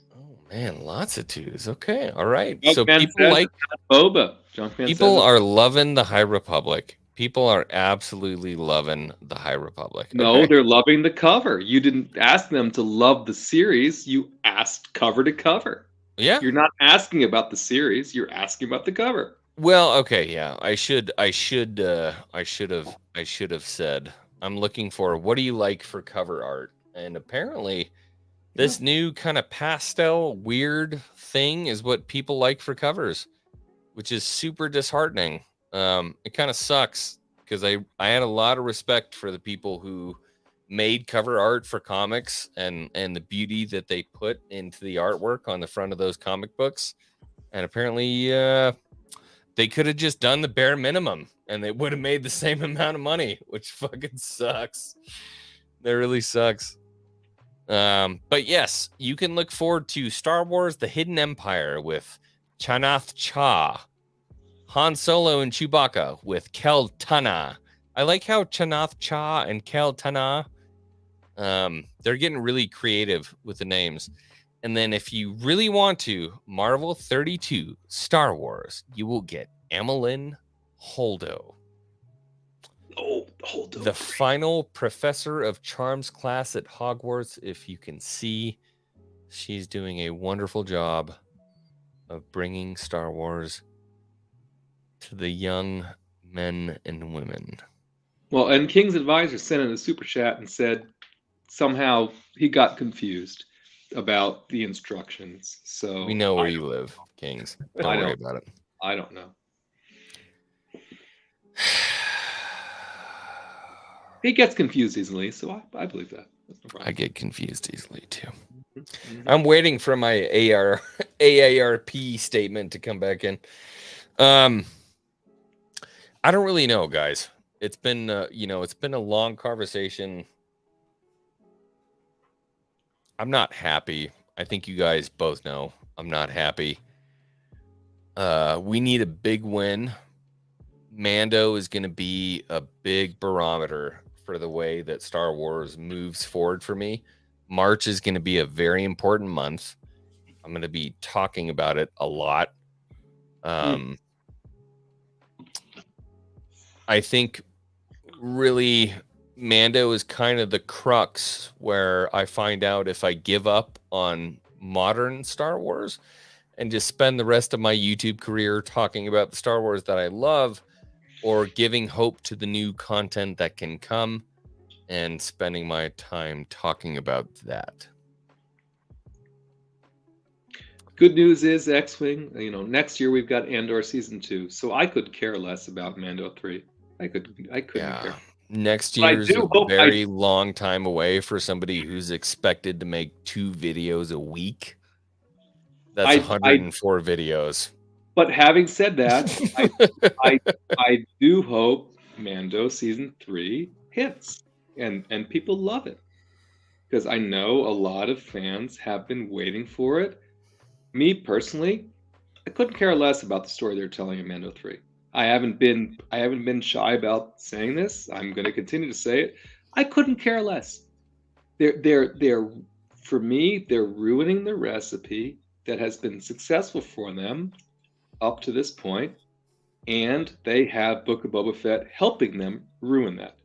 So while I still hope it's going to be good, I'm channeling my inner Nick on this one, and saying I'm going into the series personally. I'm going into the series very jaded and very not welcome to the fandom. Not into and that's why I was so excited when Picard season 3 first episode satisfied my expectations and then some, because I'm like I've got something that's going to be good for me while we're dealing with Mando season 3. But I hope for you and us as fans, it's going to be great, and it's going to be a continuation of what they did in the first 2 seasons, which again, the best thing about the first 2 seasons was Luke coming back. So how do they keep that going and capitalize on it? I mean, I think they have a really, really tall order. And if for everyone it's like, oh, the Mandos are back and they're flying around and things are happening and they're going back to Mandalore, and I'm kind of like for me, it's not. It's just not the story I want. Yeah, I kind of feel the same way, or very similar to for whenever Andor season 2 comes out. Like, oh, we're gonna get more talking and more nothing and more, For me, Nick, though, Wow. the thing about Andor season 2 that I think you're going to love much more than you liked about Andor season 1 is Sundowners, go to the private chat. we know they're walking towards Rogue One, and so they're doing things that I think are going to be more for you Star Warsy than the first season was. Yeah. Maybe I'm wrong. Maybe you're going to find it still sucks for you, which is okay. By the way, I don't care if it sucks for you. I don't want it to, but I get it. I hope it's. I had so much hope for the hope I have for Mando season 3 going into it is kind of where I was with Andor going into season 1 of Andor. I was like, I think I was on the same page of this is going to be a hidden gem. I think this is going to do really well and get us back on track with things. Well, you know the story structure for Andor for season 2, right? The way I don't know anything about what they're doing in season 2. Rissman, you know it, right? So they're going to basically condense. They're going to skip like a year every 3 episodes, or every 3 or 4 episodes. So they're going to cover a couple of years, 3 or 4 years in the final season. And so, if you like, I mean that if you like the way House of the Dragon did that, where they skipped every couple of episodes. I was just getting ready to say very House of the Dragon-esque. Yeah, and it's culminate, and it's going to end with, because Tony Gilroy has already said this, it's going to end with what we saw at the beginning of Rogue One, where Andor is going to meet that fella that he ends up killing. Right. So it's going to be, and we're going to see Mon Mothma leaving the Senate. We're going to see, the Gorman Massacre. We're going to see K2SO coming into service. We're going to see Krennic. We're going to see Galen Erso. We're going to see those things that I think are going to resonate with folks more. I think I'll end up liking season 2 way better than season 1 if they're doing all that. If your issue was the pace, we did. I don't know if we did every video for Andor because we started our channel maybe on it when episode 3 was out, but. If the issue was the pace, then I think that will be resolved in season 2. That was a very small part of it for me. The pace, I definitely had an issue with it, but I had so many other issues with this. Yeah, I had so many other issues with the show. So X-Wing apology as usual. I derailed. You were on Mando 3 and what's coming next, and I got us on Andor 2 again. Hey, X-Wing, here's a question for you. Mando 3, for good or bad. If regardless of what happens after Mando 3 wraps, will Kathy Kennedy, if she does leave in June, I said if she leaves in June, will that change your view on the future of Star Wars, or will it be, I need to see who replaces her? Like, would that impact your view at all, depending upon where you are after Mando wraps? It's so funny. People are always like, if Kathleen Kennedy leaves, Star Wars is going to be fixed. Like, it's such a myopic view of everything that happens at Lucasfilm. Like, if you think that Kathleen Kennedy leaving is going to fix Star Wars, it's not. Get a job, man. Get a job. You need to know who's leading it. So what if they hire Kevin Feige? I mean, we don't know who they were going to hire. Yeah, no. Kevin Feige? No. Kevin Feige who gave us Marvel Phase 4? Please, don't give us Kevin Feige. Essentially, he is worse than Everybody stop. Hey, Everybody we stop. all agree. Everybody we all stop, agree on that. stop. Just stop. This has become the WWE equivalent of looking at Hollywood. It is. Like, what if The Undertaker comes in and takes over Randy Savage? Like, this is not how the shit works. And I'm almost questioning if it's all by design. Try to make a channel who's accessible for people to understand what's going on. And obviously in the chat, I mean, we all blame Kathleen Kennedy for everything, but the bottom line is, when you look at what Kathleen Kennedy has done, where she's been in Hollywood, what she's done, she is a success story. That's the bottom line. Nope. I saw Rissman going. Nope. I was going to agree. I was going to say what we should blame Kathleen Kennedy for, in my opinion, is the sequels massacre. Yeah. But everything that's happened after the sequels, Filoni, Favreau, Tony Gilroy, and what they've been doing, I would argue, she approved all of that because she's like, you know what?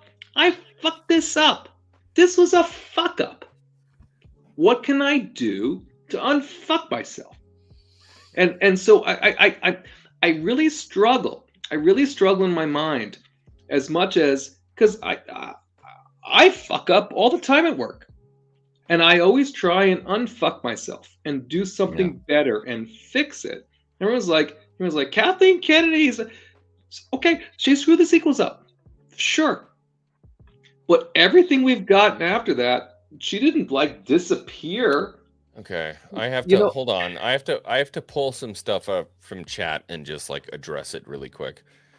So Red Tigress, what has she done? She didn't have GL or Steven right by the side. There was another one here. Trying to look for the other one. Anyways, there was another chat. So yes, she has been a coat tailor. That is what KK has done. It doesn't matter. I don't care. People are like, oh my God, she never did anything. She only wrote on the coattails. It doesn't matter in the She's eyes not of coattailing at Hollywood. Lucasfilm. Hold on. It doesn't matter. In the eyes of Hollywood, she is seen as a success. 100%. Not from the eyes of the fans. From the eyes of Hollywood, she has been a success. And it doesn't matter how mad all of us are as Star Wars fans or how pissed off we are about the sequel trilogy or anything like that. When it comes to the way that Hollywood views Kathleen Kennedy, she is an ultimate success. I mean, And so she's when been a part everybody of some of says the biggest she's going to films of all get time. banished from the Alabaster Tower, she's going to be cast from the, cast from the walls and discredited, it's never going to happen. And so when people say, and finally, Sundowners, to answer your question, if Kathleen Kennedy leaves, is Star Wars fixed? No, it doesn't fix a fucking thing. And the bottom line is they're going to bring somebody in. And if you ask me if Feige's going to come in, no, Feige's not going to come in. He's not going to fix it. Is Favreau going to be the one? No, he's a creative. He's not going to take over the head of Lucasfilm. The same thing with Filoni. You think Filoni's got a fucking head for business? Absolutely not. He writes comic book characters. Absolutely not. Put me in charge of Lucasfilm. When it comes to the future of Lucasfilm, who takes the head? It's none of the people that we're all talking about constantly. Because the bottom line is, it'll probably be someone we've never heard of. Hopefully, it's someone we've never heard of, and hopefully they take a direction that steers widely different from everything that they've been doing. But the bottom line is, even if they are the person that has it in their heart to say, we can change this direction, we can do something that's going to appease fans, blah, blah, blah.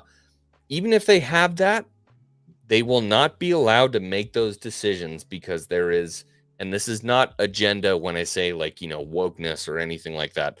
There's an agenda that Disney will have when it comes to producing content, and the people that they hire have to fit that agenda. So two things, right? You could put Kathleen Kennedy up on the cross as much as you want, right? But she's done her time for what happened in the sequels, and I think she's tried to advance the franchise, and she's tried to listen. She hasn't. Moron. I know. I was gonna go Brent second, right? But I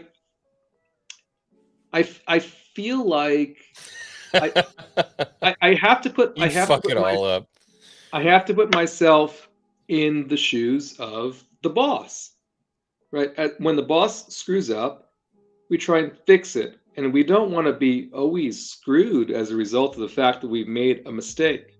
And I understand that the mistakes were egregious here. I'm not trying to excuse her from that, but I'm like, how long do we put her in jail, or not recognize the fact that she's continued to try and do good things with the franchise? I'm like, so for me, I'm like, KK is not the problem, right? The problem is bad writing, inconsistent story, and even Favreau's no long-term vision.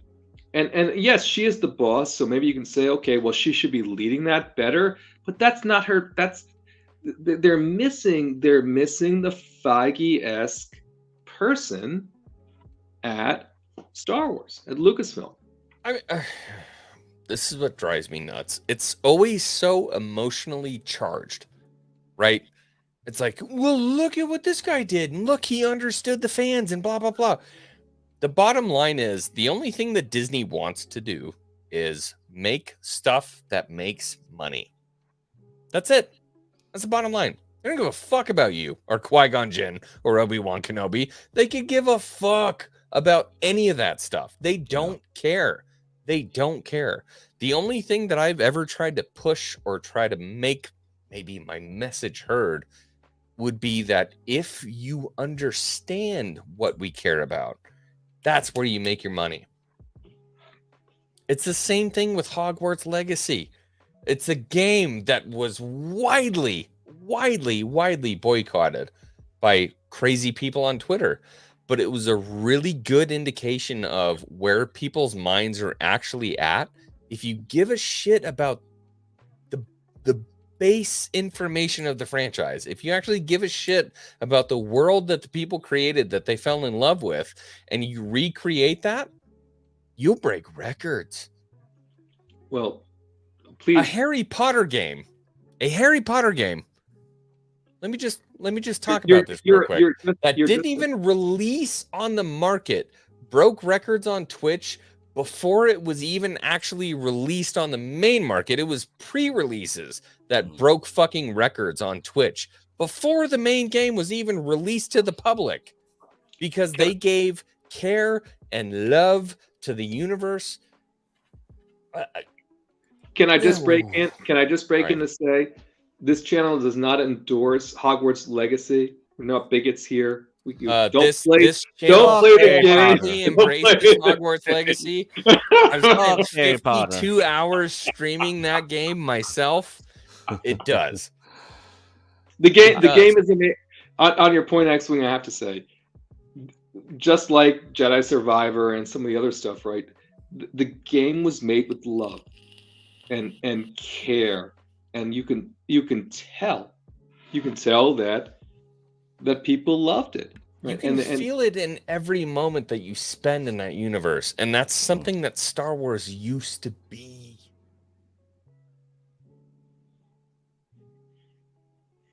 Yeah, I'm a glasses half full person. I feel like that it's, everything it's cyclical, and things have their ups and downs, and I feel like that Star Wars will have its day. There'll be new stories told, new characters, and there'll be things that we love that pays homage to. Just, you talked about Picard season 3. There'll be times when there's an homage to the past and a balance. It's funny talking about Star Wars and the stories being told, a balance, right, between the past, the present. I got excited as someone who grew up with the original trilogy. I wasn't a huge fan of the prequel trilogy, but I really loved the kid. Why is Brent still calling us toxic, by the way? Are we just fucking with you, sound. I agree. I also wasn't a fan of the prequels when they came out. But that's the point. I still hate the Phantom Menace. We're just gonna remove all that toxic shit out of my. Just kidding.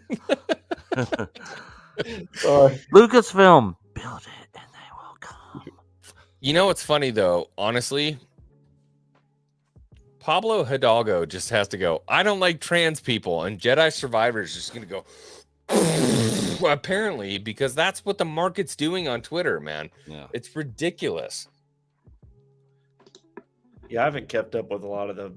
I know who Pablo is, but I haven't kept up with a lot of the stuff from Twitter. Yeah, he's a dick. Yeah, I just now created a Twitter account for my channel. So before 4 months ago, I was not on Twitter personally, ever.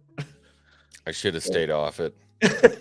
Well, we haven't been very active on Instagram and Twitter. It's mainly just building YouTube because, as you guys all know, it took a lot just to start from scratch and say, well, what kind of cameras are we going to use? What type of lighting? Or what are we going to do?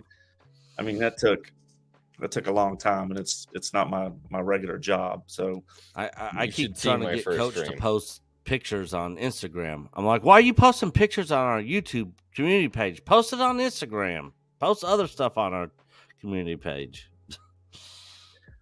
But trying to be active on all the social media platforms for your channel is like that's almost a full-time job. I'll tell you, listening to Rissman, we were talking earlier when we were talking about the passion. I really I love that. I love the passion of Star Wars fans of every aspect of I don't like this or I don't think this or I do think that or I really enjoyed that. I just love to me, I love Star Wars fans' passion. I went to Star Wars Celebration in Indy when Attack of the Clones came out or before it came out.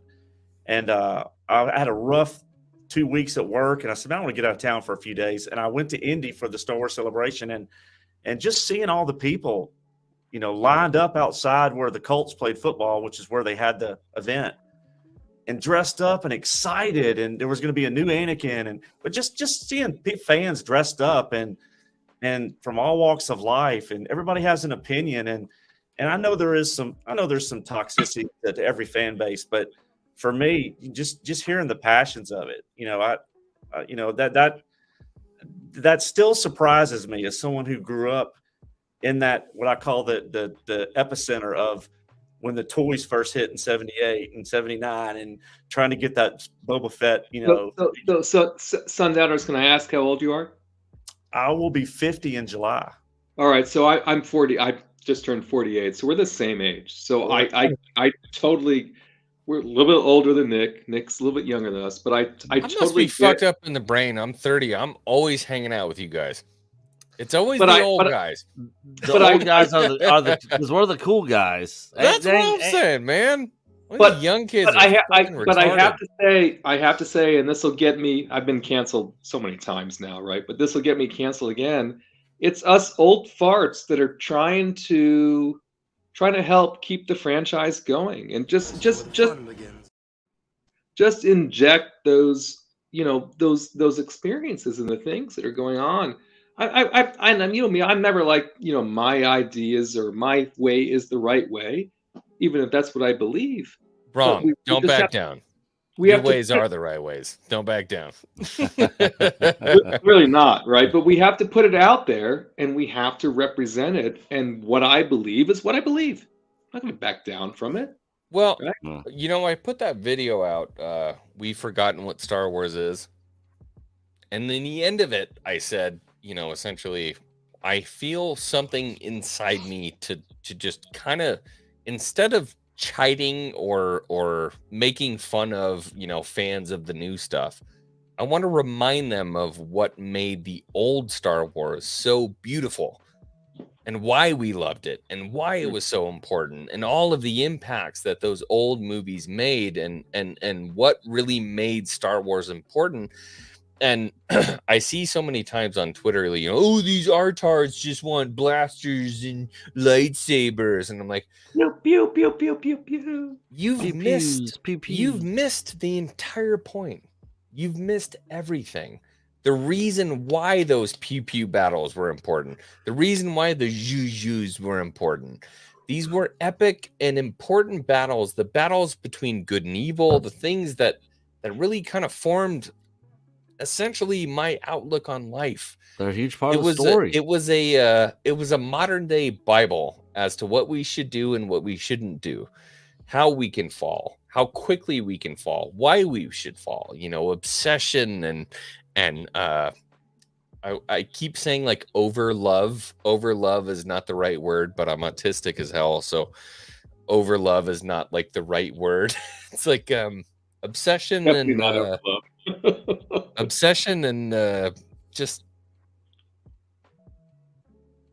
toxic positivity, possession, yeah, possession that will ultimately drive you to places that are dark, very, very dark. And then all of the things that happen in the Clone Wars when it comes to thrusting a young man into war and seeing loss and death and having to deal with that, trying to be a good person after all the the death that you've dealt with in your life. It's all beautiful, and there are lessons everywhere. And then you move to the sequel trilogy and it feels like everything falls flat. Yeah. And you have to love it or you're a bigot. and it just doesn't make sense to me. And if I was going to fight a fight, I think I would fight that fight. Deborah Young for $9.99. I love everyone here no matter whether we agree or disagree, but I love Star Wars and I've been looking forward to Mandalorian for 2 years. The things I'm hearing here are depressing. I'm off for now. Oh, Debbie Young. No, we depressed her. That was not the point. That sucks. I love you, Debbie. I agree. Bummer. I'm sorry. Feel good about Star Wars. Don't ever feel depressed. Star Wars is depressing though. Disney Star Wars. Oh no, Nick! Don't. It is. It is depressing. Minus I a know. minus a couple things. Disney Star Wars is depressing. It just is. That's just the state of Disney Star Wars, and it sucks. And that's why we complain about it, because we want them to fucking fix it, and we want to be excited for it again. I mean, we're excited for it, you know, at the end of Mando season 2. I'm looking forward to Mando season 3 and the Ahsoka show. I think they're promising. Andor season 2, I think it'll be more promising than season 1. But I'm ready to go live again on our channel and be like, holy shit, guys, did you guys just see that? Like, Star Wars is back, baby. Like, this is what we've been waiting on. Like, I want to be excited. I haven't seen a story that I can latch onto. Yeah. Nothing. See, that's how I feel about Game of Thrones, the House of the Dragon, Game of Thrones, Jon Snow. That's how I feel about all that right now. Yeah. That's a whole nother story with all that. Who's the blonde guy who's a real asshole? The Targaryen? Aemon? Yeah, I was going to say, to be more specific. Aemon Targaryen that rides Vagar? Yeah. He's the one who's like he's got quietly taking stuff over. Yeah, he's got the patch. No. Yeah. No, his uncle or dad. You're talking about Daemon, played by Matt Smith, who was in Doctor Who. Yes. Yeah. Him. Yeah. He's a hero. Yeah, I liked him in that show. He's a dick, but he's a hero. A major dick. You haven't seen anything yet. Yeah. But that's look, it's a great character. So when they cast Matt Smith, who I liked Matt Smith from Doctor Who, you know, and he was always one of those actors. I was like, you know, if he just needs that one break, that one thing, and then they cast him as this, and I was like, because I'd read the books, I was like, oh my gosh, you know, this is a great part, you know. So yeah, I'm excited for that. But look, I mean, you know, you think about the original Star Wars movie, Luke's standing over looking off, you know, to the twin suns, right, and dreaming about getting off the planet. You know, that's universal. That's a kid growing up dreaming about leaving their small town and seeing the world. And it's, you know, it's about dreams. It's about hope. I mean, the movie's A New Hope. So, you know, those are things that are universal. They're inspiring. You know, that's why they have the books. That's why they had the figures. That's why it resonated for so many decades. And it's, you know, it's our modern mythology, right? It's the Joseph Campbell, you know, the modern myth. It's Arthurian legend in space. Yeah. You know, and people see the space part of it, and you know but that's just the setting. You know, it's Arthurian tale. You know, and it's timeless. You know, and but at the end of the day, it's look. I mean, movies and TV shows and animation, those are things that are very hard to get right. Right? There's the devil's in the details, the minutia of who's working hard. And so, you know, it's but I have faith. I you know, that's why I have, you know, we cover some of the Star Wars stuff on my channel. That's why you guys are covering it. That's, you know, people are out there covering different aspects of it. And I enjoy seeing people on channels playing the games. Yeah. You know, you talked about Thrawn. I went on a channel a few weeks ago and I had trouble sleeping, and I was listening to someone that was narrating Heir to the Empire. Oh, they were reading it, and I was all in. I was like, you know, this is great, you know. And so, you know, it's you know, I'm still a fan of it, and you know, I hope they get it right, and you know, I think they will. It just sometimes it takes a little time, it takes some change, and I look at Star Wars the same way I look at kind of every like interest I have in my life. So one of my favorites is the airport test. So you're gonna get on a flight. It's a 6-hour flight. You walk into the store, get your gummies and your pop, and there are only 2 books. There's no MP3s, there's no videos, there's no movies on the flights. There are only 2 books. And you got to buy one, and that's what you're going to read on your flight. The 2 books are My Modern Plight as an Immigrant and The Story of the Last Night from the 14th century. Which one would you pick? I'd probably just pick up a Hustler magazine or something. Next, jacking off in the bathroom. You walked right into that. Freaking self-made mile high club member. Would you want to read a story from the history? The Last Night, and I mean, obviously, the I'd last rather night. look at tits and maybe ass. Georgie. I'd rather look at What would you want to learn? Would you want someone's modern sensibilities, or would you want to learn from the history of somebody who's already lived an entire life? So it's, for me, it's easy. You have to retell stories, which sounds lame, but I mean, you have to. Yeah, that's what George did. George was, yeah. Whenever you hear people say, well, he was inspired by Kurosawa, or and Joseph Campbell, and the Westerns, and the Saturday morning serials, and like, he was inspired by a combination of things. Duh. Well,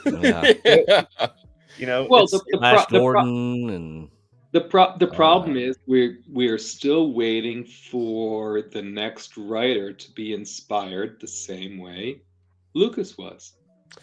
Did you guys see it was that movie called The Northman? I have it, but I've not watched it yet. But I have it. You know what The Northman is? It's toxic. Sundowner is going to love this. He's going to shit his brains out when I tell him this. Watch it. Toxic. You know what The Northman is? Yeah, I saw it. It's the Lion King. Oh. So no, it's not. It's toxic. So Skarsgård is Simba? Okay. I haven't seen it, so it's the Lion King. It's the I've never seen the Lion King. As the Lion King. And you know what? Nobody lost their mind and was like, "Oh my god, it's the same story as the freaking Lion King." You have a young baby whose dad gets killed by an evil uncle, and then they have to come back, and they have to, yada yada yada. Same thing. That's why it pisses me off so much with Avatar. People are like, "It's just a retelling of an old story." Yeah. Because these are the lessons of human beings. Universal. And that's why it works. Making me angry. Most stories are retellings of other stories. but again, what it comes, I think what X-Wing is saying, I'm zoned in now, right? Is the tropes resonate. Oh, the way they get retold, and the stories that we get as a result of that are sometimes awesome. Sometimes they're not. Sometimes they feel a little hollow, right? They don't hit so much. But if they do a great job of it, it's kind of like yeah, this story is familiar, but I'm really into the way they're telling it to me right now. I'm into it, and the movie is good. And they took some care with it, and they're acting well, and it can be done, but it takes some care and feeding. That's just like Avatar 2. Avatar 2 is a great example of this. Also, Top Gun Maverick is a great example of this. Ghostbusters Afterlife is a great example of this, right? Dude, Top Gun Maverick is like the tale as old as time. We've seen it. It was Star Wars. But they did it, all these ones that I just mentioned, right? Ghostbusters Afterlife, Top Gun Maverick, Avatar 2. They took the story, they wrote it well, they gave it to actors and actresses that could act the part, and it wasn't forced.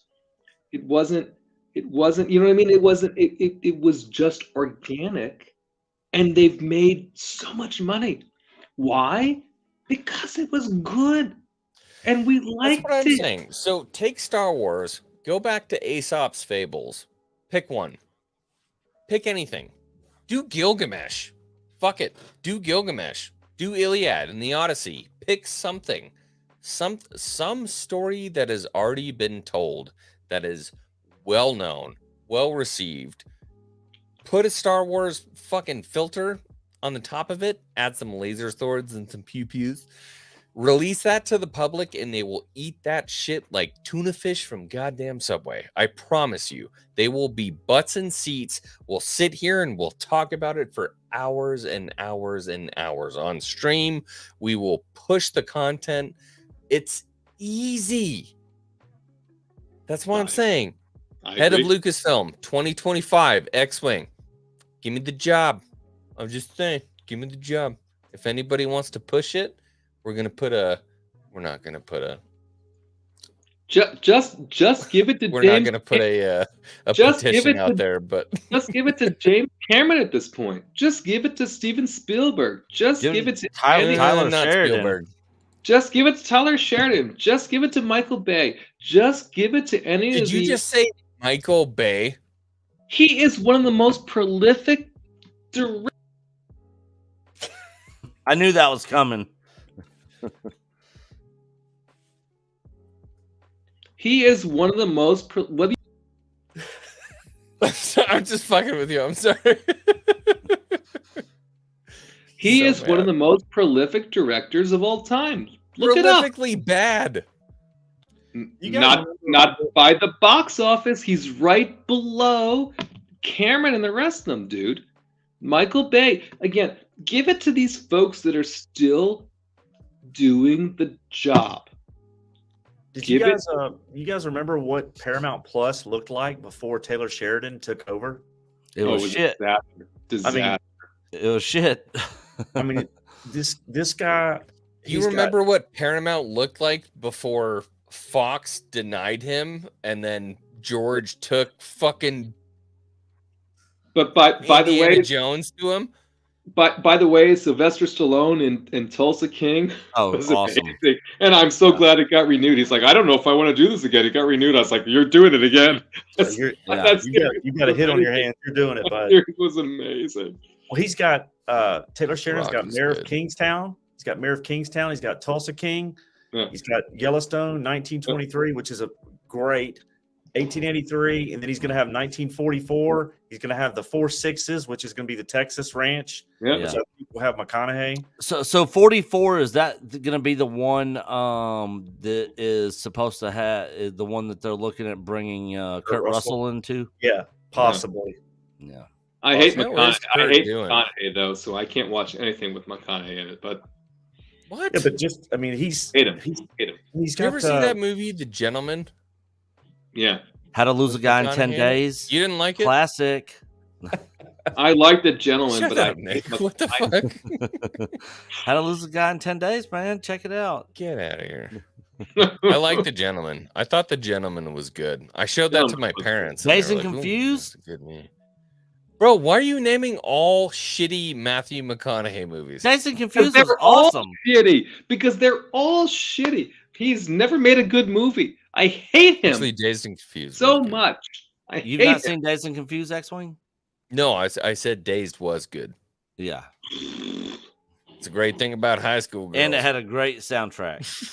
oh, I keep getting older, and they keep staying the They same stay age. the same age. Oh my god, I can't do it. I can't do it. I was Extremes. somewhere. I Wolf can't of Wall remember Street? You where didn't like I it in was. that either, And Rissman? I think the I was at a bar or something the other day, and somebody was like, Spicoli, and like all of the 22-year-old kids had no idea what was going on. Oh, Evan Martin is correct. He was good in Wolf of Wall Street, but I mean, no. Oh yeah, he was good in that. He was good in Wolf of Wall Street. I What? I give him that. Boom, boom. Not okay. I take that back. Yeah, Interstellar. I despise Interstellar.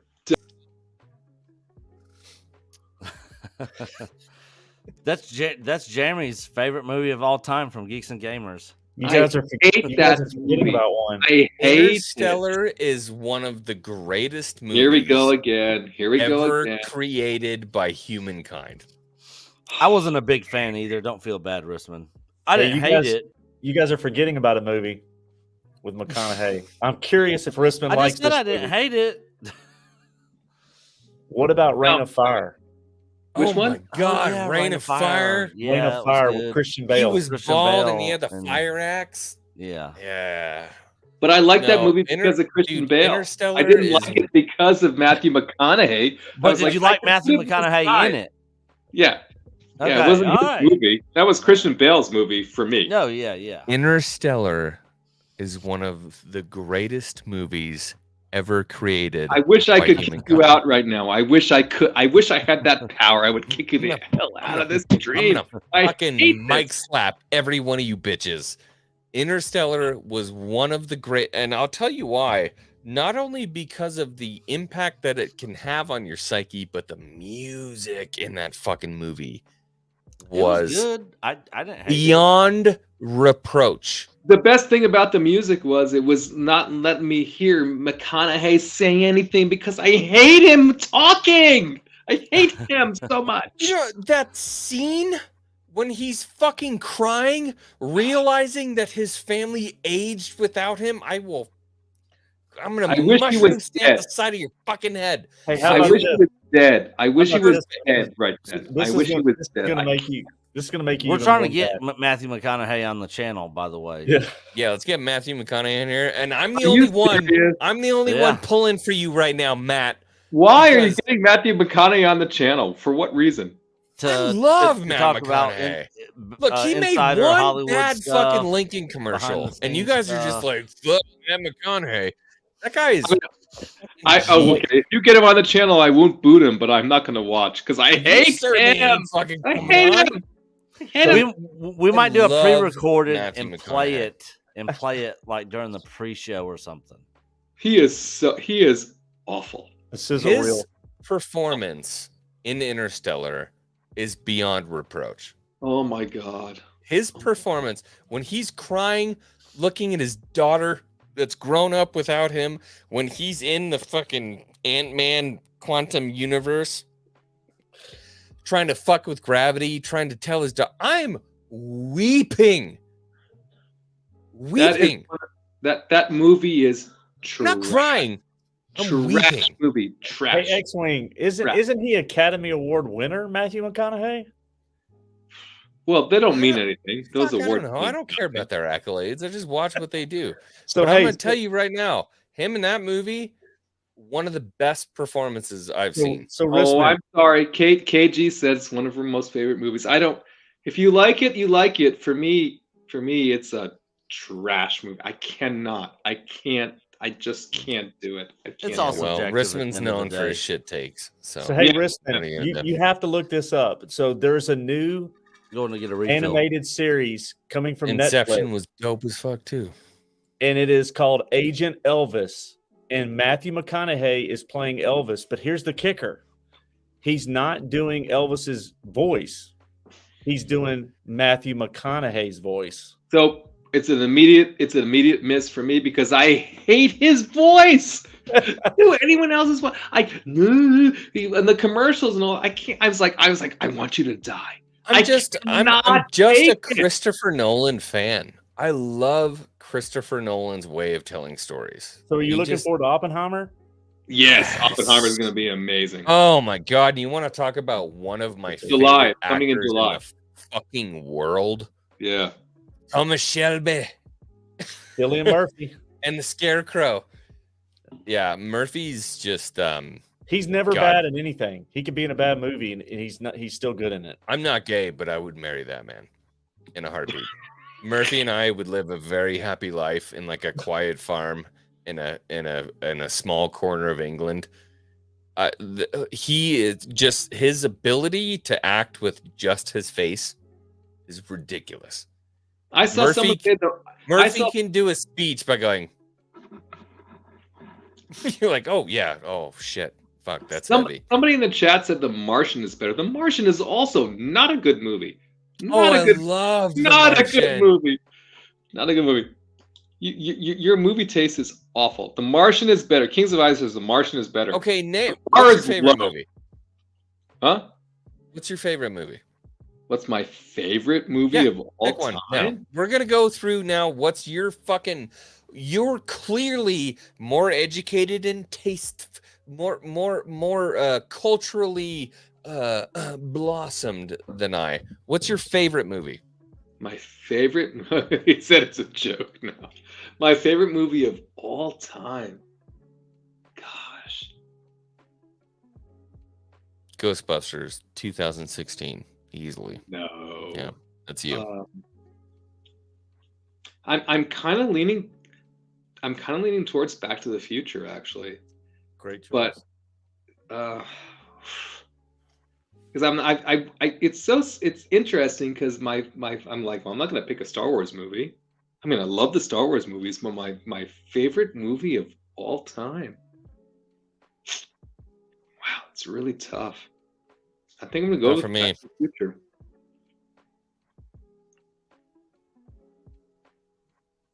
What? What? What Mine? was it? Yeah. Brigadoon. Brigadoon. That's a weird choice. Sure. Brigadoon. That's a good one. The Godfather. No, The Godfather is that's a good one. You know what? It's a tie. I take it back. What's your Brigadoon. Brigadoon is a weird choice. Brigadoon and the Boondock Saints. Boondock Saints. I would pick Boondock Saints before Brigadoon. Why is it that they're both like kind of Scottish Irish? Oh, we got a Gladiator. Gladiator is a good choice. Oh shit, Gladiator was Gladiator. so good. There's been so many better. It's another movies. Hans Zimmer though. I always look at things. I look at the scores. I look at the music. Like Hans Zimmer is just such a fucking beast. There's been so many good movies or better Shawshank movies. Redemption is great. Shawshank. Which one?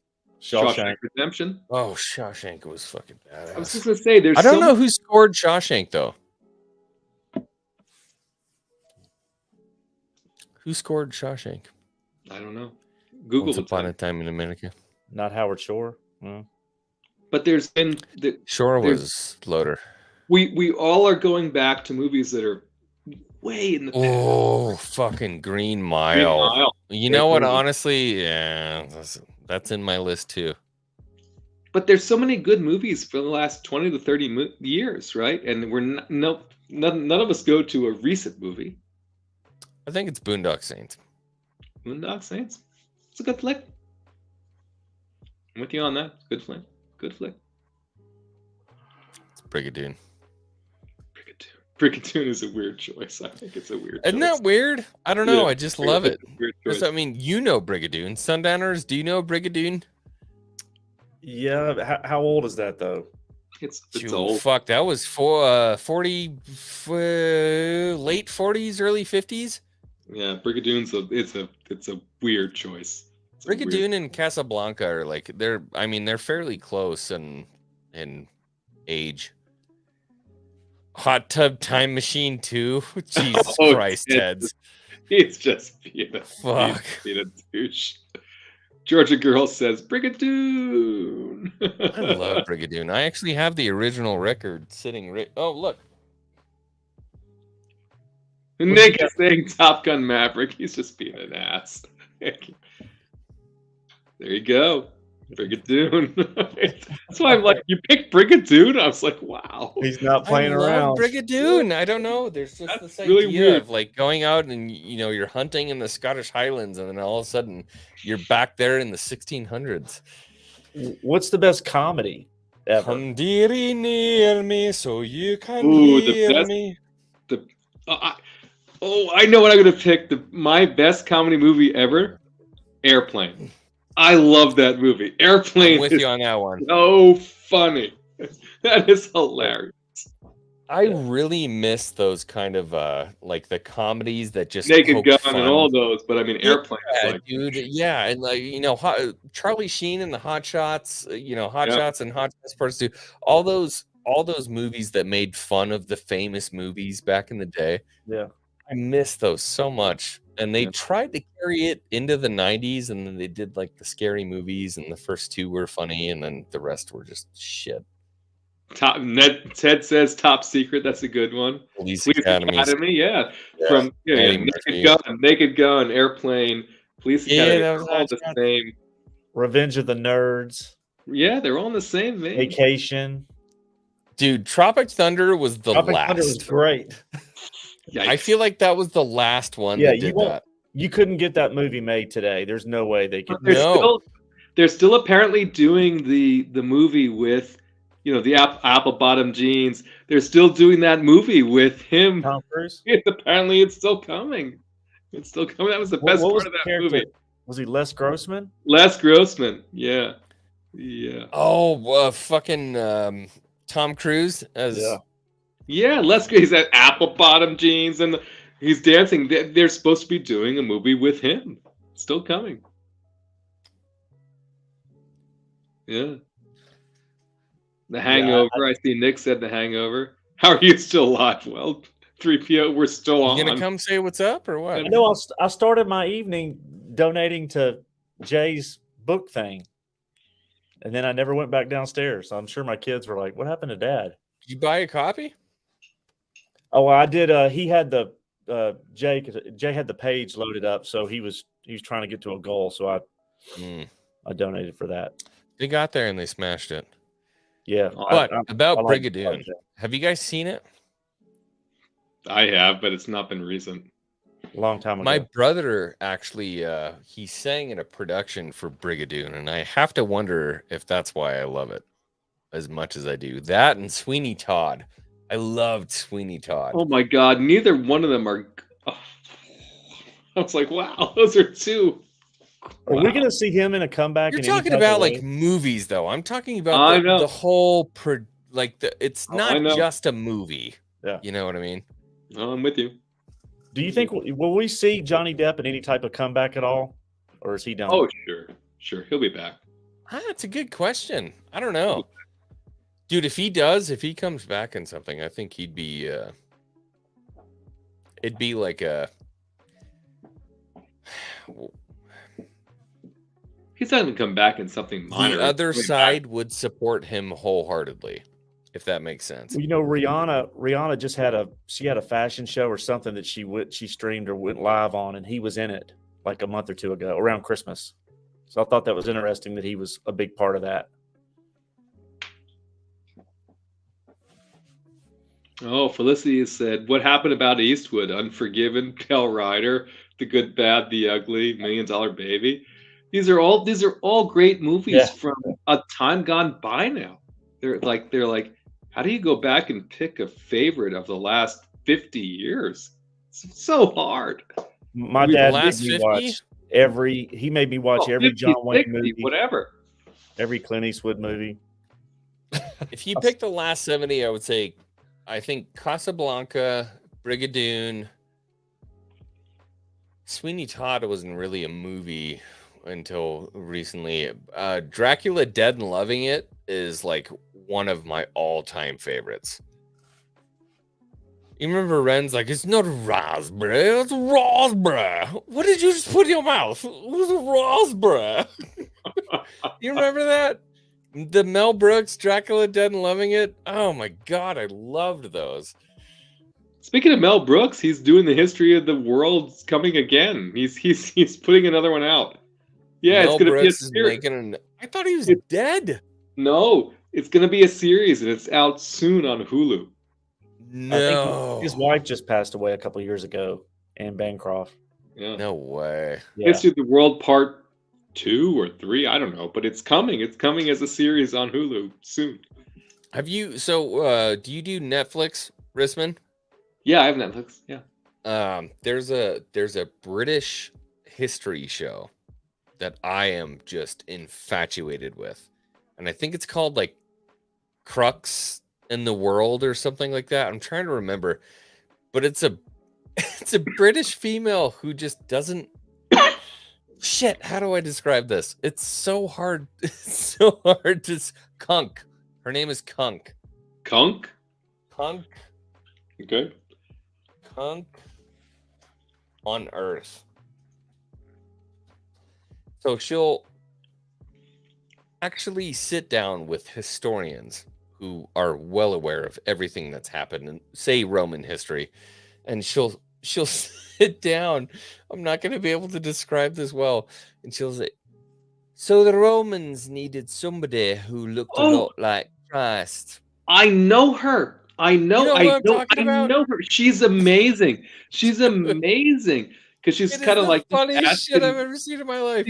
I know her. She's amazing. She's amazing. So it came onto Netflix, and I'm laying in bed this morning, and I put Kunk on Earth on TV, and I am screaming, laughing, and my wife is just looking at me like, she is so funny. Just so funny. it's so tough. British humor is just such an acquired taste. I feel like a lot of people don't get British humor. If you blink, you miss it.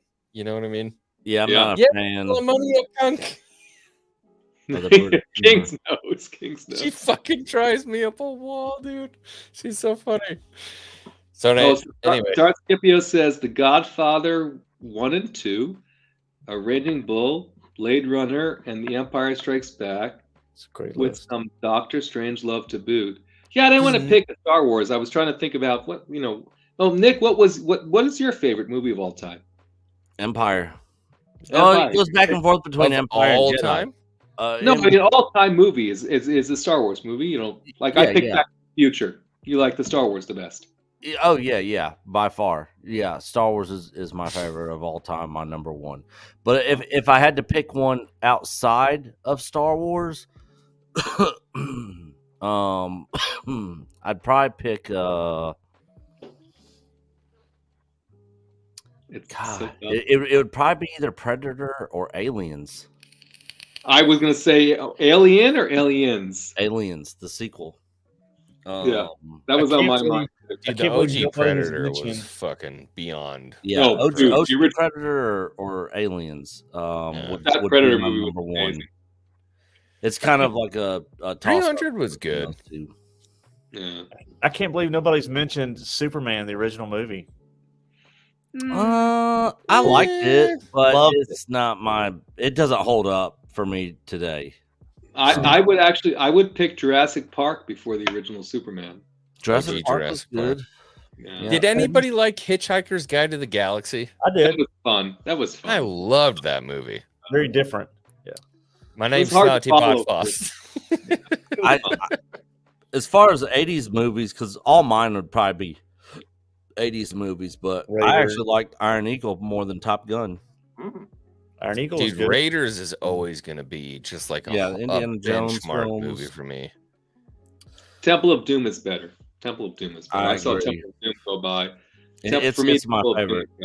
Yeah, Temple of Doom. Yeah, actually, I think I've watched Temple like 4 times as much. But Terminator 2.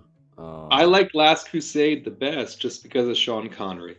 But if we took Sean Connery out of the equation, then I would chose poorly. Yeah, there you go. Oh, the chalice. Yeah. And then. Oh, that's dope. They should put an LED in the bottom of that, though. Oh my God, his face is gonna melt off now. Close it. His face is gonna melt off now. Close that shit. I still love when I go to Disney and watch the show that's been there since I was a kid. Oh, that they bring out that is so cheesy now. It's so cheesy. It's not cheesy. I love it. Yeah, hey, you know what would have been cool, guys? If when we were in Nashville last year, if we had that cup that Sundowners Club has, and we gave it to Julian Glover and gave him a beer in that, and had him drink from that, because he was in it. He was in it. Yeah, he's the one that chose poorly. Yeah, See, it was so you good. should have reached out because I'm in Tennessee. I will never forget the moment. Loki and I were like walking down the hall, and the elevator opens, and Julian Glover is standing right in front of us. No, like, dude, I have the one better story. I have the one better. We were at breakfast. Me and JT and Crit. We were at breakfast, and Julian fucking Glover was sitting behind us, just eating his food or whatever. And we were in the elevator coming down to breakfast with him. I didn't know. I was at that time. I didn't know who the fuck he was. Yeah. Right. And so we're sitting there, and we're like, it's like people are getting his autograph. I said, "Who is that?" Nobody knew. And then when we seen you all later, he's like, "That's Julian Glover." I was like, "Oh, we had him this time just behind General us at views. breakfast." Prepare your men. Yeah. Didn't we get him drunk and he was late for his? Yeah, he was supposed to sign be in up? a photo shoot, and he was drinking with that's us. true. They were Dude. looking all over the place for him. His handlers finally came. He was like, "Oh, here we are." I was like, "We had nothing to do with this." But I was That like, dude just wanted to hang out in the courtyard and drink beer. Yeah. Well, I think I was drinking. He wasn't drinking beer. I don't think He was drinking beer. Yeah, he was Oh, drinking yeah. beer. Yeah. Oh, I thought he was Oh, drinking 100%. like scotch or something. I got a whizzy. Oh, he was- Flash he was Gordon drinking beer. was such a good one. But the better story was me and Rissman talking to Anthony Daniels away from the crowd. On his break, you were Yeah, smoking. like You were one on one. break when we ran into him. Just us. And then I was like, "Well, I love the way you narrated your book." And as soon as I said that, he was like, "Well, what do you want to know about it?" It's like, yes. Yeah. And then we moved into Book of Boba Fett, Mandalorian, the sequel trilogy. Oh yeah, Mark Hamill. so good, so good. Yeah, that was a fun time. Fun time. I'm definitely looking forward to being back up there this year. Hopefully, Coach will be able to make it. I got him a pass. If he can be there, he'll be there. But where's it being I held hope at? he can come. I know it's Memorial Day weekend, but I hope he can come. yeah, Memorial Day weekend in Franklin, Tennessee. That's my backyard. Yeah, it's the ICCC Con. Okay.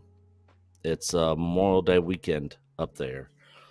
But yeah, we had the whole freaking courtyard at the hotel with all our group packed out there last year. I mean, our group was definitely the biggest out of all the other people that were associated with the con. I mean, our group blew everybody's out of the water. Absolutely, it was fun. It was my first con ever. A lot of fun.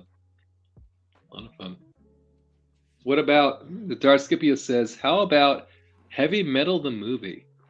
I never saw it. It's been a long time since I've seen it. I had the poster.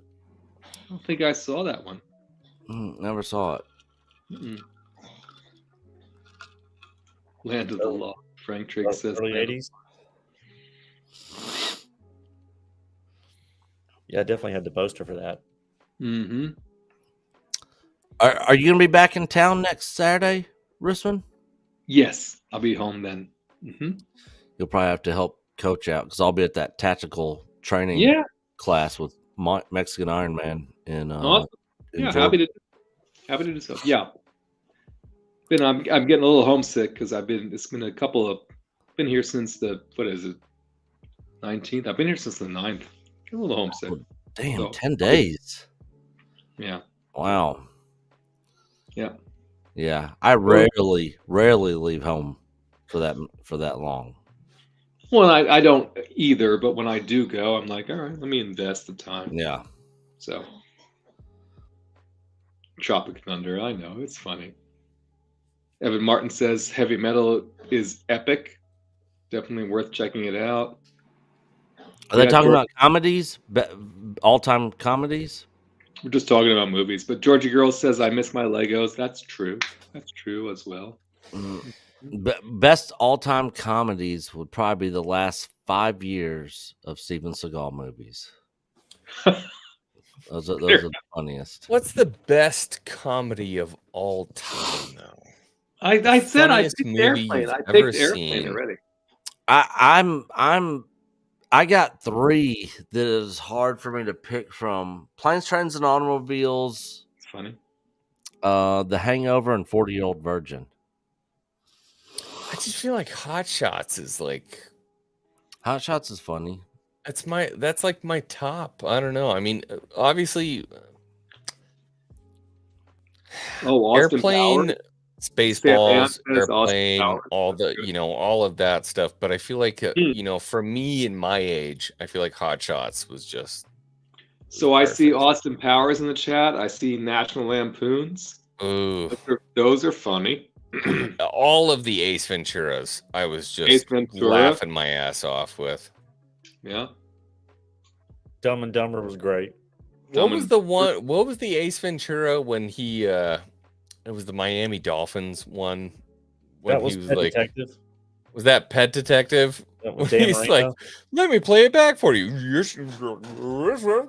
And then he goes back and goes, timeout, coach, and slams his face into the couch.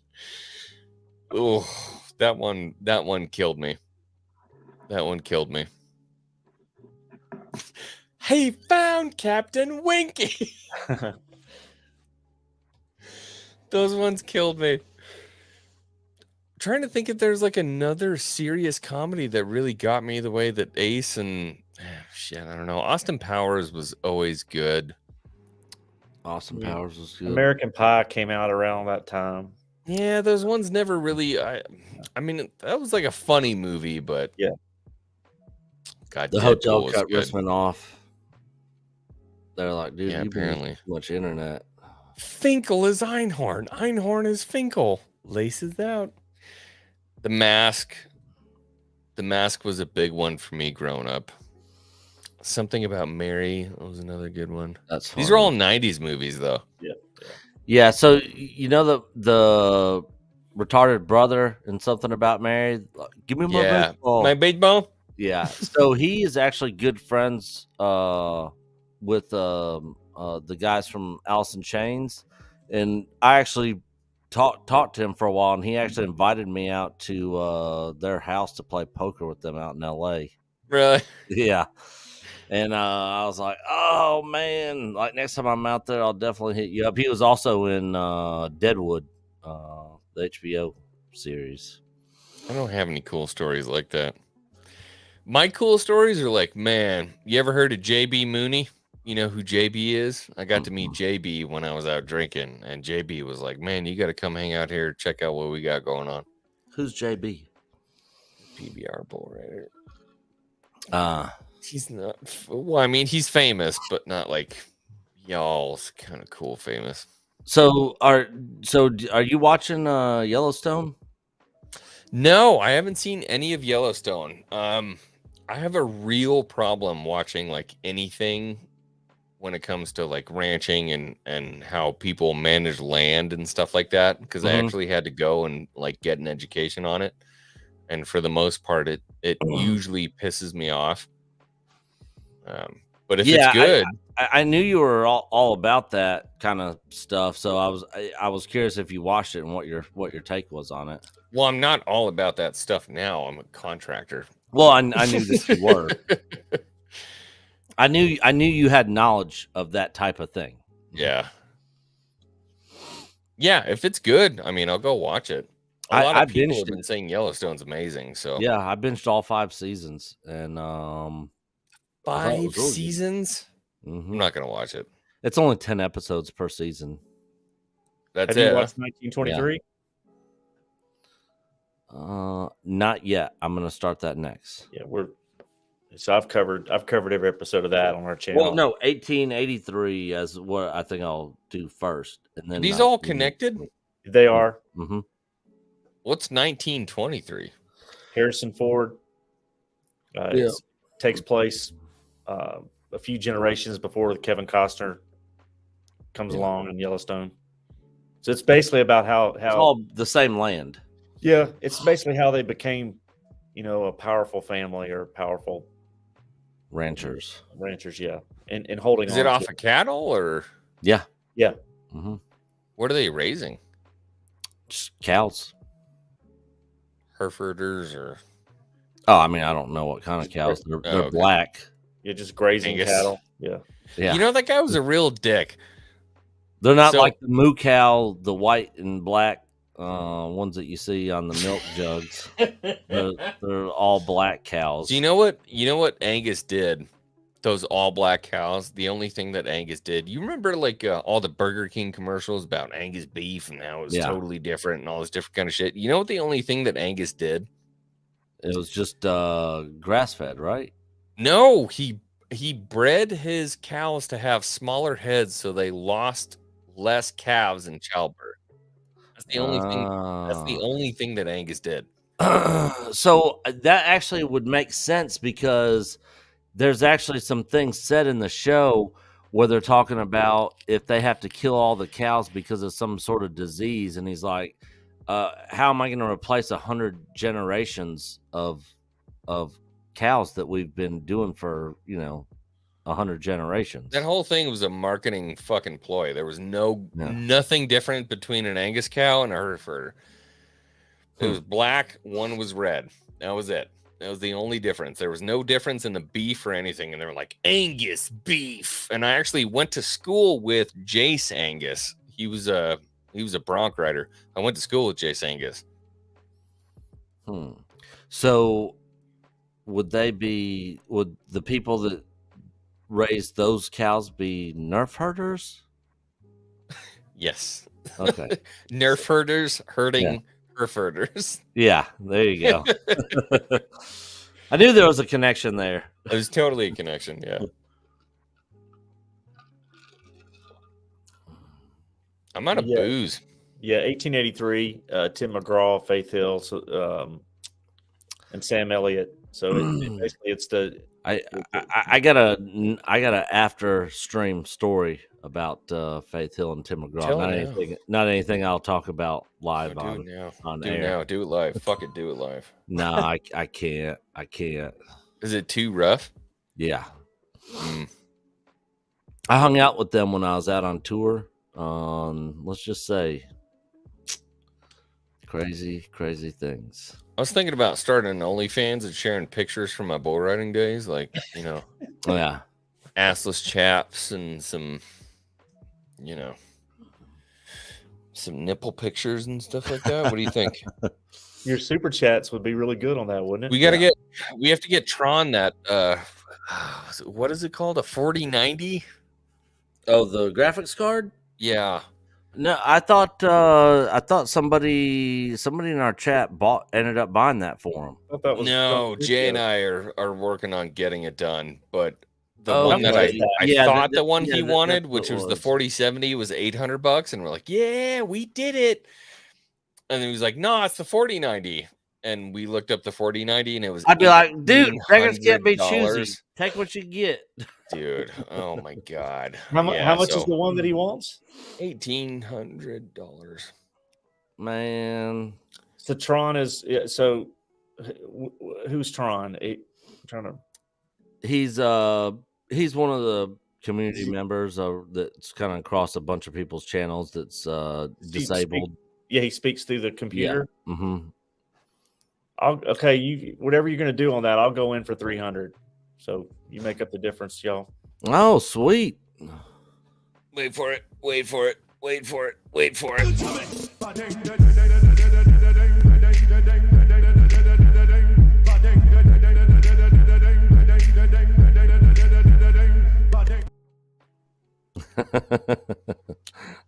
Well, shit, that helps a lot. The website's going to be live to get the crowdfunding going soon, because I thought we were just going to be able to handle it in-house, Jay and I. 1,800's about $1,000 more than 800.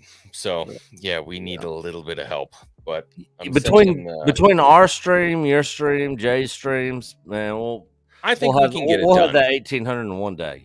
Yeah, I think we can get it done. And then I'm sending him NeoPixel lightsaber. Oh, nice. We'll get it done. You a big Star Wars fan? Yeah. I could probably. I'm staring at about 100 figures in cases. I could give him something to figure out what it is. Send him Admiral Holdo, because he ran over my foot in Nashville and broke my foot. He still owes I don't have anything quite a bit of money for the medical bills on that. So with his wheelchair, he ran over you. Mm-hmm. Yeah. All my stuff is episode 1 and earlier. Do you remember when the band was going on in like the courtyard? Yeah. His brother was dancing, and I walked up to Tron. I'm like, hey, because he had the water bottle with the straw. Yeah. I was like, hey, and I popped open the water bottle and I poured out the water, and I had a rum and coke. I'm like, do you want it? And he's like, and I poured the rum and coke in, and his brother turns around and he looks at me and he goes,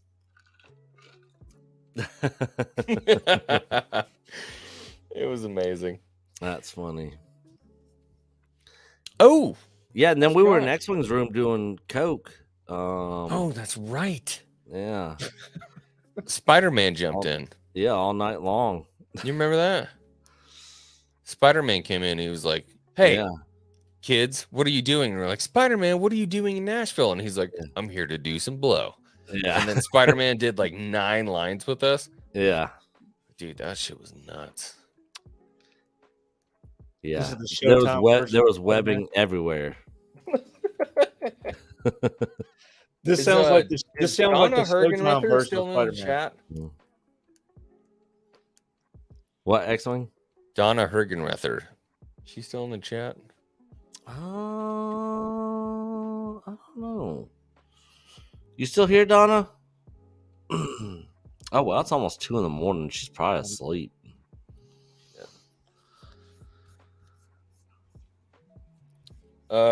Nick, if you were going to name one thing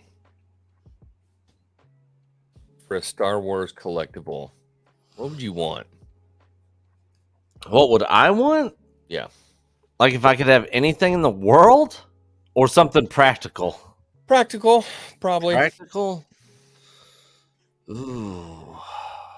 Practical. It would probably be an original Kenner 1983 TIE Interceptor. It would either be between that or the Return of the Jedi Y-Wing boxed. Yeah. Like those are the two vehicles from the original Kenner line that are my favorite that I've had at one point in time, but because of falling on hard times or whatever, I've had to sell and I don't have anymore. And it would be one of those two. It would either be a boxed Y-Wing or a boxed TIE Interceptor. If you had to make it like $100, you can get those for like $100, can't you? Think so? I think so. I thought I only paid like, well, I don't know what prices are today. I think I paid like $80 for mine back in the day. I don't know what they go for now. Maybe we should look.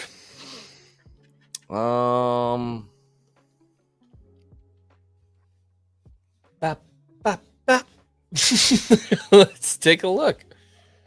Kenner 1983.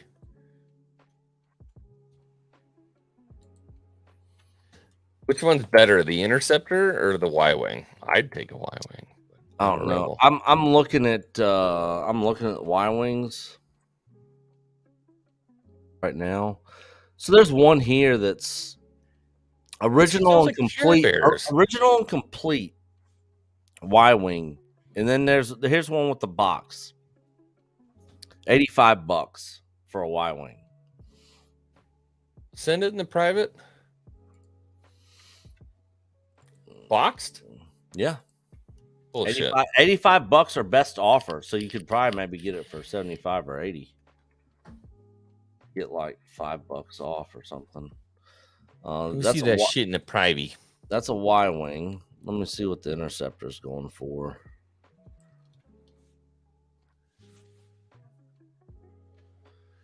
Bro, that box is in bad shape. Oh, I don't really care about the shape. I mean, just the box on its own, I'd be happy with. So, let's see here. Oh man, yeah. I know what I'm going to give. Oh, that's just the box. Oh, that's just the box. Yeah, look.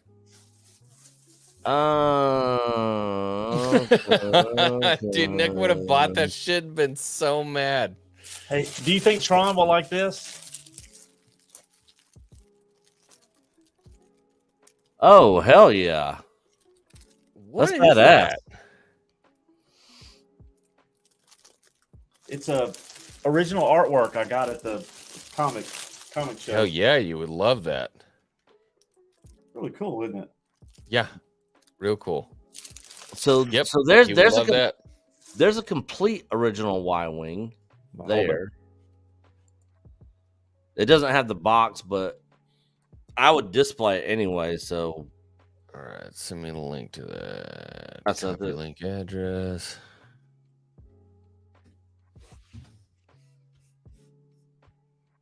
Okay, complete Y-wing, US 61.99. Not bad. Ooh, I want that. yes, not bad. Look at how good shape those stickers are in. Amazing shape. Ooh. Yep. The little pylons in the back. I mean, those are fixable. Yeah, they're a little bent, but a little bit of hot water and you're Yeah. good to go.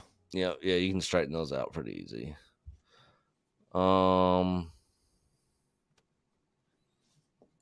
Yeah, they're curved in a little bit. No problem, no. 83 TIE Interceptor on UK eBay going for about 140p. Send me a better link. A better link? Yeah. Cheaper. Oh, cheaper? Yeah. Good God, I don't think you can get it cheaper than that. Come on, Sundowners. Get in here. Get in the hunt. This right here would also be badass. I didn't even think about this. I just now saw it. But this is another must-have item for me. Oh, there you go. Yeah. Ooh, complete Star Wars 1984 Tideria. Oh, hello. I want one of these so bad, dude. They're huge. Oh, I've They're had one massive, before. dude. Yeah, they're huge. And this one's in good condition. Yeah, shipping is 70. Almost as much as the toy. Yep. Yeah. It looks good though. Dude, it's complete. The stickers are in great shape. Mm-hmm. That's big. Oh, they're huge, dude. I would take that glass off and spray paint it black, like a gloss black. Yeah. And then I would do some weathering on it. Yep. And display it.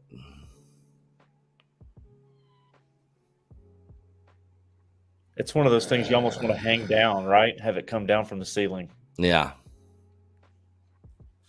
Or do like a dope ass display with with Palpatine and Vader, and then a bunch of stormtroopers on the outside. Oh, he's so sick. Oh, it's so dope, dude. Yep. Y-wing shuttle, TIE Interceptor. It doesn't even have to be original. Like the Target exclusive shuttle. I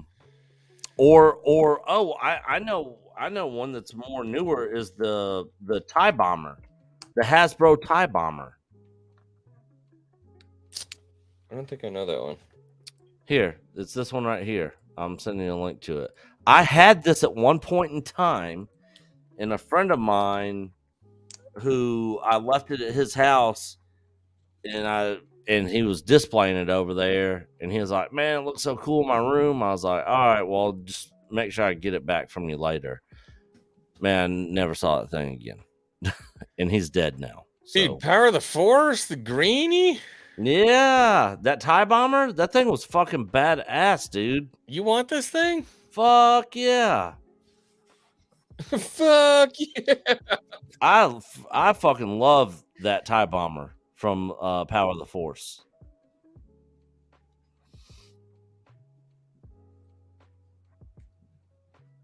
I want Lego versions. Gotta have the red guards too. Yeah, for sure. I already got the Lego version.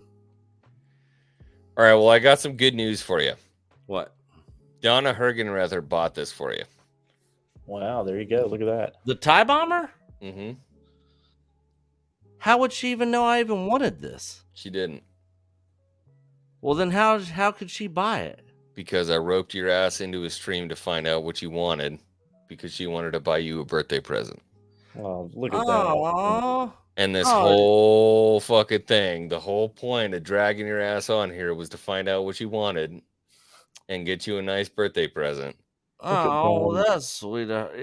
She's not in chat anymore, is she? Nope. No, but she's going to see this and I'll clip it and make sure that she knows exactly what you wanted. And look at how mint this fucking box is, dude. Yeah, it's in good condition. Fuck, that came off the shelf in the 90s. It's so crispy. Yeah. So, yeah, that'll be coming your way. Great awesome. job. That's you got to send me. You got to send me your address though, because I don't know where to send it. I'll put it in private chat right now, dude. I'm not gonna lie to you. I'm a little jealous now that I'm looking at this because I don't have one. What do they want for this? Fucking $75 is pretty rich for a Power of the Force one, but yeah, dude, look at how mint that thing is. Yeah, it's crispy. Oh, happy birthday, bitch! Fuck, I want one now. Yeah, now I want one. Because I have the TIE, Interceptor. I got the Interceptor, and then I got the large wing regular TIE. I have the original Kenner TIE, which is like the weird stubby one that like, the wings go out way too far. I don't got that one. I went ahead and bought the big TIE, the big wing TIE. That's the vintage collection one, right? Yeah. The newer one? Mm-hmm. Yeah, I have that one. Yeah, that one is fucking badass. I wouldn't mind having like 2 or 3 of those. They look and then the Power of the Force TIE Interceptor I have. And that thing's going for $115 on eBay, the TIE Interceptor. Seriously? Fuck yeah. And I got the box for mine and everything. It's not in the box, but I got the box for it. But yeah, I actually had like 3 or 4 of them. But that buddy who had the TIE bomber freaking got those too. I lost so much shit, man. Let's see if I can remember what my freaking eBay login is.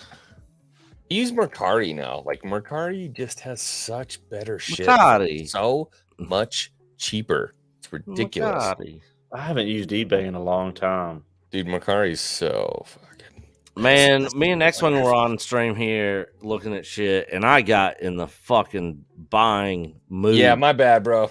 I was buying shit left and right. Remember it was I the spent $400 or $500 on figures. It was the Coda Bakoya stuff. Yeah, you're like, holy shit, this looks like Sideshow, but it's a third of the price. Yeah, yeah. And you're just buying shit left and right. I have it all on display. Yeah, they look good. Yeah, they look fucking awesome.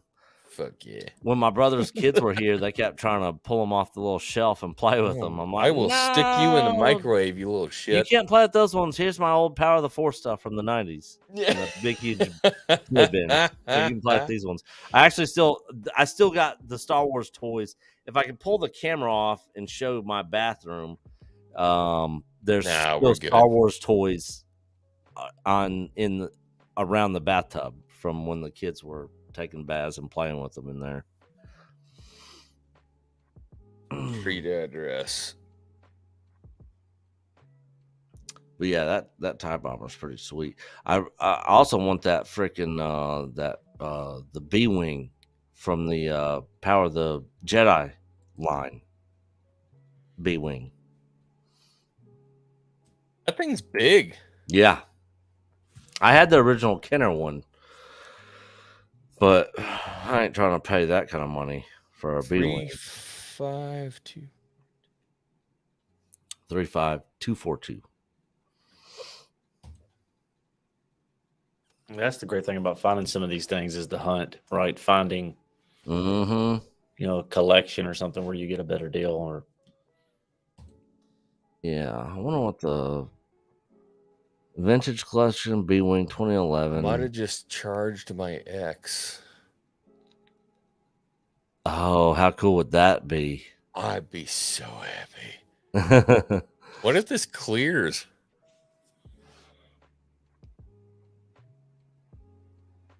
Don't say anything. The wheel is just going. I'm like, please, please, please charge my ex for this. I'll be so happy. And if it charges it, just be like, I just got on there and I have ordered no something. idea what you're talking about. I think somebody in India got your number. Yeah. Yep. She doesn't know I'm on YouTube. Be like, where did that Damn it. go? It's all, please use a different card. Oh. She was like, oh, that motherfucker's going to try using my shit. Let me change it. Kmart exclusive. Vintage Collection B-Wing. Yeah, this is with the old school pre-owned freaking. Oh, that box is in bad shape. Show it.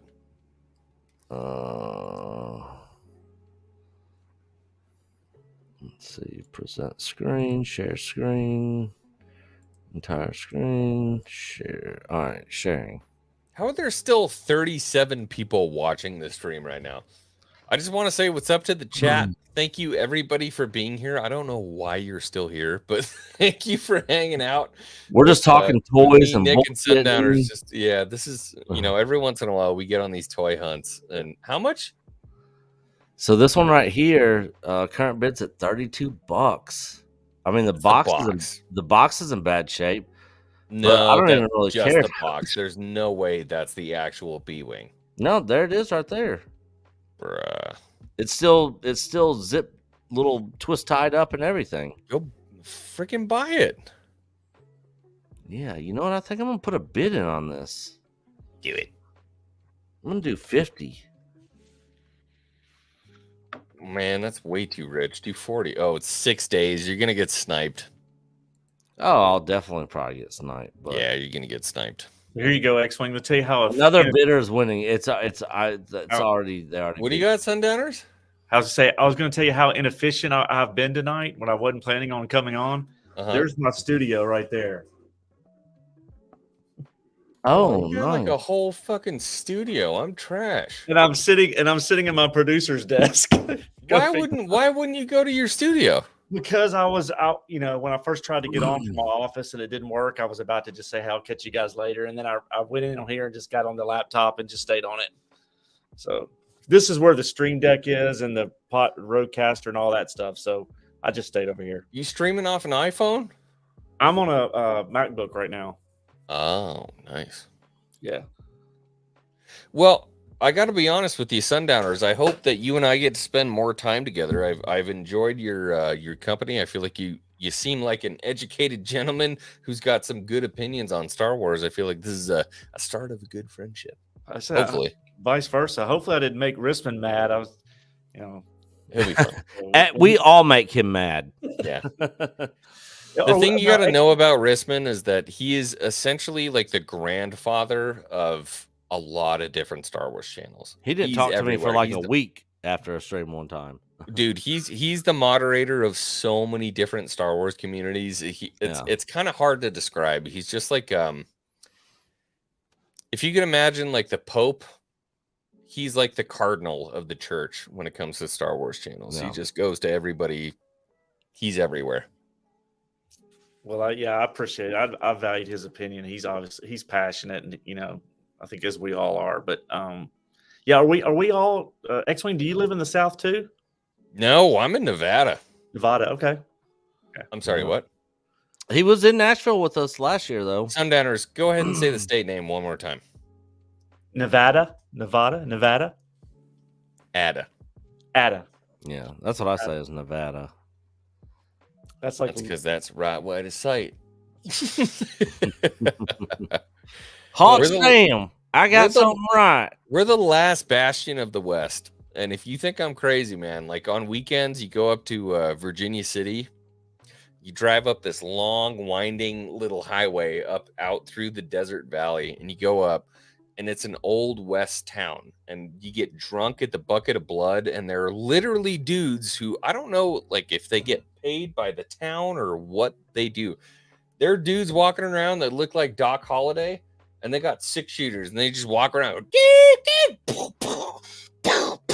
just like shooting 6-shooters. It's ridiculous. It's Are there so fights weird. that break out or anything? Oh yeah. Oh yeah. Is there a brothel there? Yeah, it's Like a real Nevada. one? Yes. And then you walk into the I'm Bucket coming of to Blood visit you. saloon, and you get a Bloody Mary, and you get all effed up, and then you walk up, and there's a hard candy store, and all these different. It's incredible. Nick, you got to come out here. Yeah, I need to plan a trip.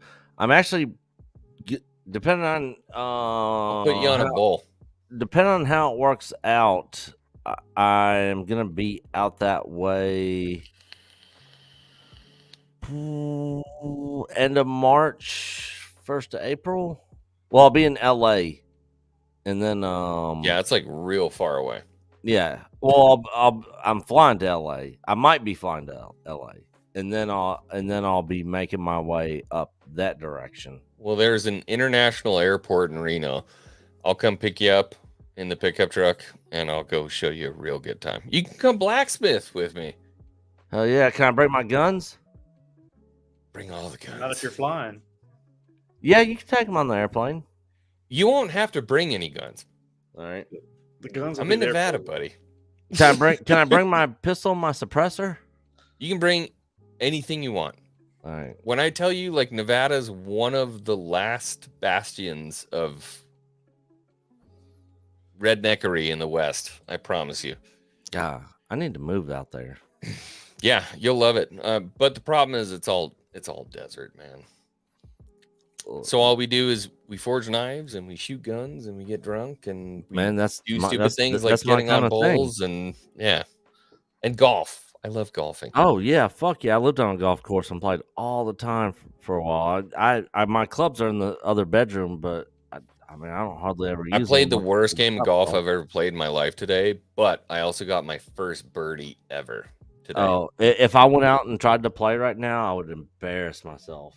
It was like a 197-yard par 3. It was ridiculously long. I hit an 8-iron and just dropped it right on the green, and then I hit like a 25-yard putt, which I would never do in my life. So, yeah, I'm a blacksmith, man. That little tattoo means you're a Northern Nevada blacksmith. Only 9 people have this tattoo in Nevada. Can you blacksmith me like a badass hatchet? Dude, do you not know? Like, man, shit, you don't even know. No. Like a tactical hatchet. Or blacksmith me a tie defender. Because that's what do you know anything about like man, check this shit out. You're gonna love this. I actually shot this whole thing for my father-in-law. Do you know who Mareko Mamasi is? You ever heard that name before? Guy is just an absolute legend when it comes to forging Damascus. So I got my start in blacksmithing just by making like tongs and stuff like clippers, like horse hoofs and stuff like that, and picks, you know, pick out horse hoofs and stuff like that. And then I got into bladesmithing because Rick Hall, the father of my wife, is a freaking 8-foot tall mountain of a man who was a knife smith. And then we kind of got together and started making stuff together.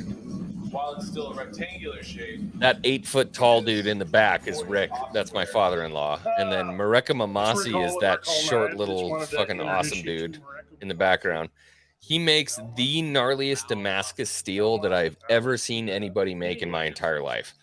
And the reason why is because if I skip a little bit back, hold on, these little background like pictures that I took, that's his personal notebook and the steel that he makes. So you see like the twisting patterns and the knots and everything in that square. That's how he forges steel. It's ridiculous. So this is my father-in-law's forge. The shit I do. Did they have a show? Yeah, Forged in Fire. Yeah. I've watched it before. Yeah, they did some cool stuff on there. Yeah, Rick was on Forged. Oh, was he? Yeah. Understanding what is happening with the billet and where the cold spots are.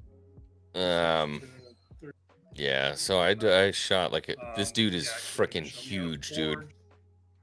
He was a rodeo cowboy too. He was a bulldogger. You know, the guys that jump off the horse onto the steer and wrestle them to the ground. Oh yeah. Okay, Yeah, I didn't know what it was PRCA cowboy. I was a bull rider and a team roper, but he literally jumped off a horse onto a steer, which will never make sense to me. The guy's fucking huge.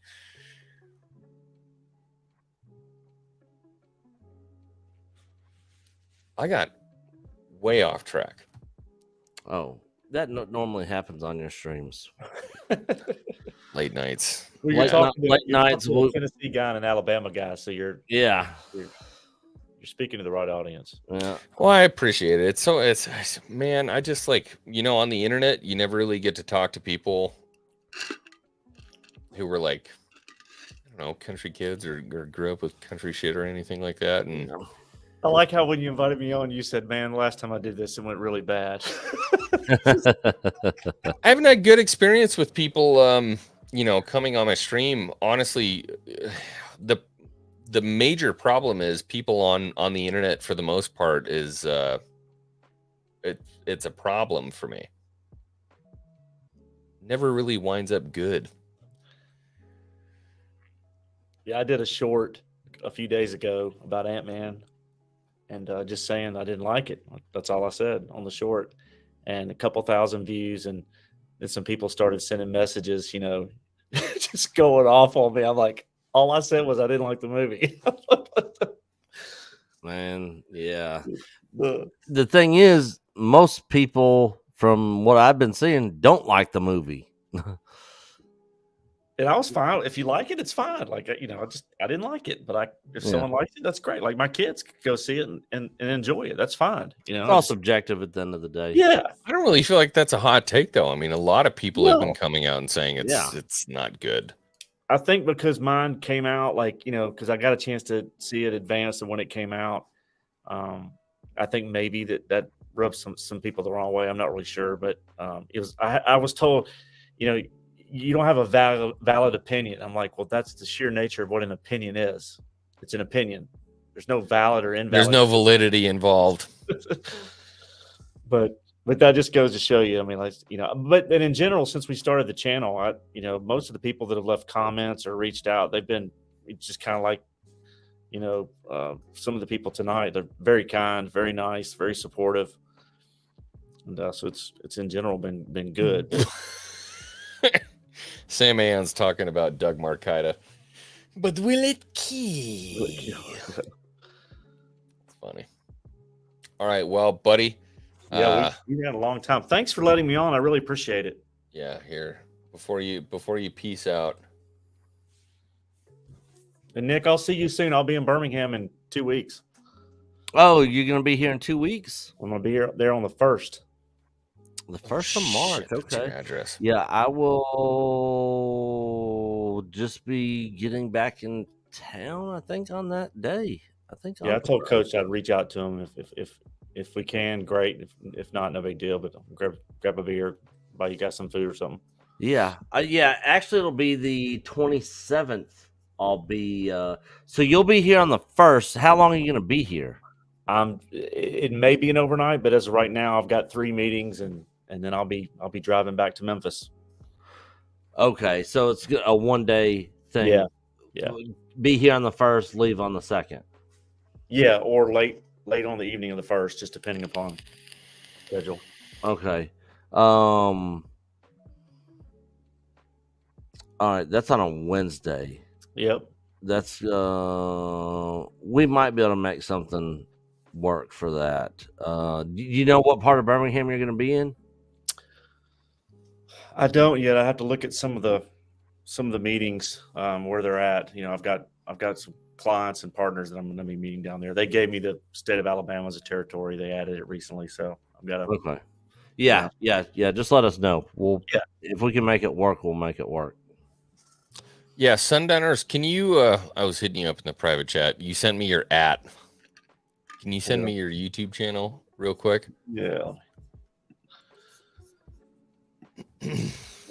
Yeah, I pulled up Nick's. I doxed Nick. Oh, did you? Yeah, we'll delete that part real quick. Don't worry about it. I didn't even know. I didn't even see. Yeah, still streaming. We're gonna wind this up. We read long. Yeah. Okay, here we go. All right, Sundowners Club, a new edition of the channel. Oh, he already got it. Damn it, dude. He's quick. Rissman is so quick. Everybody, if you haven't already, there's still 33 people here. Please go sub to the Sundowners Club. Thank you so much for joining me tonight. It was nice to have you. I know it was short notice, and you were jumping in and jumping out. I know. Getting on there. Next time, we'll catch you in the studio. Maybe we'll try to schedule something. Yeah. Nick, as always, my brother, thank you so much for being here. I appreciate you wholeheartedly taking your time to show up and spend your time talking about Star Wars and then completely spiral into and get a birthday bullshit gift that makes no sense whatsoever. And you got a birthday gift. Yeah, and I got a birthday gift. Donna Hergenrether is going to be super mad tomorrow when she realizes that she wasn't there for it. But sometimes getting YouTubers on your channel and trying to make things happen, it's like herding cats. So I'm glad that you got the gift that makes you happy. Everybody else, thank you so much for being here and sticking with us for 4 hours and 20 minutes. What a long ass stream. Jay would be proud. Very proud. Actually, can I hold you by the waterfall? So creepy. So creepy. All right, everybody, have a good night. Thank you so much for being here. We'll see you on the next one. X-Wing, I'm just on to the next thing. Going up and then have the best